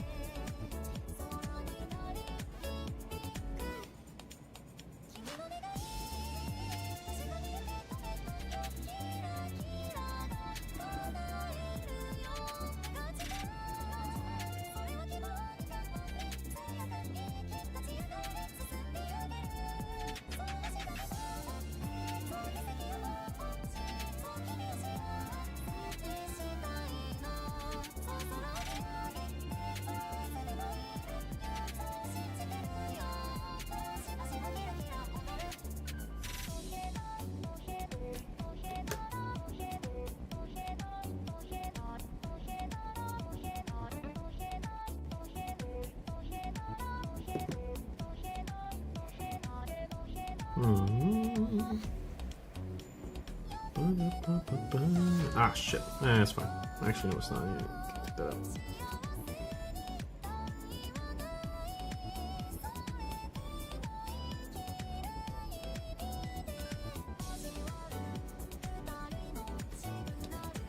I guess I should use this thing so I'm not stripping off paint by accident.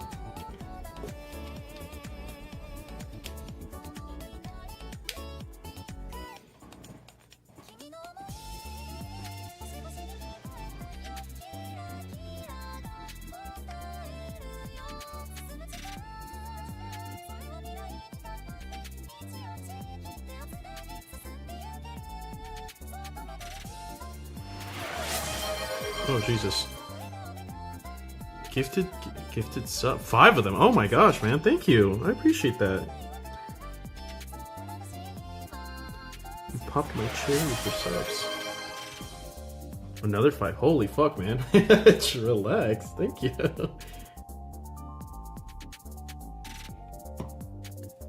Really do appreciate it, man. It's awesome.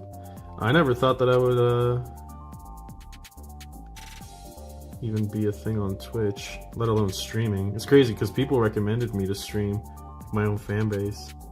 They're like, you should do it, do painting, and I'm like, I'm not really that good of a painter. I don't know if anyone's really gonna want to watch this.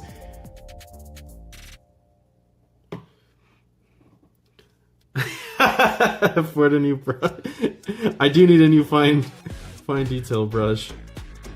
I appreciate the sponsored brush.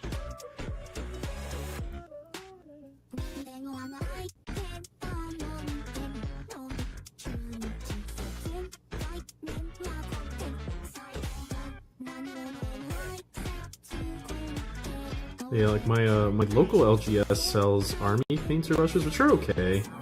But I really like the Vallejo brushes. They're my favorite. And that one I have to drive like an hour and a half away to grab.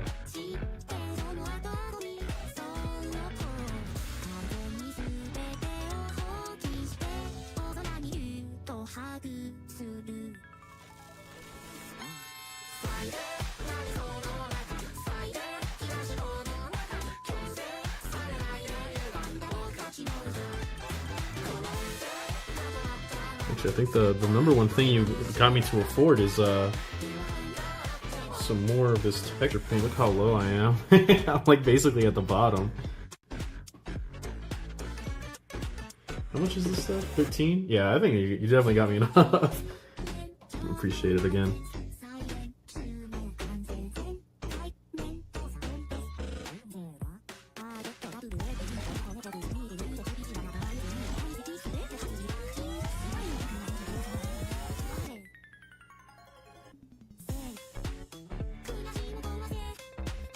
Maybe they could write it off as taxes. I'll be like, this isn't my primary source of income. He's so sick. Yeah, I'm gonna write off my fucking airbrush. Sponsored brush, gotta write my name on the side of it now, for sure, man.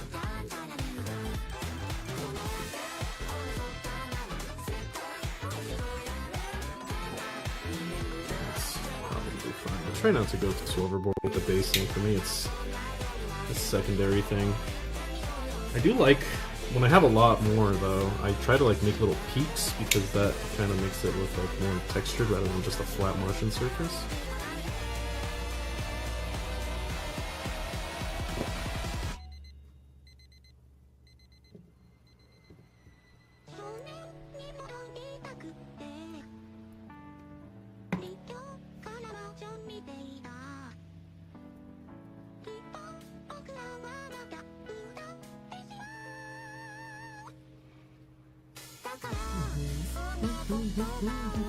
Sorry I'm a little off cam, I just don't have the fucking room.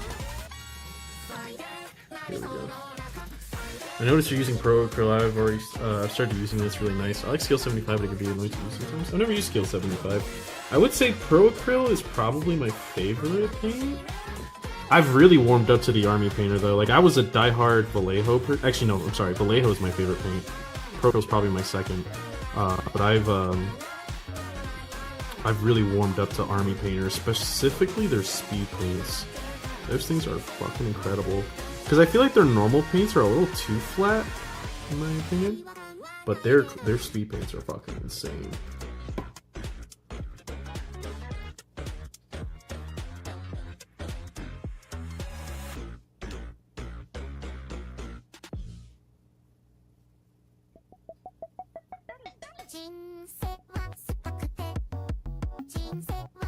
Yeah, Pro Acryl's awesome. I heard their brushes are good. I think Breaky uses Monument Hobby brushes, if I remember correctly. But I don't know how... Actually, now that I think about it, has Breaky ever showed what his army looks like? I know he showed, like... There was one video I remember him showing off his Baneblade on, like, a shelf or something. But I don't know if he's ever, like, kind of shown a muff. Oh, this needs... Hey. Vallejo for the world, yeah. A hype chest? What the fuck is all this? Twitch, what are you doing? What is all this? Frog Ponder emote. Sure. Here, I want to share this.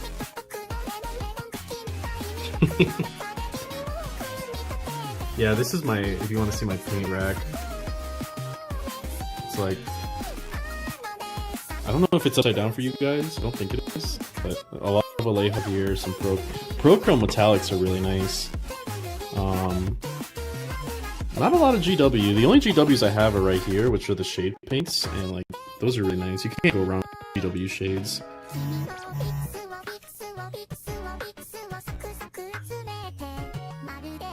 When Bricky did Dice Check, you saw some of his stuff? Yeah, but he's never like showcased it, you know what I mean? But yeah. Bricky seems to have a lot of new armies. I remember he was like, now he's playing GSC. I was like, what the fuck did you get GSC? I think I've heard him talking about it here and there, but I didn't think he had enough to straight up go play at the Palm Spring Open with it. It must be kind of cool though, to see like Bricky just out in the wild, if as long as you're like around California playing a game. Like, imagine if you just like, I don't know, saw, what's this guy's name? I don't think he plays, but God, I forgot his name. Fucking Superman. I almost said Patrick Stewart.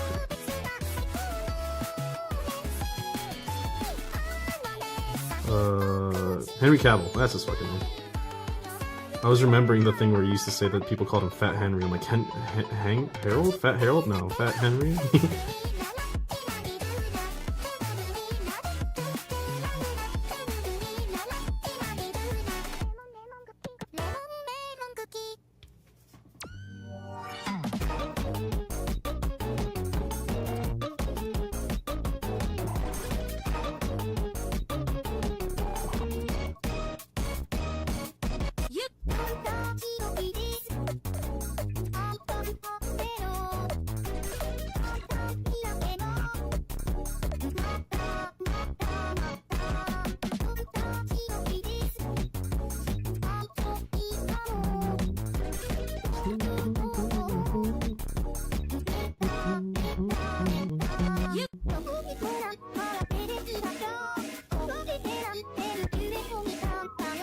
Now I have to hide this OSL. Rip.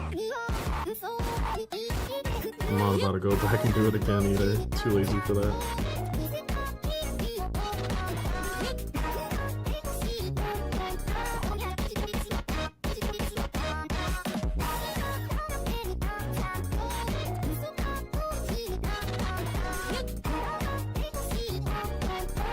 Still looks pretty good though. God, I'm only 2 out of fucking 20.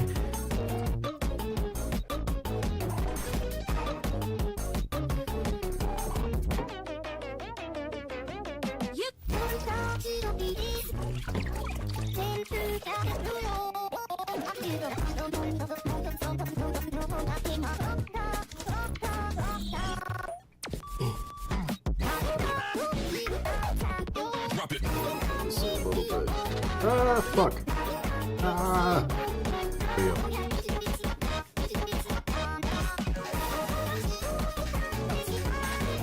Yeah, but going back to Pro, I remember I used to use Martian Iron Crust, and that one was...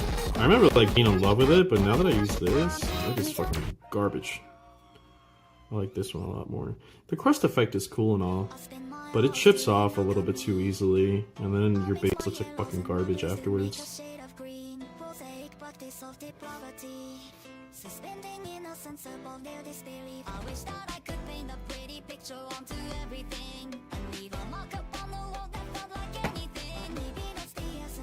I don't think I've ever listened to Vocaloid music like this before. I went through a phase of listening to really edgy Vocaloid tracks on YouTube. I like the more modern Vocaloid stuff because it sounds more natural. I know, like, there's a certain charm to like it sounding extremely robotic and stuff like that, but I don't know, I'm not too big a fan. Like, Mesmerizer was a song that kind of blew up, and I like Mesmerizer, but not as much as I like stuff like this. There was the, what's the guy's name? I think it's like Mapteru. He's the one that did a lot of like the edgy, fucked up tracks. But they're catchy, and I do like them, so I guess I can't really blame him. Tilt this up a little bit, it's getting in my way. I don't remember the name of the song. I know there's one called Coin Locker Baby that he made, but it's the one that opens up with like, welcome to Mindfuck. I forget what that was called. That one's catchy. I kind of want to listen to it now, I might put it on.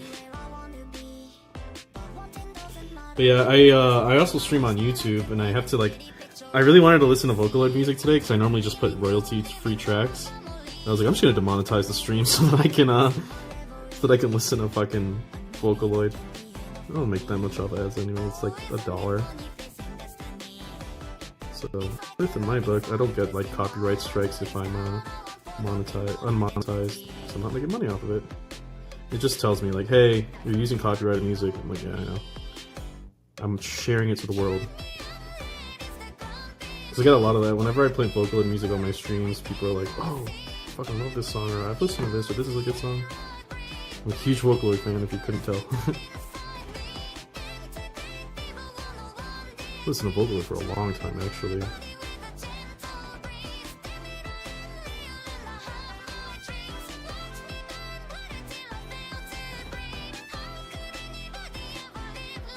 think I'm adding a little bit too much there.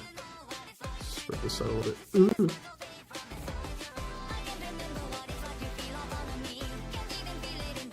Japan was a fucking field day for me, man. I fucking loved it. But there wasn't a lot of Miku stuff where I lived in Japan. It was more rural. Whenever I went down to Tokyo, I would pick up quite a bit of things. I got one of my favorite models. I'm like, I haven't opened it because I told myself I'm only going to open it when I'm ready to paint it. And I don't think I need to paint it. I'm pretty sure it comes pre-painted. But I might do it for like, actually I should have done it for my birthday stream. I was playing League with Friends though. I'll show you here in a second. Racing Miku 2023 is my favorite. This might be upside down, so I apologize in advance, but can I rotate it that far? I'm gonna have to unclip the camera. Let me just grab it.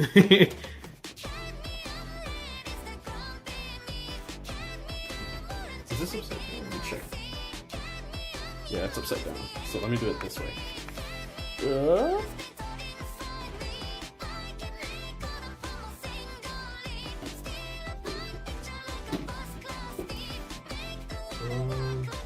Racing. Oh, it's 2022, not 2023. Apologies. This Miku right here.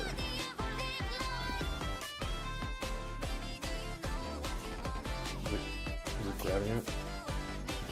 There we go. This one is my favorite design of Miku. I really like the Racing Miku designs. They're probably some of the best. The 2023 one I think is the one where she's a witch. I like that one a lot too. And then I got another Sakura Miku. Just flip this back up again. Oh! Fuck, I broke a... So I painted a Samus, as you can see. God damn it, I didn't realize she was there. But yeah, I got this Samus.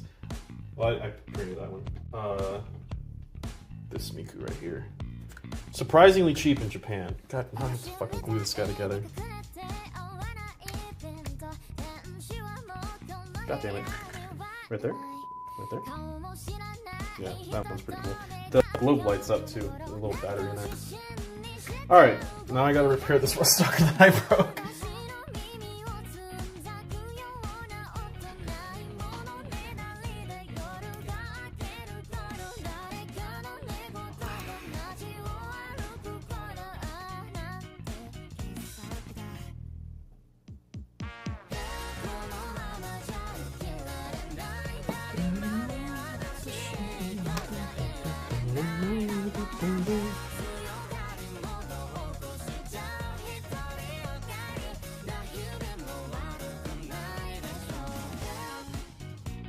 Alright.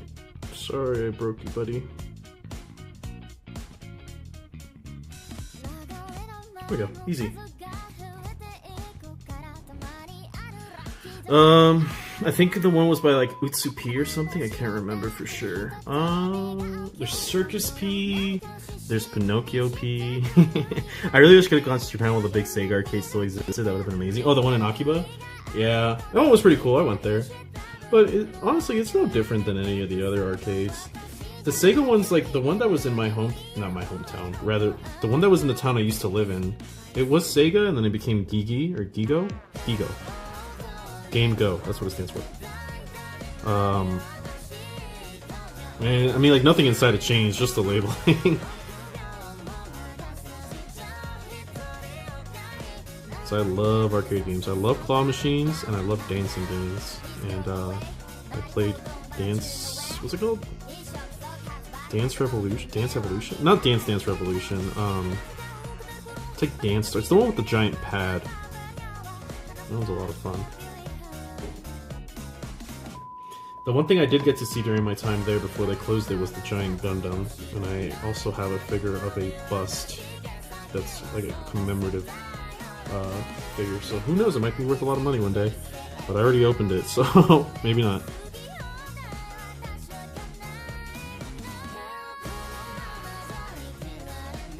It was also cool that when I went to the Warhammer store there, I learned that there was like only 2-3 cafes open in the world, each one based after a chapter, and the one in Japan is Dark Angels, and I'm like, oh, Dark Angels is my favorite chapter. It was meant for me.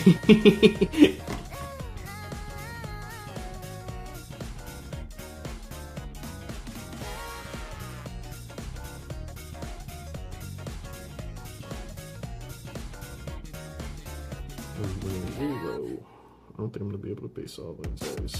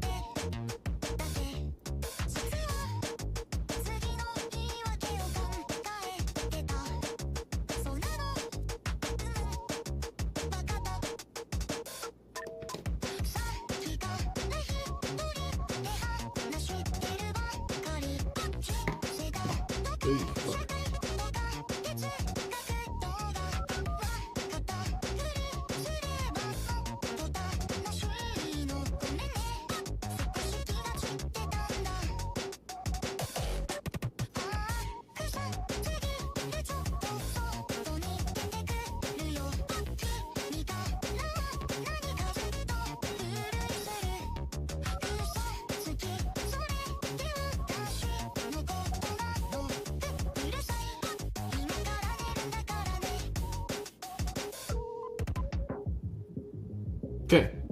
I think I can maybe squeeze in one more. I don't know. I'm running really low. I don't think I could pick a favorite Space Marine chapter someone put a gun on my head. So many at least have one compelling fact. I just like Dark Angels because they look cool. And they wear hoods. And they like plasma. When I was a kid, there was this picture I saw on the internet. There was like this hooded figure holding a sword out with wings, and I think that like if you just Google Dark Angel, you'll see what I'm talking about. So I was like, oh, Dark Angel, that's such a cool picture. And then I kind of like named my like online alias after that for a while. It was Dark Angel. And I didn't know what the fuck 40k was. Obviously, I was like fucking 6.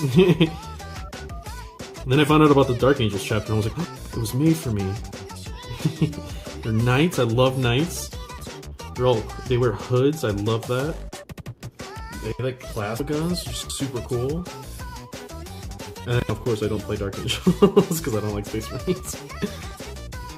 But if I was to play Space Marines, I've like teetered on it. Once they released that Battle Force box of the Dark Angels, I was real close. But it turns out Chaos Terminators look a little bit cooler, so I got that instead.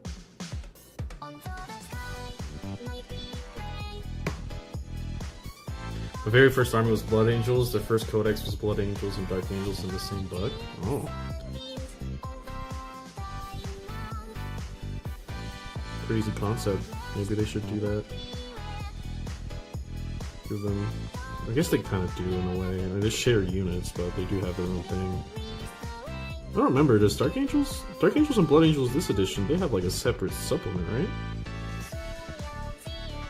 It's like a tangible one, not just like different rules. Because I'm assuming yeah, they do. The Blood Angels have their own codex. That's right. Have that weird codex art where like the background is like a hazy green. I don't like how that one looks. I hate that they replaced the World Eater one. That one is so fucking cool.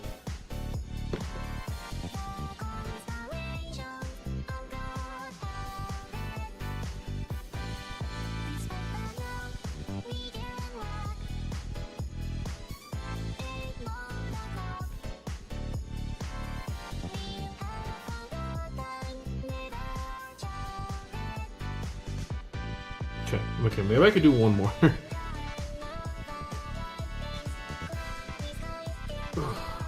Rest my neck a little bit though.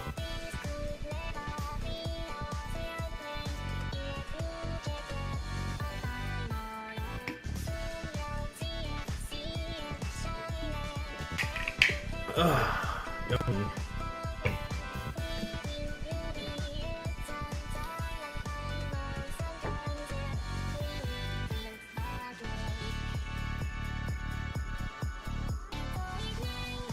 Fuck up the bristles on this thing a little bit too much.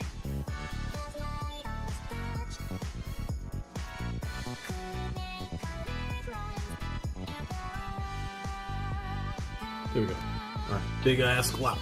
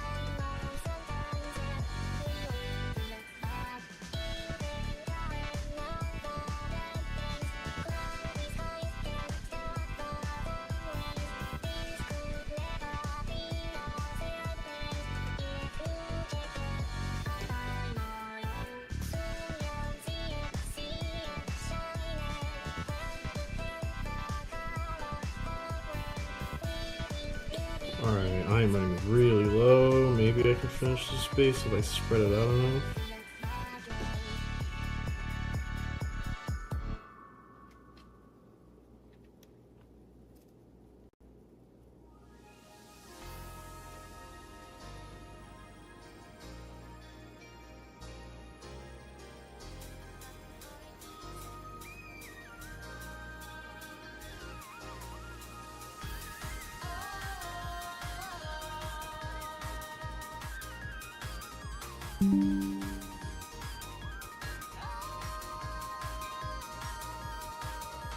The computer gave me a weird ping and I don't know what it was.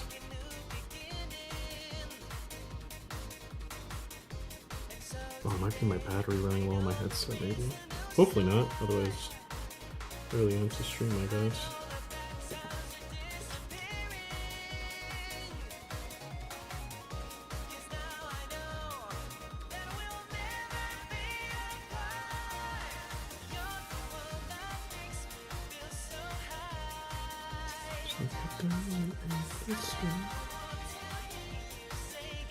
Space probably won't turn out very exciting because I didn't have much to make peaks with in different elevations, but we work with what we got. Alright, let me go wash this off.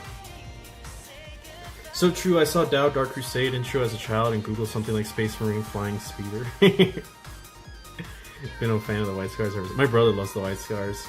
Ever start an army with a really good idea only to learn that later was a terrible idea? I've done that twice. Painted camo my orcs and decided wood grain on their rifles of my Skitari. Wood grain on their rifles look pretty cool. I have mine are brown as well. Maybe I don't know about wood grain, but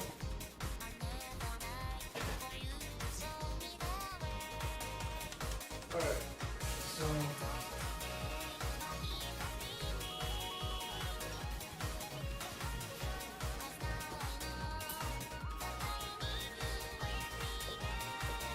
I'm gonna take a little pee break. I'll be right back.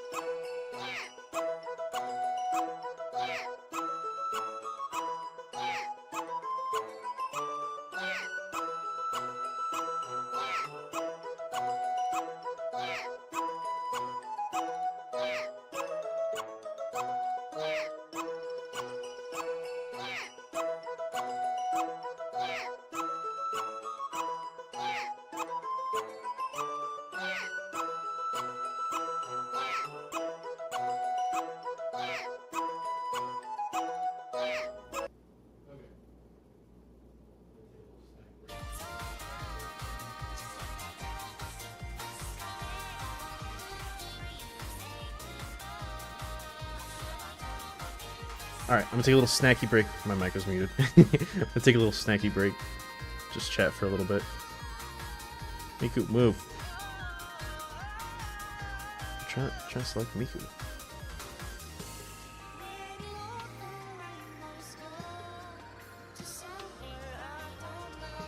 I don't want to let me select her. What am I moving here? What the hell am I even selecting? Take priest come. Okay, this can go away.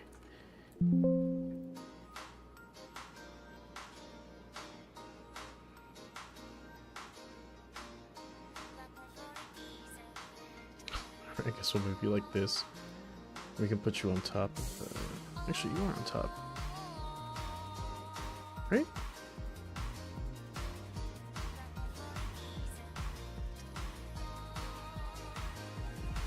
Yeah, you are on top.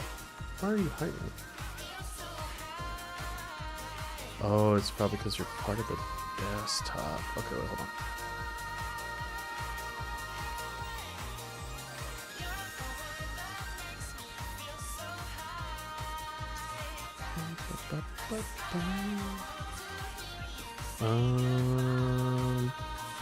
Why am I so dumb? Why am I so dumb? Where is it?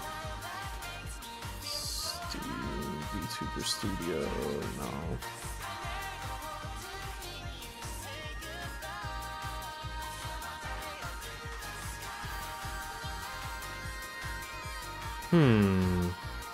Alright, maybe we just do this. Delete.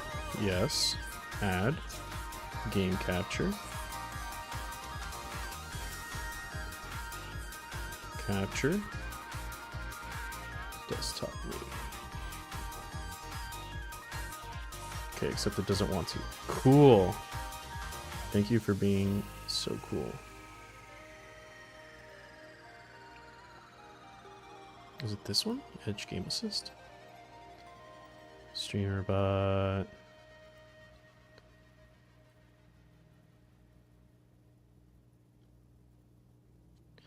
Alright. Be dumb, I guess.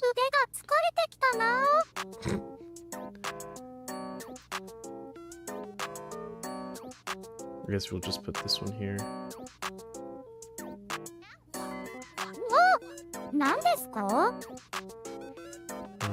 Let's see. Transform. Horizontal. Bam. Make it a little bit smaller. Bam. Sick. Alright. Got me that classic crackers and tuna.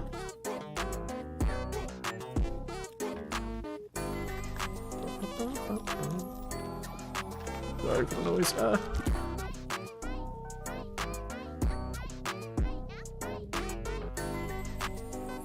want to throw on that Vocaloid song I was talking about, though. Bam. Is Gigi still online? There's no way this girl is still streaming. Okay. Set to private. RIP.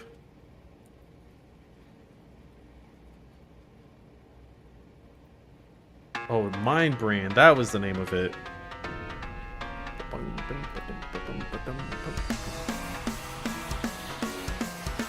Some pretty fucked music. I'm pretty sure it's like a story about a girl who like falls out of love and kills herself or that. Oh man, that tune is so catchy.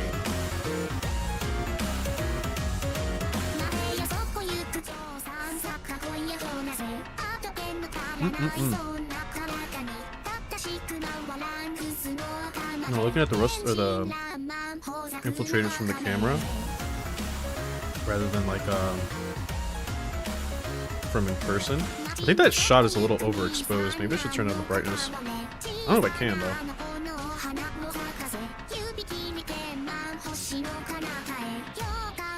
Try it out here in a second.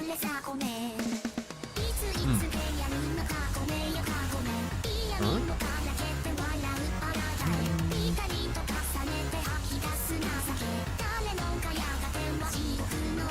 Some filters, maybe? Action. Effect filters, maybe? Color correction. No. They're not a brightness one? Color key, HR toning. Strike from color correction. Oh yeah, there we go. Let me see. Nothing here. Brightness. Oh.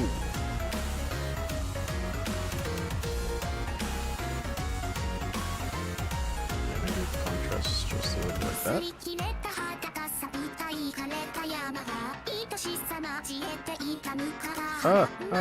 No.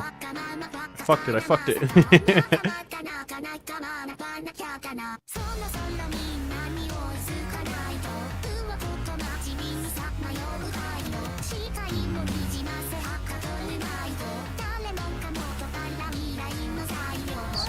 Opacity. This thing looks a little off. Ah!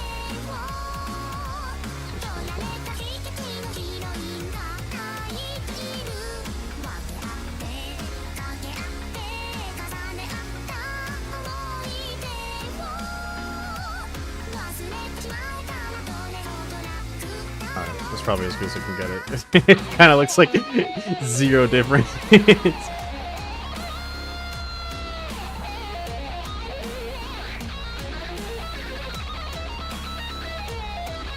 Okay, fuck it, we'll leave it there.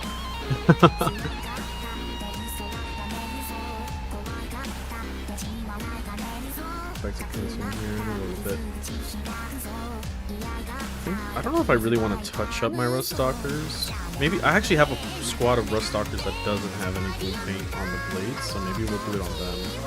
But the other one I don't think we have to touch.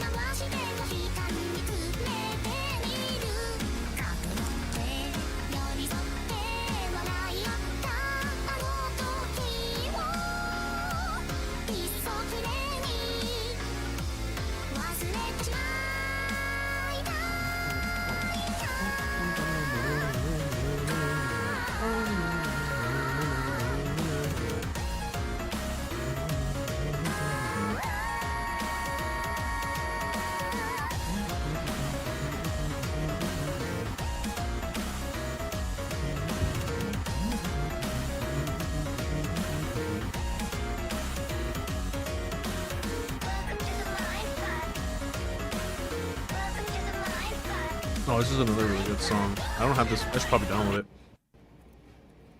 Doomer by Pito. I love the animation for this fucking video too. It's so good. Actually, let me pull it up in the other monitor. Hi Luna, do you want tuna? You can't have this tuna. This one's not good for you. Sorry. Luna, get out of here. Oh shit. Mamita. You want this tuna? If there's one thing I really like about this video, it's like the little dance animation Tito has. But like her sideways eye is so funny.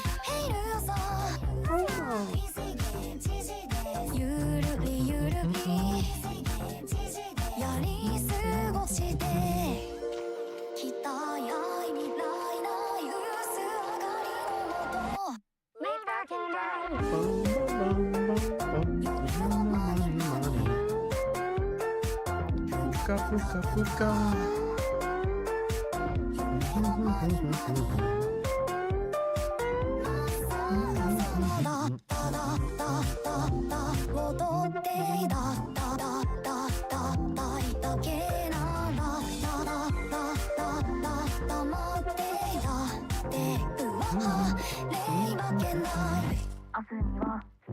Okay, I'm done eating.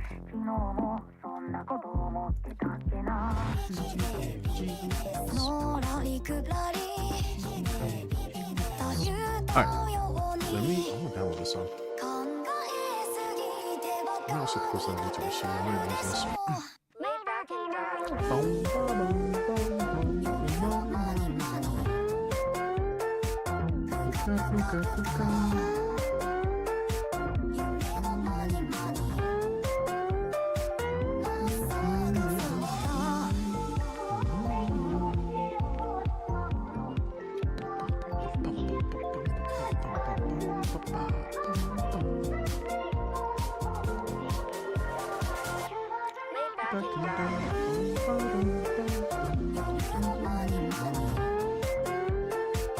Puka, puka, puka.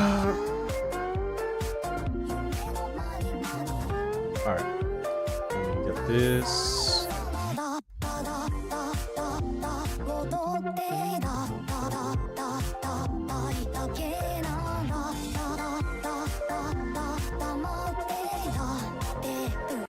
Alright, let's go. Boom. And let me go back to my desk.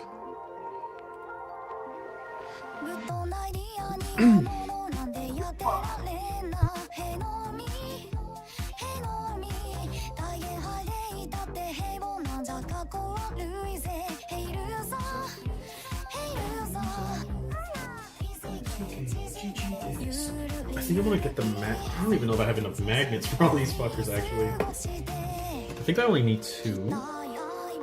So that's the good part.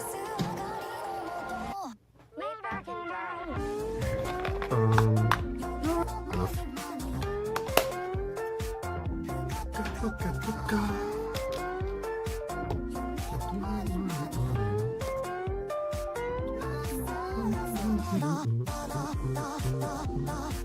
Make sure these are the right size before I fuck this up. Whoop. Yeah, right there. Perfect. I think 2 will be okay. I don't think I need all 4.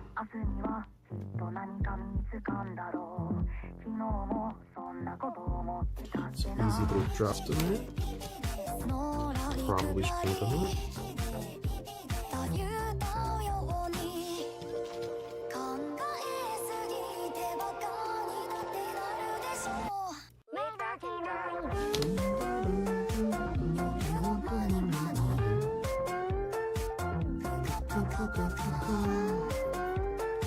Beautiful. 1 down.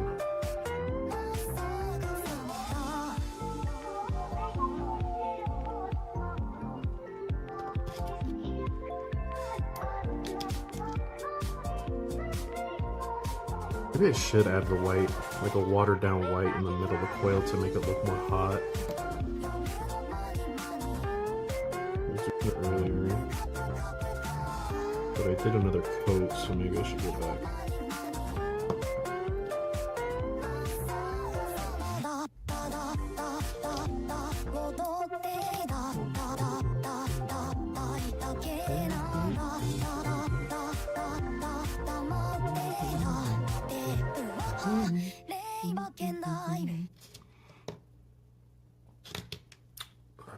Said it's a repeat, did I? God damn it. I'll be right back. Never mind. It's late. Alright. I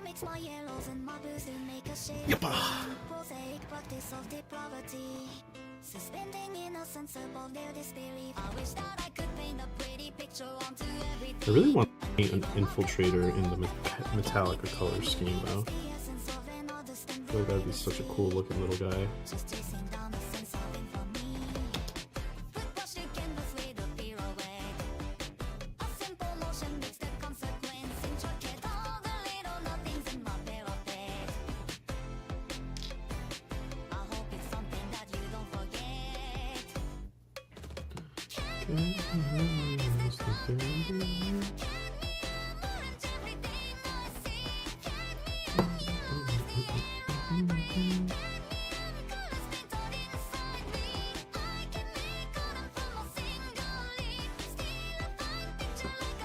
Okay.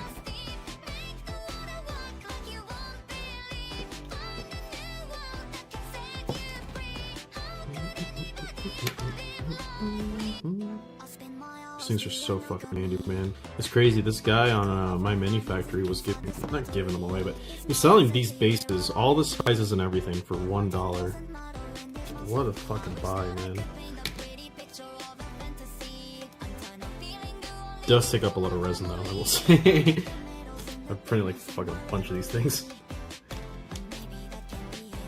But it's totally worth it, because when a magnet snaps, I fucking want to kill it. I'm so over it. This has made it like so easy for me.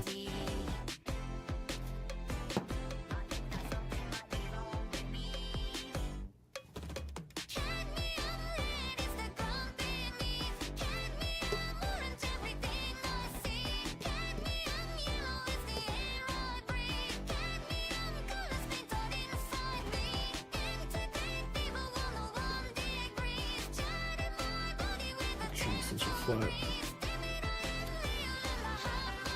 Did you see Duncan Rose Metallica versus tutorial where the entire video had an unsubtle Metallica references throughout the video? No, I think I've seen that video in the past, but I don't know if I caught that. Because Duncan Rhodes is where I learned how to paint Skitarii, the one he did for GW, just like the standard Skitarii. I followed that guy like fucking gospel. I'm not saying that Duncan Rhodes is wrong, but I will say that I've kind of like leaned into my own way of painting them, because I felt like Wild Rider Red was a little too bright of a paint. So I use different reds now, and I like how my color scheme for red looks a lot better now. It's like dark, like a darkish red, so that like whenever I do highlights, it sticks out a lot more. I don't think I really use GW paint for any of my color schemes anymore. Fuck. I knew this was gonna happen. God damn it. It's all going downhill. There we go. Do I use any red from GW? No, I don't. I used to like swear by Lead Belcher, and now I don't even use Lead Belcher anymore.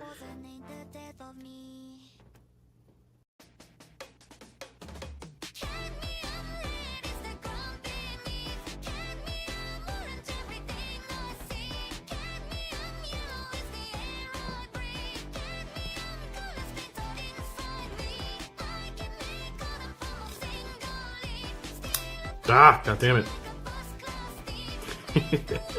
I really should give it some time to fucking settle in before I start going for the double.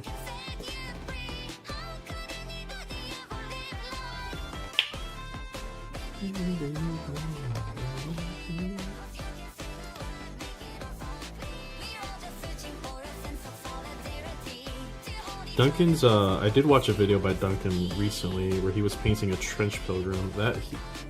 Man, that guy puts in some work. That trench pilgrim looked great. I didn't notice, he did like add details to the skin to make it look more bruised, and it did, but it was so subtle that like, I don't think most people would appreciate something like that. But I guess it's all about making it look like you want to look. So definitely like Duncan. I was recommended his paints. I should try them.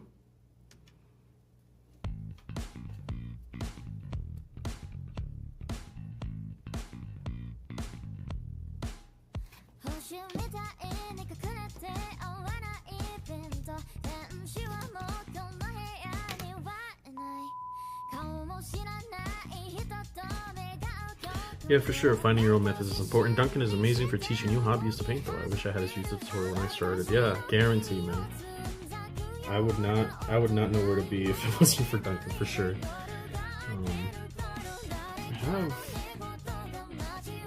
I have my Rust Stalkers when I first painted them, or not my Rust Stalkers, my Skitari. Maybe I could pull them out when I get ready to put these guys away.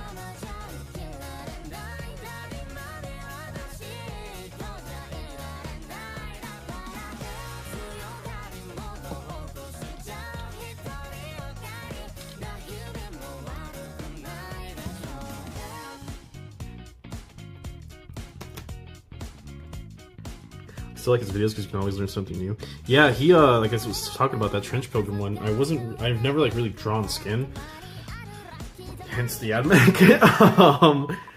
But yeah, he was showing how to like make skin look a little bit more realistic, and that really helped because I was painting Trench Crusade at the time, and I got like a really cool looking communicant because of it. I'll show it here in a second. Ah, fuck. Of course. Yeah, let me show you. This guy's actually just out of the open. Oh, here we go, actually. This is a good example. I have a Dominus I painted when my first Dominus. So you can see he's kind of like really bright red. This is back when I used to still do cream on the coat, so I don't do that anymore.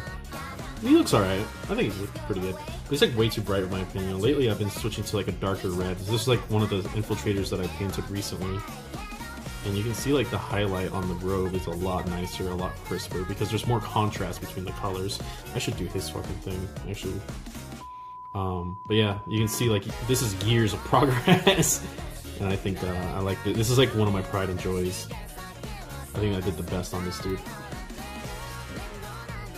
But when I was talking about skin, I was painting this communicant, and I think he came out really nice. It's a little bright. Maybe I should lower the brightness. Yeah, he came out great. Oh, there we go. Really proud of this one. Thank you, Duncan. Always a joy.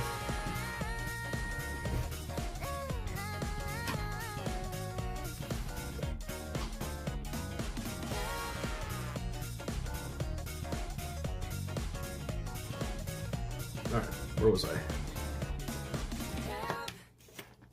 On the plus side, you can tone down your Dominus with shading and it will fit in nicely. Yeah, I thought about just like redoing his cloak, because that's the only part that I kind of want to redo, and that one's pretty easy. So far, my formula, I've done it with these guys too, is so I'll take burnt red from Crow. I love that paint. It's great for basing, or not basing. What's it called? Like base layer, I guess. This one right here, and then I'll grab. I think it's red oxide. Yeah, red oxide. So this will be the one that I put on top of the burnt red, except for any like really deep recesses. And then I'll soak all that. I played around with two paints, so I used Berserker Bloodshade for that to like darken them up. I tried Kerosene Crimbo or something like that, whatever it's called. This one, Carabo Crimson. I didn't like that one as much as I did Berserk Bloodshade. So once I do Bloodshade, then I'll go back with Carmine Red, and then that's what I'll do the highlights with. It comes out awesome. I really like how it looks. That one took me a while, and the first time I tried it was on Call, which I don't know if I should have experimented with Call, but he came out so nicely that I was like, yeah, this is gonna be my color scheme from now on. I can pull out Call here in a second. As soon as I'm done with all these magnets. I still haven't finished these guys. I need to go back with black and paint all these little wires on top. Luna, what are you doing? My cats, man. They find all their energy when I'm actually streaming.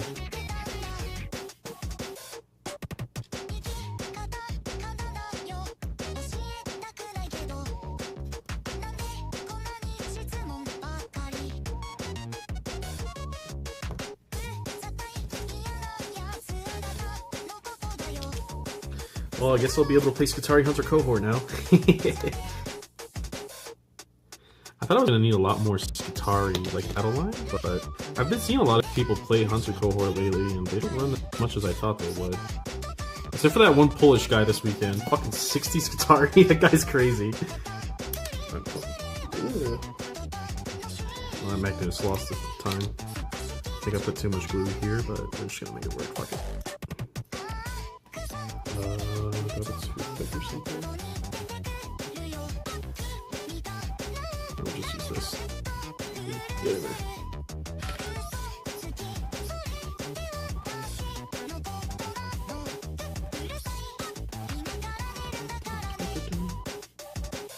I do need to wipe this actually. This is not gonna look good. There we go.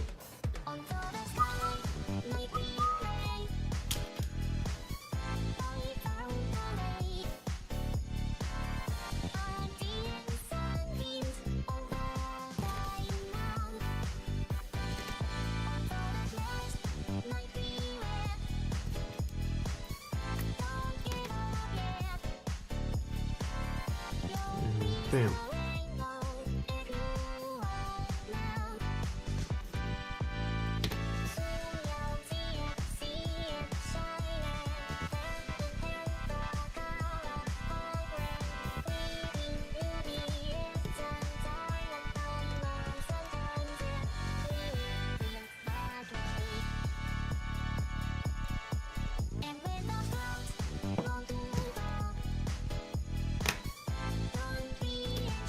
And fuck.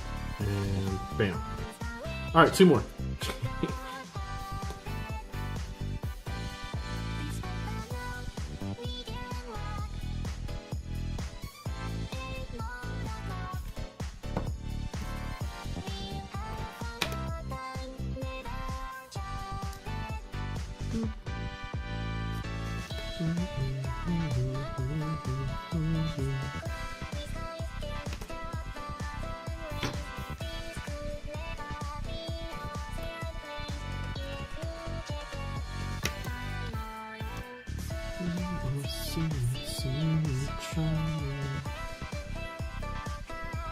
Bloop, bloop.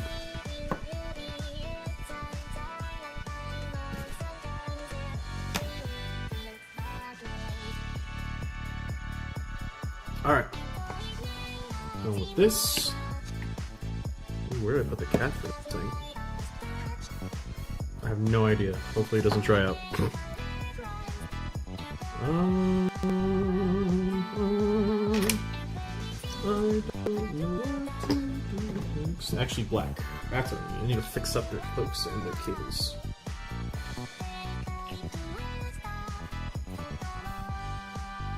Oh, I wish Vallejo had little fucking ball bearings in their shit too.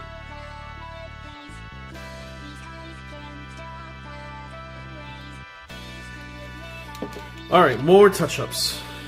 Always touching up.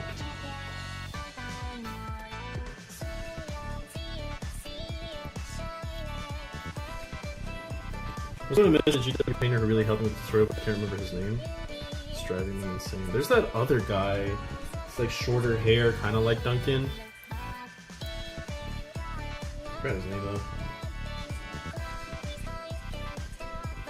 Okay, let's see. So, I kind of should have done this before I did the OSO, but I think we'll be okay.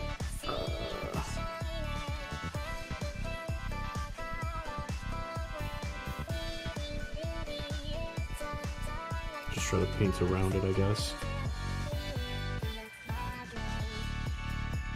You know what? I'm gonna do the cables too. Fuck. I got ahead of myself. I got too excited.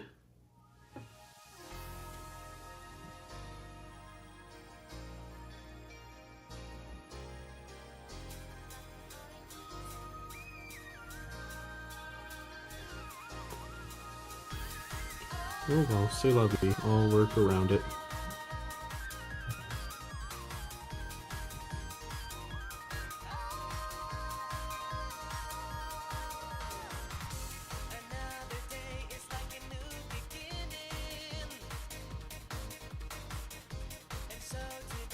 Okay.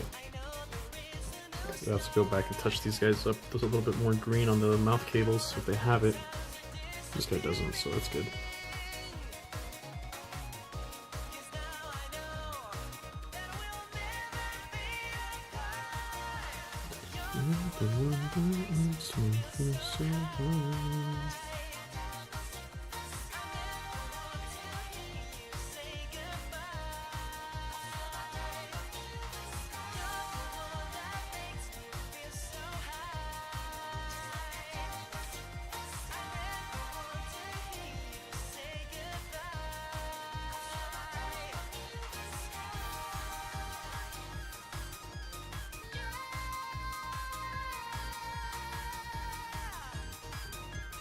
Okay, this guy is done.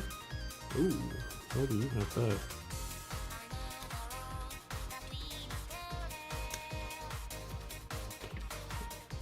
Alright, back to this. It's like a never-ending process, I swear.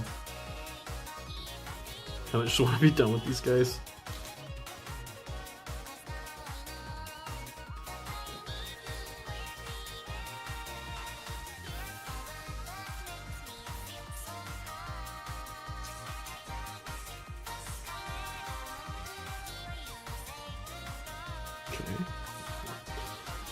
At least this is very minimal touch-ups, so it's not the worst.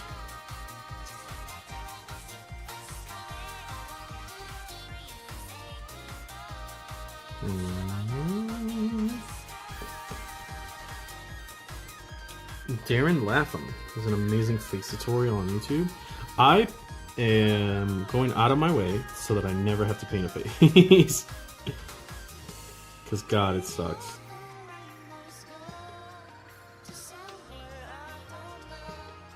I think I've only painted one face before, and I was like, yeah, never again. This shit sucks. I do like helmets anyway on almost everything, so it does work out for me.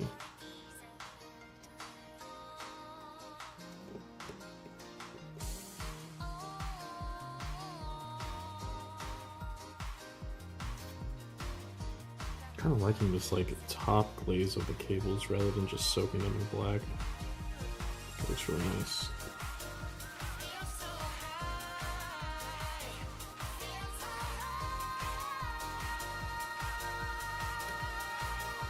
Where the other cable? Yeah, you do. Right here. And here. You just stuck green stuff over Call's face. That one what did I do for Call? I don't remember actually. I think I just like muddled some fucking like Wraithbone. I was like, I'll call it a day. And then I just did like like gnome oil maybe or something to make him look like he had shadows for eyes, like fucking Metal Gear Solid. Like Darkest Dungeon or something like that. I definitely didn't paint eyes on him, I know that.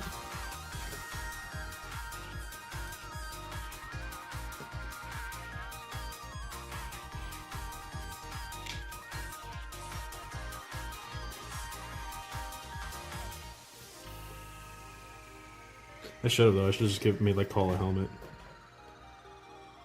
Okay, that's what he always looks like. What are you talking about?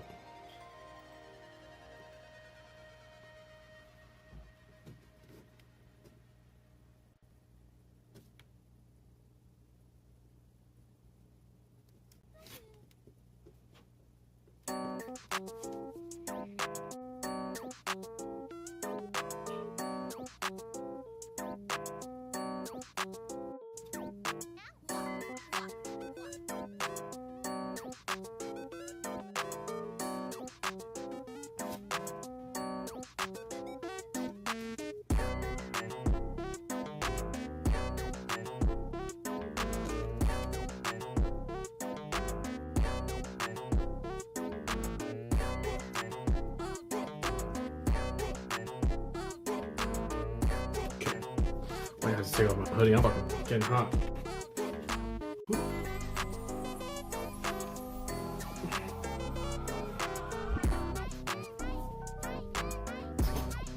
Whew. Better. like super hunched over for these cables. Ah.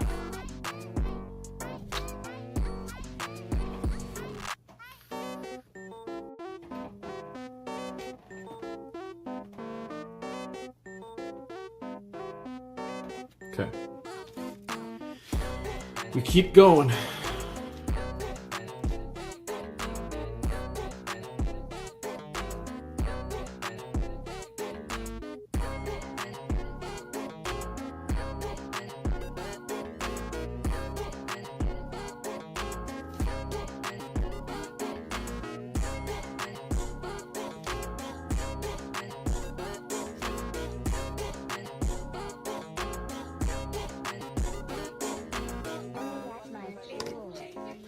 I think I'm just going to cover the OSL on this one.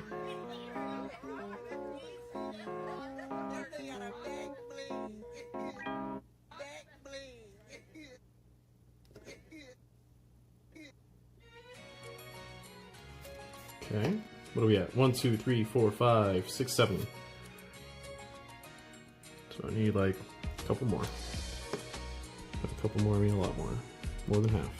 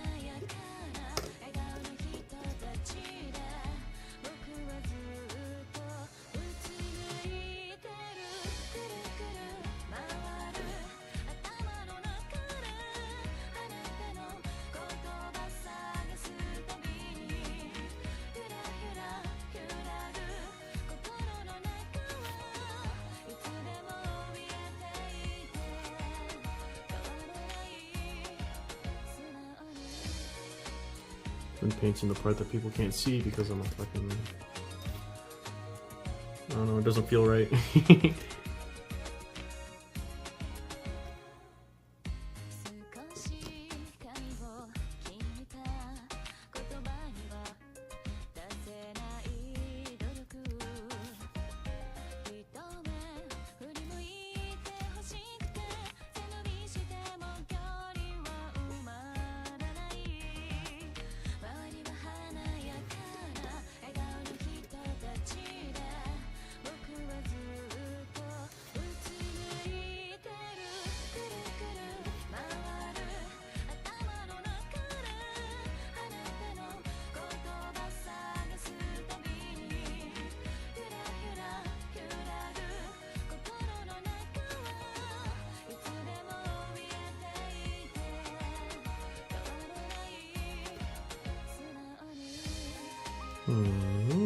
Oh, a servo skull. That's what I'm missing.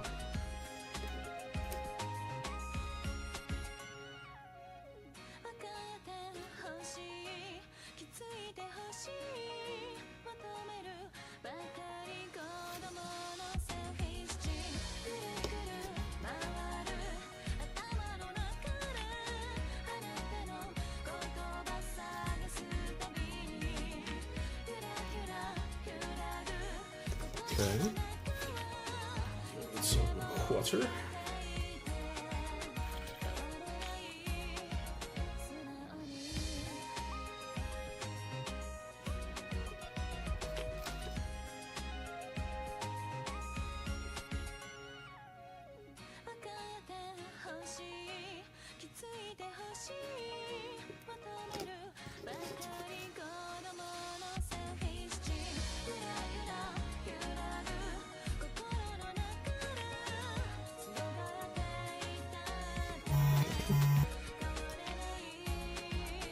Is a little shoulder cable or rib cable, under cable, whatever you want to call it.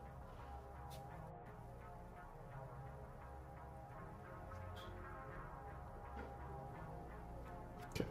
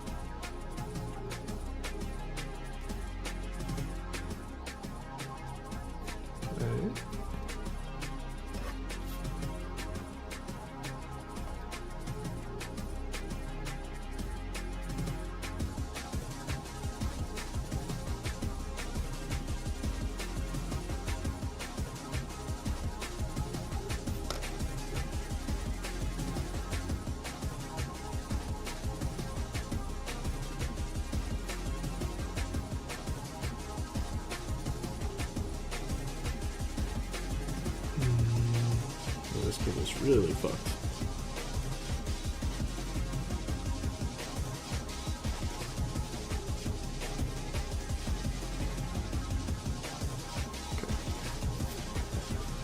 Couple more.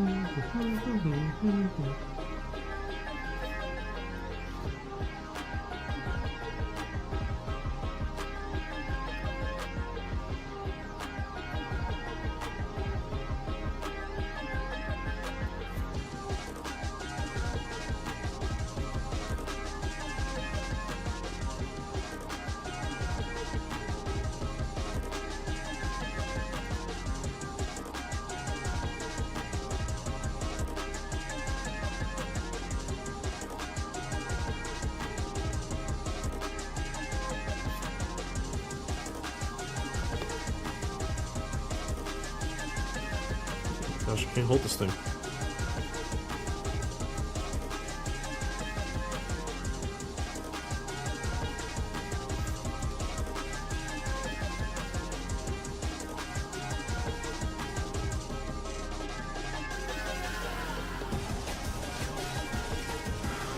How do I go about joining your Discord? Is that a Patreon thing?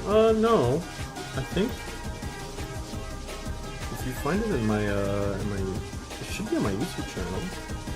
I don't think the link expires. But I can go and send you a link real quick. Give me 1 second. Yep.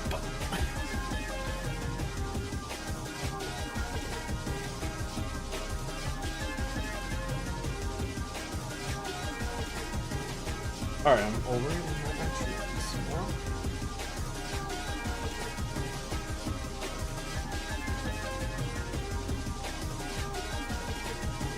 Discord.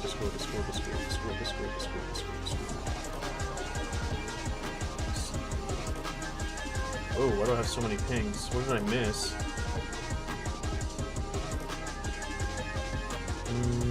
Let's see.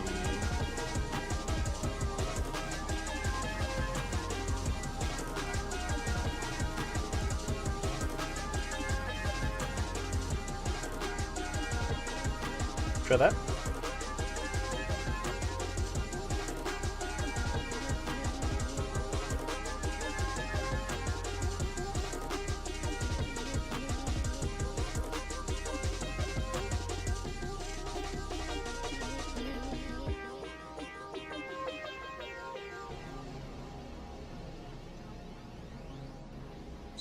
This.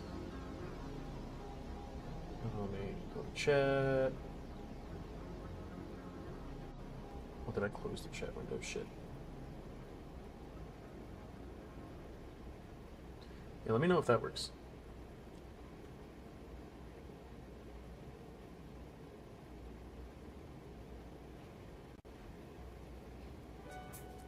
Hi, Luna. Hi, baby. Oh my goodness. Mwah, mwah, mwah. Cutie. Awesome, dude. It's great. You'll find a lot of people who like Admech there.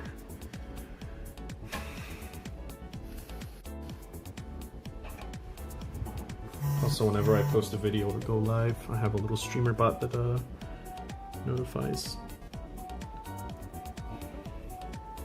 On the rare chance that I actually fucking stream. I'm really bad at it. But I should. I know, like, sometimes I feel bad when people donate subs, because you're not the first. It allows you to skip ads, but then I don't stream for like fucking 20 days. And then it's like, That is one of the benefits of subbing, you get to skip ads.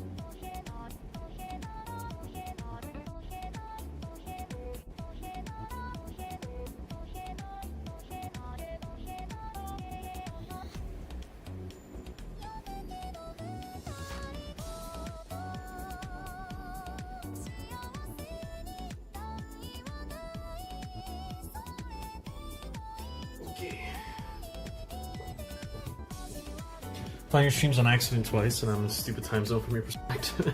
Well, it's really late for me right now. It's almost 4 in the morning. But it's because I work night shifts, so not a big deal for me.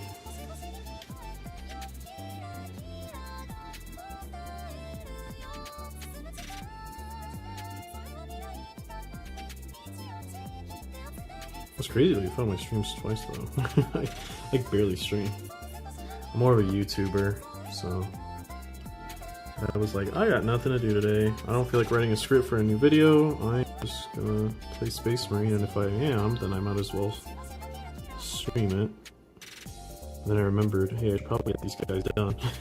Because I paint a lot at work, but I don't have an airbrush at work, so I get these guys to a level where I kind of just like, okay, the only thing I need to really do now is airbrush them, so once I get them to that level, I try to paint them at home.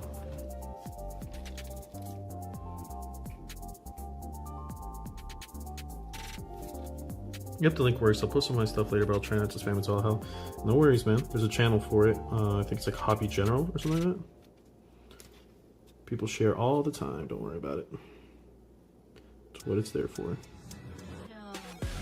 And I'll probably post these there. It's weird because like I have like I don't post all my stuff there all the time, but like the place to check out all my shit is Twitter, which is weird because I don't use Twitter for literally anything else. But for some reason I always post my menus there, just to show people that I'm still alive. It's more of a promotional thing really, so that people know when a new video comes out. Even then I don't have the biggest following there, so.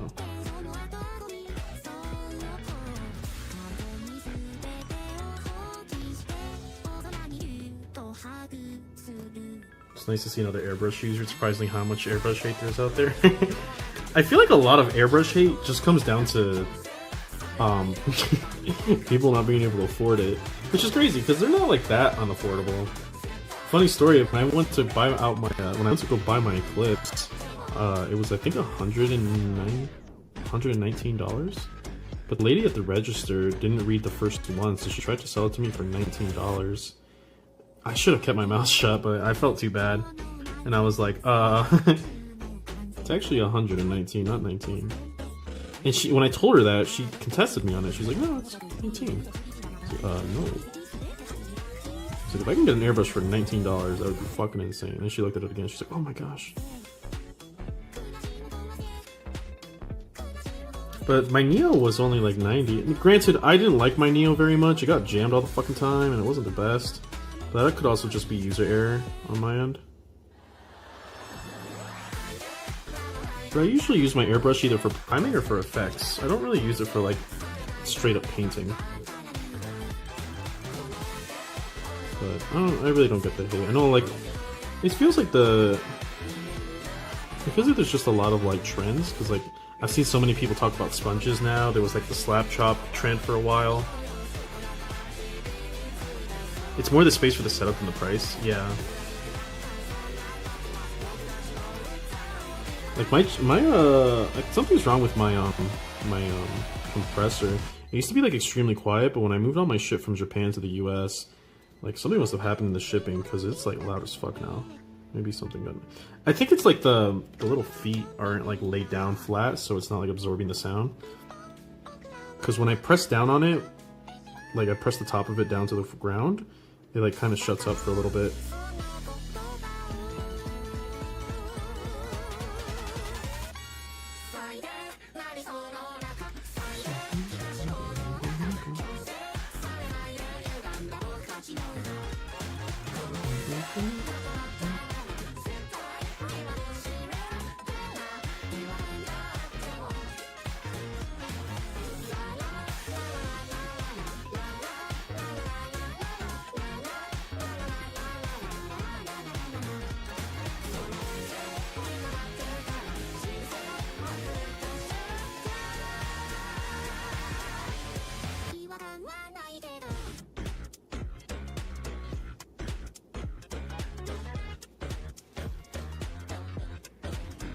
Mine's a cheap one made out of Chinese Chinesium.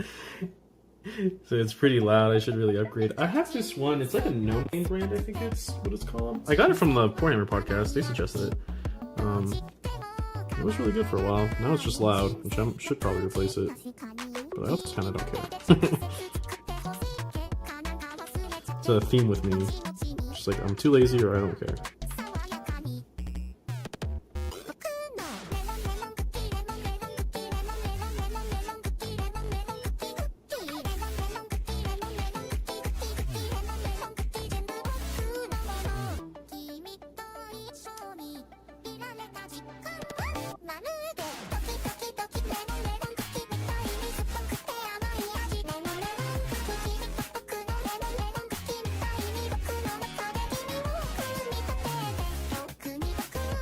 Okay.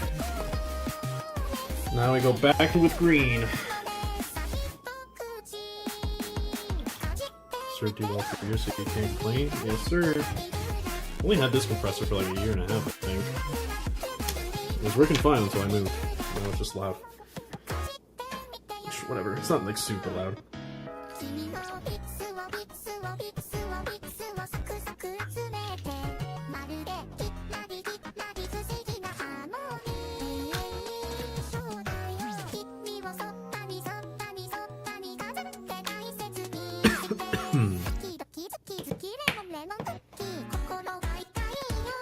Alright, and we start again. So this guy doesn't need cables. This guy does.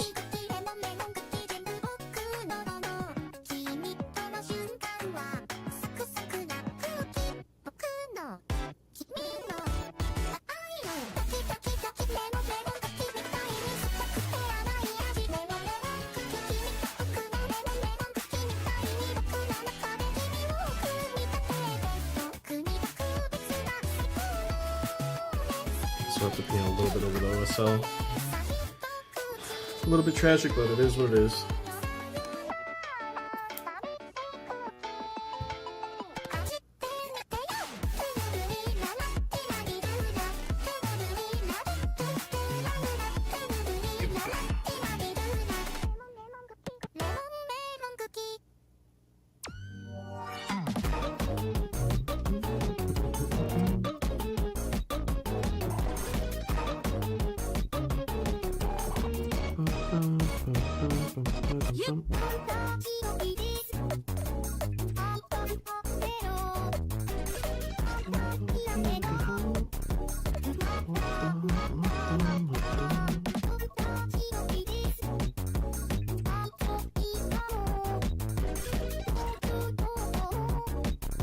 It's too watery.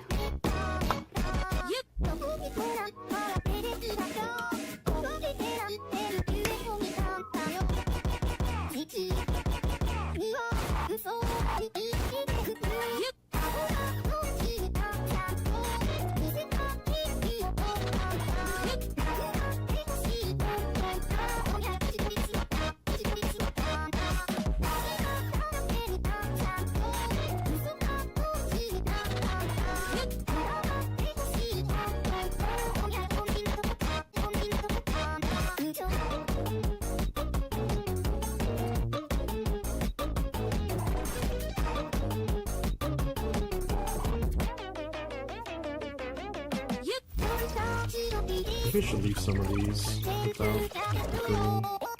This OSL looks really nice on them.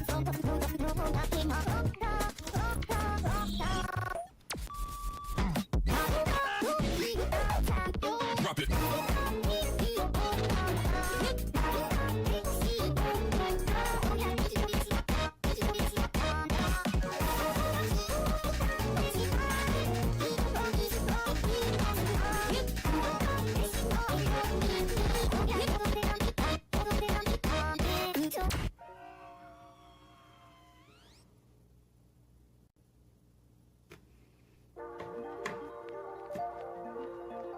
This one will probably keep. This one will probably keep. This one's fine. This one can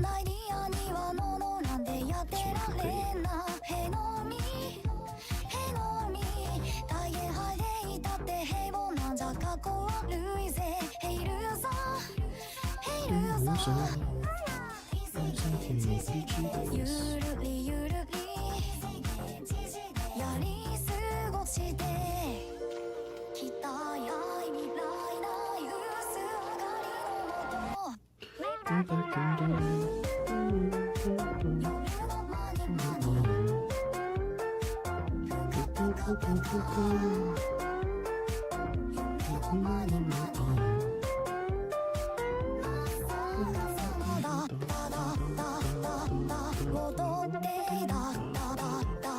I was terrified to learn OSL, but I'm so glad I eventually bit the bullet to give it a try. Honestly, this is the best OSL I've ever done.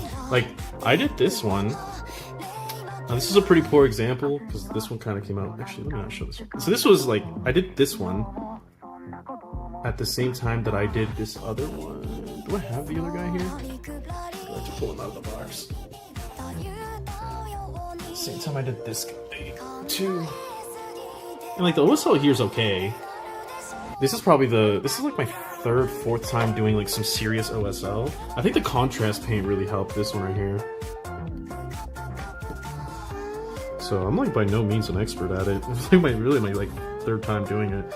It just so happened to come out really well. I mean, even looking at these, I can see a couple of mistakes. Like some of them I kind of overdid it, which is like kind of hard to do with OSL because you get so excited about how cool it looks. And you're just like, yeah, I want more, I want more. And then it dries and you're like, uh-oh. Like I might have to go back and like do like some whitewash here. Because it's like looking a little too flat. See? To kind of make it look like the coils are still hot at the bottom.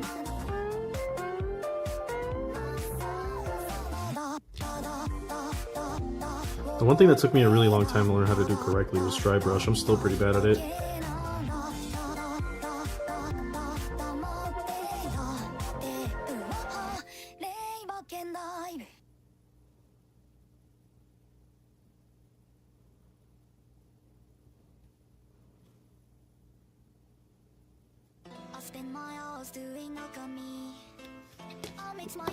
I really like the chain cannon guy, thank you. The other guys I think turned out better. I have one guy with like double knives and he looks sick. That's what I'm gonna theme my entire Chaos army. They're all gonna be like black with OSL depending on what I think they are like best suited for. So like my possessed are gonna be like red OSL because I think they're like aggressive and demonic like Horn.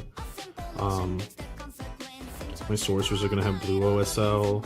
My wolf talons are probably gonna have purple OSL, kind of like Slanesh. And then my undivided are gonna be orange, like normal Terminators, Raptors, yada yada yada. But like the more demonic they are, the OSL is gonna correspond with the color that I think they fit best.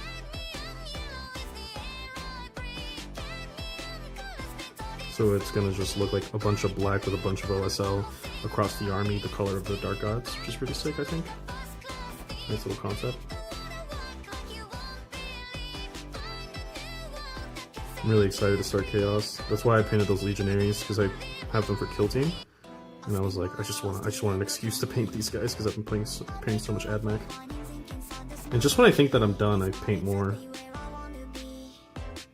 Because like I was happy with where I was with Admech, and then I was like, I really want to try Skitarii Hunter cohort. So I started painting fucking. Started painting 20 infiltrators. And now I'm painting three breachers now. So even more of a backlog. People say it's a beginner technique, but I'm still not great at dry brushing. Yeah, it's tough, man. So it's pretty tough. Because like sometimes if you dry brush a color that's too similar to the palette before it, like if you do like gray on black, it's really hard to tell when you're actually like doing good.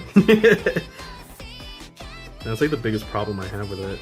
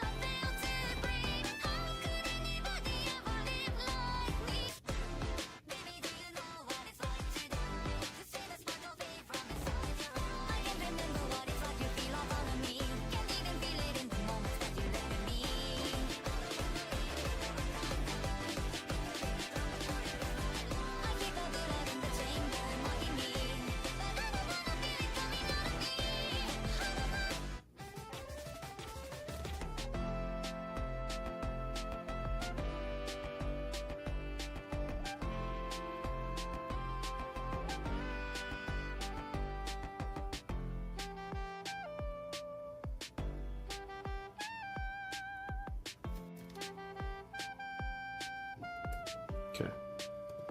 Bam, bam, bam. All right, that's it. I spend my hours doing alchemy.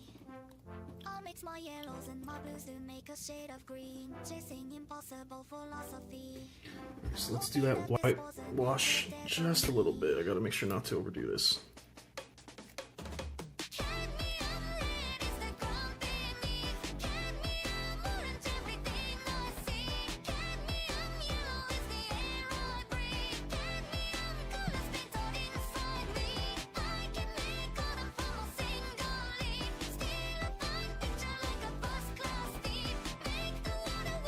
Oh, let's do a test model, one that I don't really care. One that looks a little bit worse than all the others. Probably this one.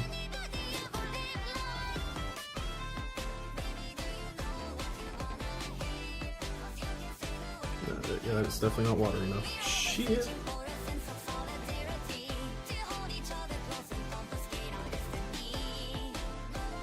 Don't like how that looks, so I am going to revert.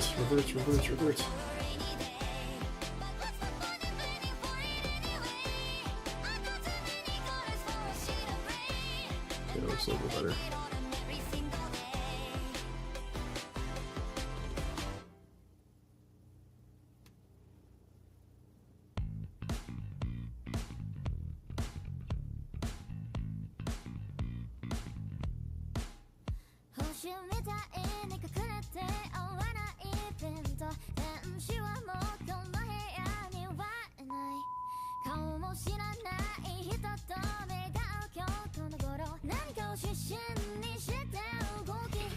The OSL sounds like a good concept. My friend did something similar at Chaos Knights with Knight divided up into different gods. He has a sort of lava bases with...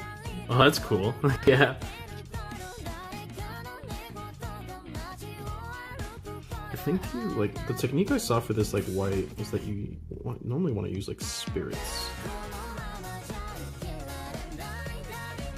Maybe, like, the single coil from a taser goad, like the single coil gap, maybe doesn't translate the best for this technique, because it's normally multiple coils that we do this for.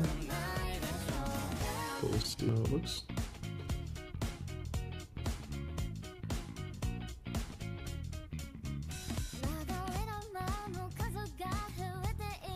I'll let that dry before I make a judgment on it.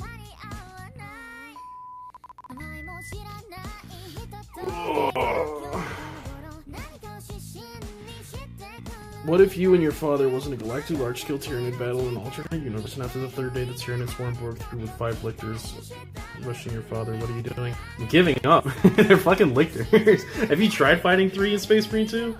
It's a nightmare.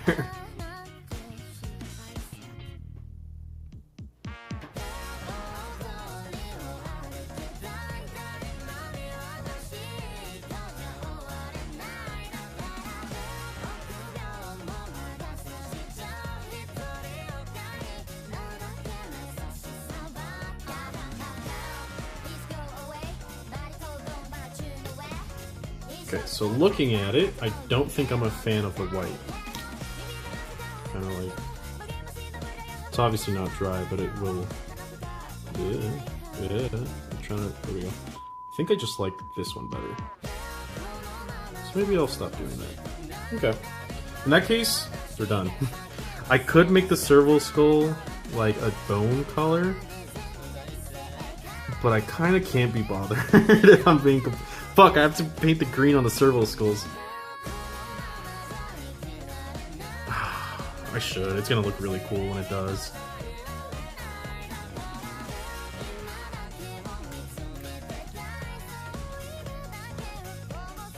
It's gonna look so sick when it does. I should do it for the gram.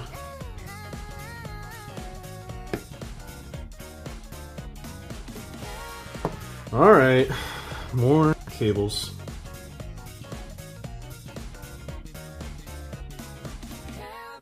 I love this moot green, it's so pretty looking.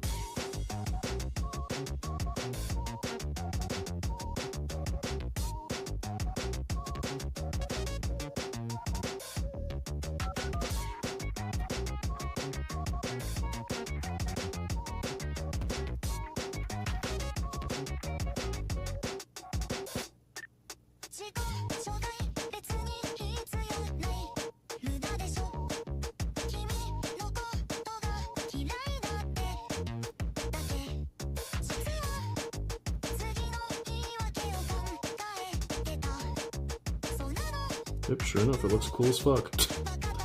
Maybe I'll do the blue for the other cable. I love the screw it, this will do energy. My little neck can't handle it, man.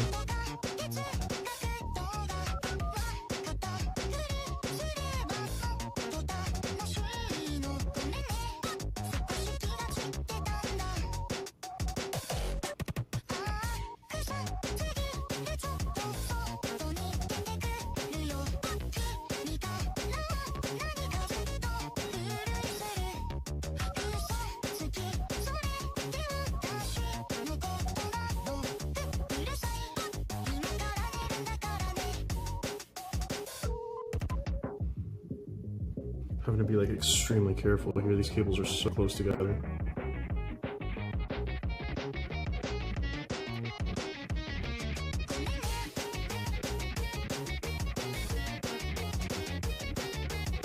But fuck me if it doesn't look cool.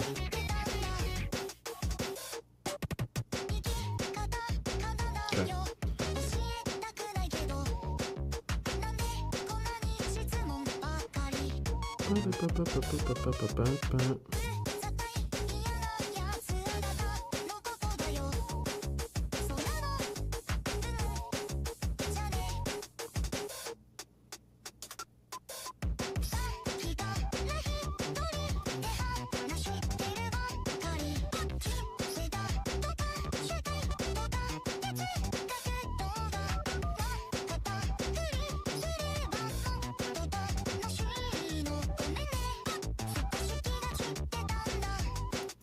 Sorry if I'm off camera a little bit, I'm just trying to really get this cable in.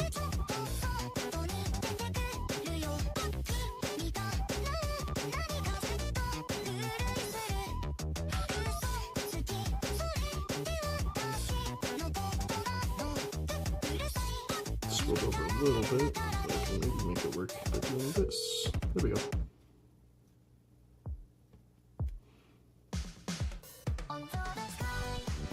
Okay. Now I need to go over with a blue, and then I'll actually be done. Except for the basing, of course. Someone has to get back and do that. If you like blue green, look at Scale 75 Orc and Goblin paint set. There's a few colors similar. It's pretty nice. Okay. Yeah, I tried this one, but it was a little off. It looks very similar, but it's just a lot more flat, and I didn't end up liking it. Leafy green. Maybe I should try emerald green. The other blue that I like from GW is Texas blue. The only other GW paint I use, and I have a lot of blues, but this one is like flat, and it kind of reminds me of like Cat 5 cable, or Cat 4, whatever the fucking internet one is. And what I do is I have my rust stalkers in the back. This cable is the blue, and then for the infiltrators it's the green. But I'm gonna try to just add the blue to the servo skull, because it's not a big detail. They're like really mad. I'm sure it has its use, but probably not for what I'd like. I forget how goopy GW paint is. It's so gross. I hate having to consistently fucking thin stuff. That's why I like me my fucking Pro Krill.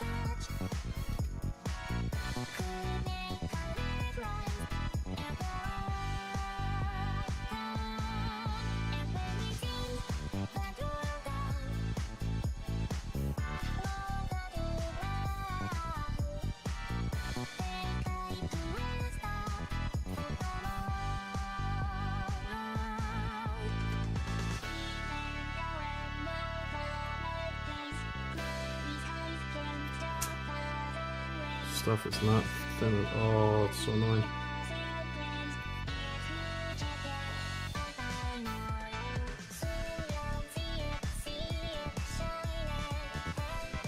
Ah, fuck.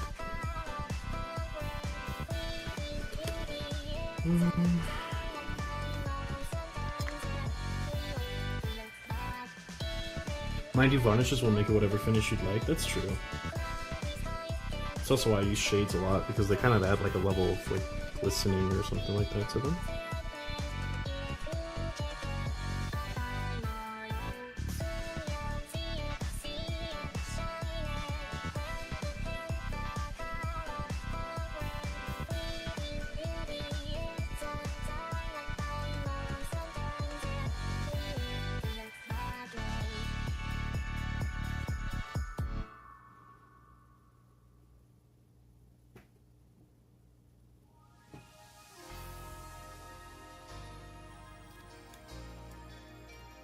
Okay.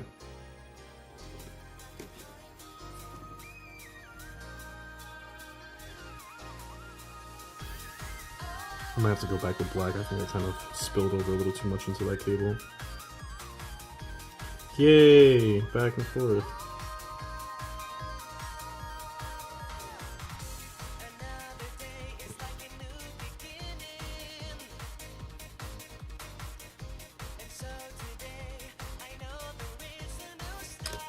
God.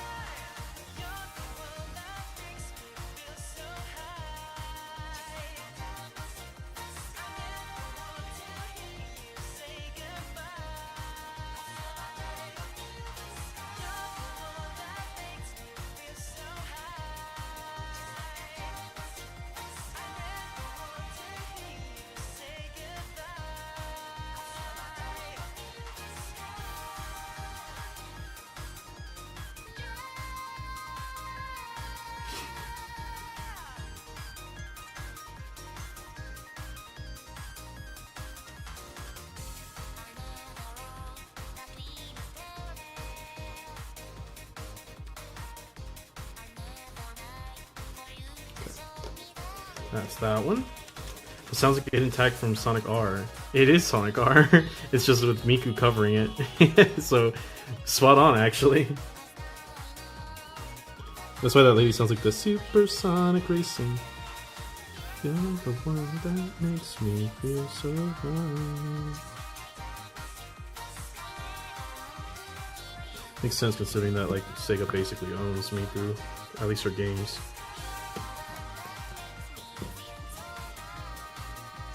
Mind blown. You got it right on the nail, man. You got it.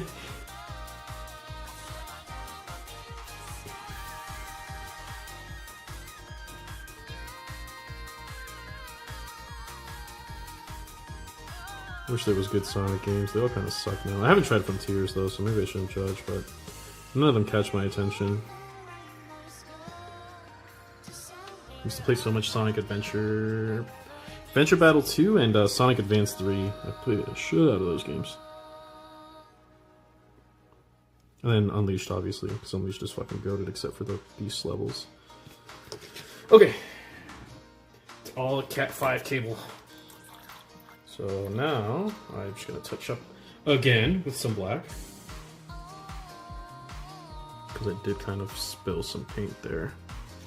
Some of these. So this one... mostly okay.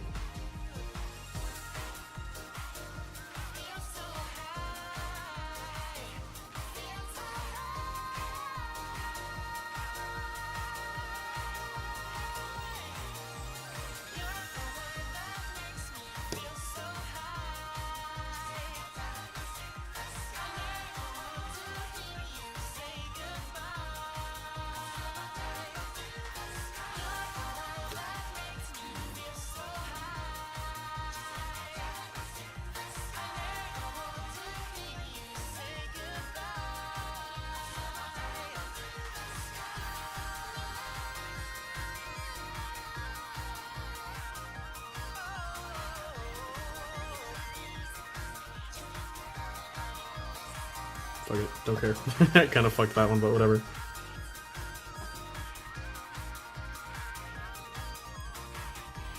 Oh my gosh. It's fine, it's fine, it's fine, it's fine. We worked through it, we worked through it.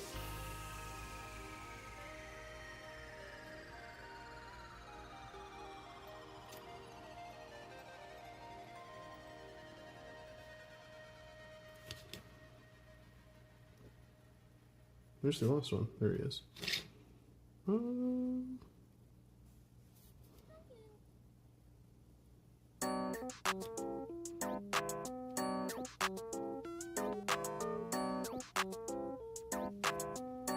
Okay, we'll leave it there.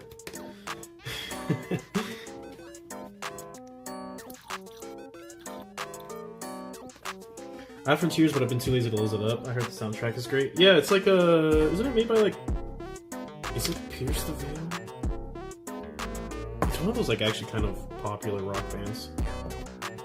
Okay. Now I'm gonna put these guys away. Oh, that reminds me, I also have to glue half of my arm back together because that's damaged. At my last GT. Yeah. A lot of stuff popped up. So let me see what I need to fix.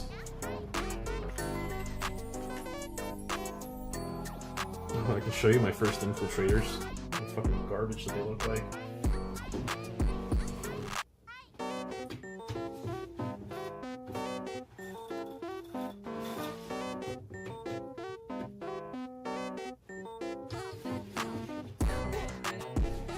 Sword broke again, my manipulus broke, so let's pull them out.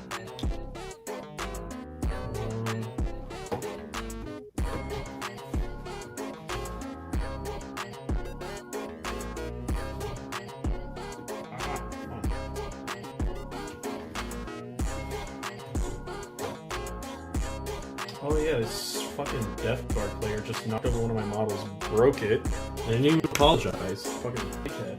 God, I hated playing against that guy. He was such a dick. Death Guard players, am I right? This broke. It looks like an infiltrator's hand broke. And a servo scope, I don't know from what. This guy.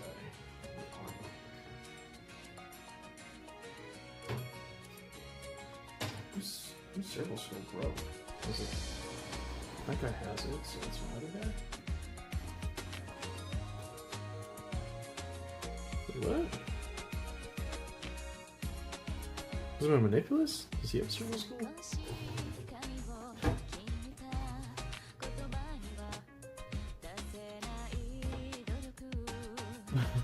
I just have a missing servo skull. Was it Call? Well, you have yours.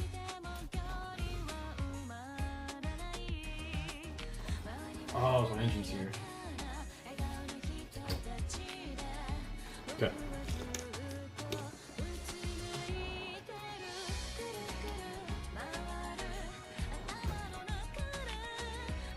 Was he gifted by Nurgle as well? Yeah, kind of. So, speaking of my first infiltrator, what did I do with him? Where'd he go? I just had him.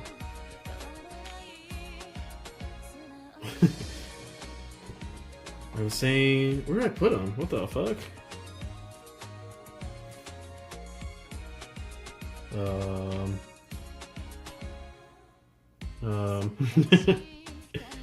Where the fuck did he go? Where did I put him? Did I put him back up here? Oh yeah, there he is. So guys, this was like the one that I said was my pride and joy, this guy, and then this was like the first infiltrator I've ever painted right here. The difference is fucking uncanny. So, like this guy a lot more. Super bright. Well, that's another OSL I did, that's right. My kill team. Until he broke it. Okay, why don't I put these rust stalkers over first, or those infiltrators. I actually have a fucking room.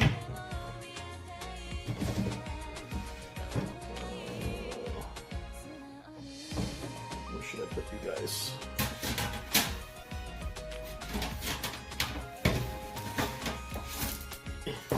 Fuck. Alright. I will call you guys done. I do want to keep one out so that I can take a picture of it later. Which was my best one. Probably not that one. This one's okay.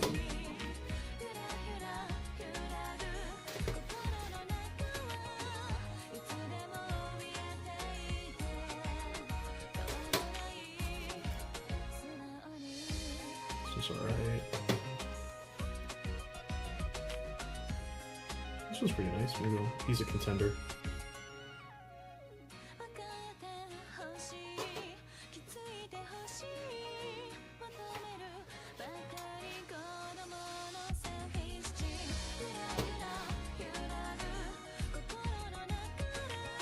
This was a contender as well. And he fell off his base. Great.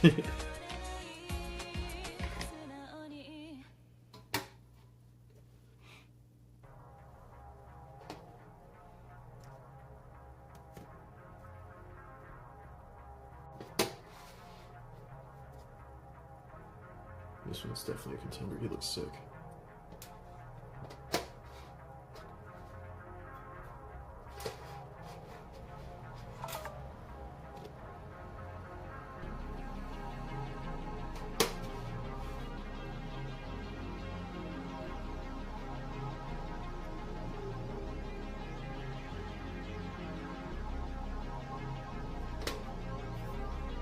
Okay, so let's put you to the side for now.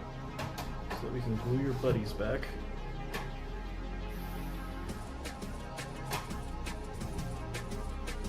Some people repaint their older models, but I like to keep them as a reminder. Yeah, I'm kind of in that headspace too. I still have my first guitar. He looks like fucking garbage. But I really like infiltrators. I guess I have enough to where it just kind of doesn't matter. Maybe I shouldn't.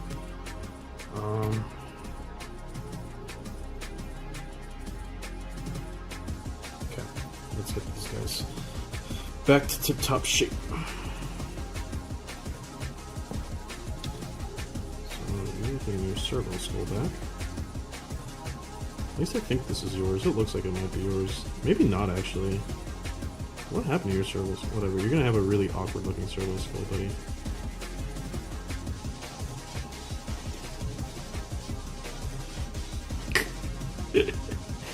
Whatever. He's just a little guy. He's excited.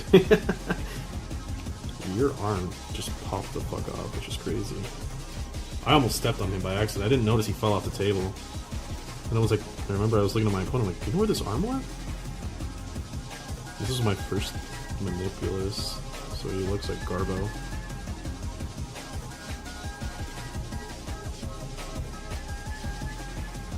Okay. And then the arm is from this guy. Looks a little short. I think you just lost your forearm, but such is life. At least you have an arm.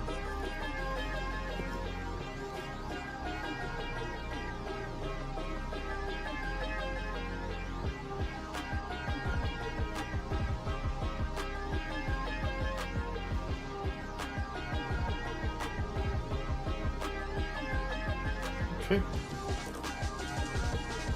And you got fucked up. That fucking idiot dropped you. Crazy part is that he knocked it over like 4 times in the match, and he just kept knocking it over, and then it finally fell off the table, and he just like picked it up, put it back on the table, and then just was like, oh, here you go. And I was like, what the fuck, man? I'm gonna say sorry. You asshole. I understand people knocking models over, but like, at least apologize. Some act of good faith, you know?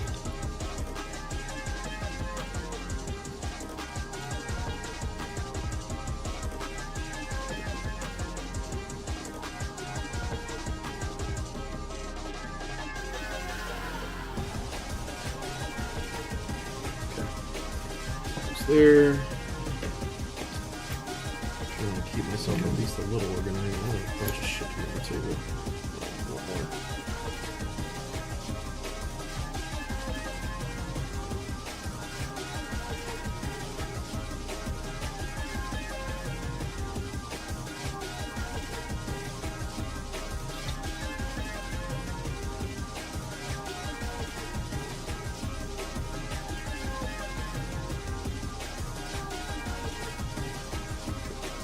I'm gonna move my army to this bigger box. I'll get some more time actually.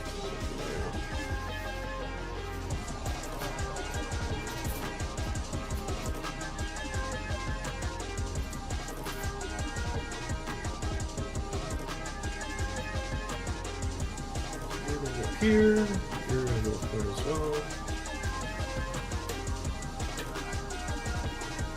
Probably good. Just go back in.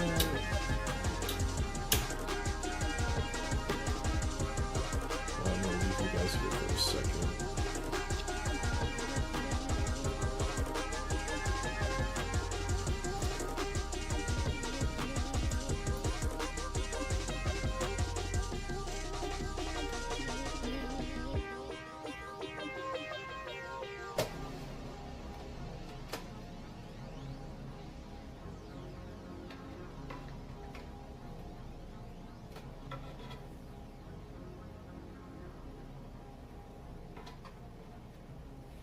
Okay, so let's put these back in here.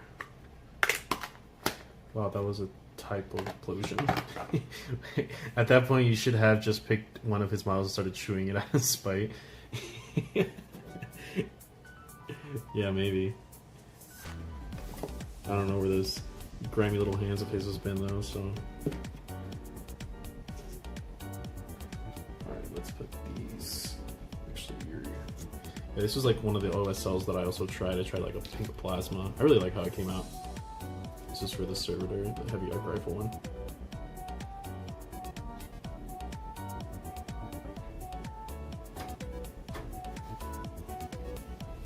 Okay, Manipulous. Dangerously close to my username.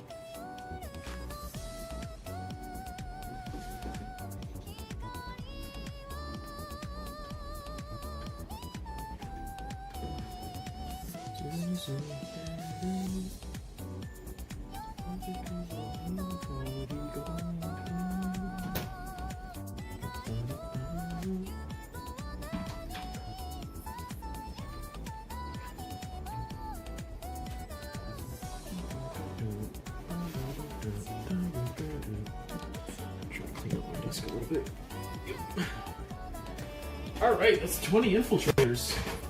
Just need the bases for them, but I'm happy calling them done there.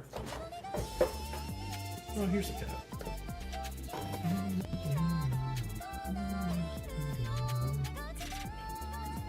Make sure my airbrush is clean.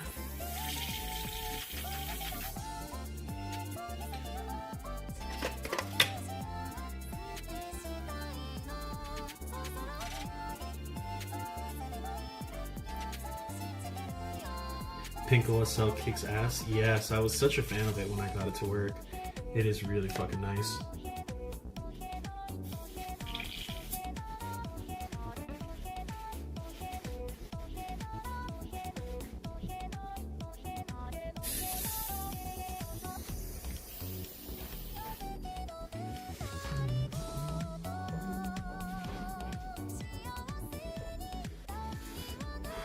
Okay.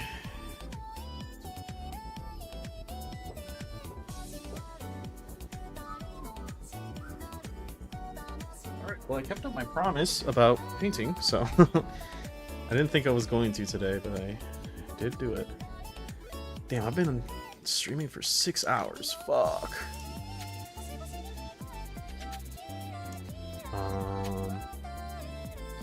But I am gonna call it there. I am gonna chill for a little bit, get my prints out, and then I don't know, maybe sleep. I'm not really all that sleepy.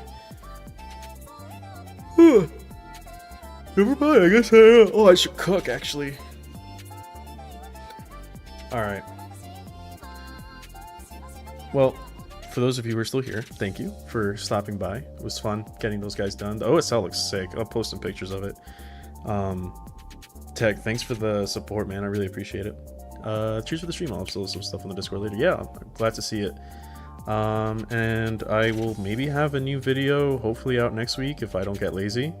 I mean, I already got this half the script done, so you guys will see it there. And I'm gonna try to go live a little bit more often, especially since I'll be switching to day shift soon. So, but cheers. hopefully you all have a good... Oh, actually, I'm going to try to see if I can get a battle report in too, because it's been a while. But alright. Alright. Bye.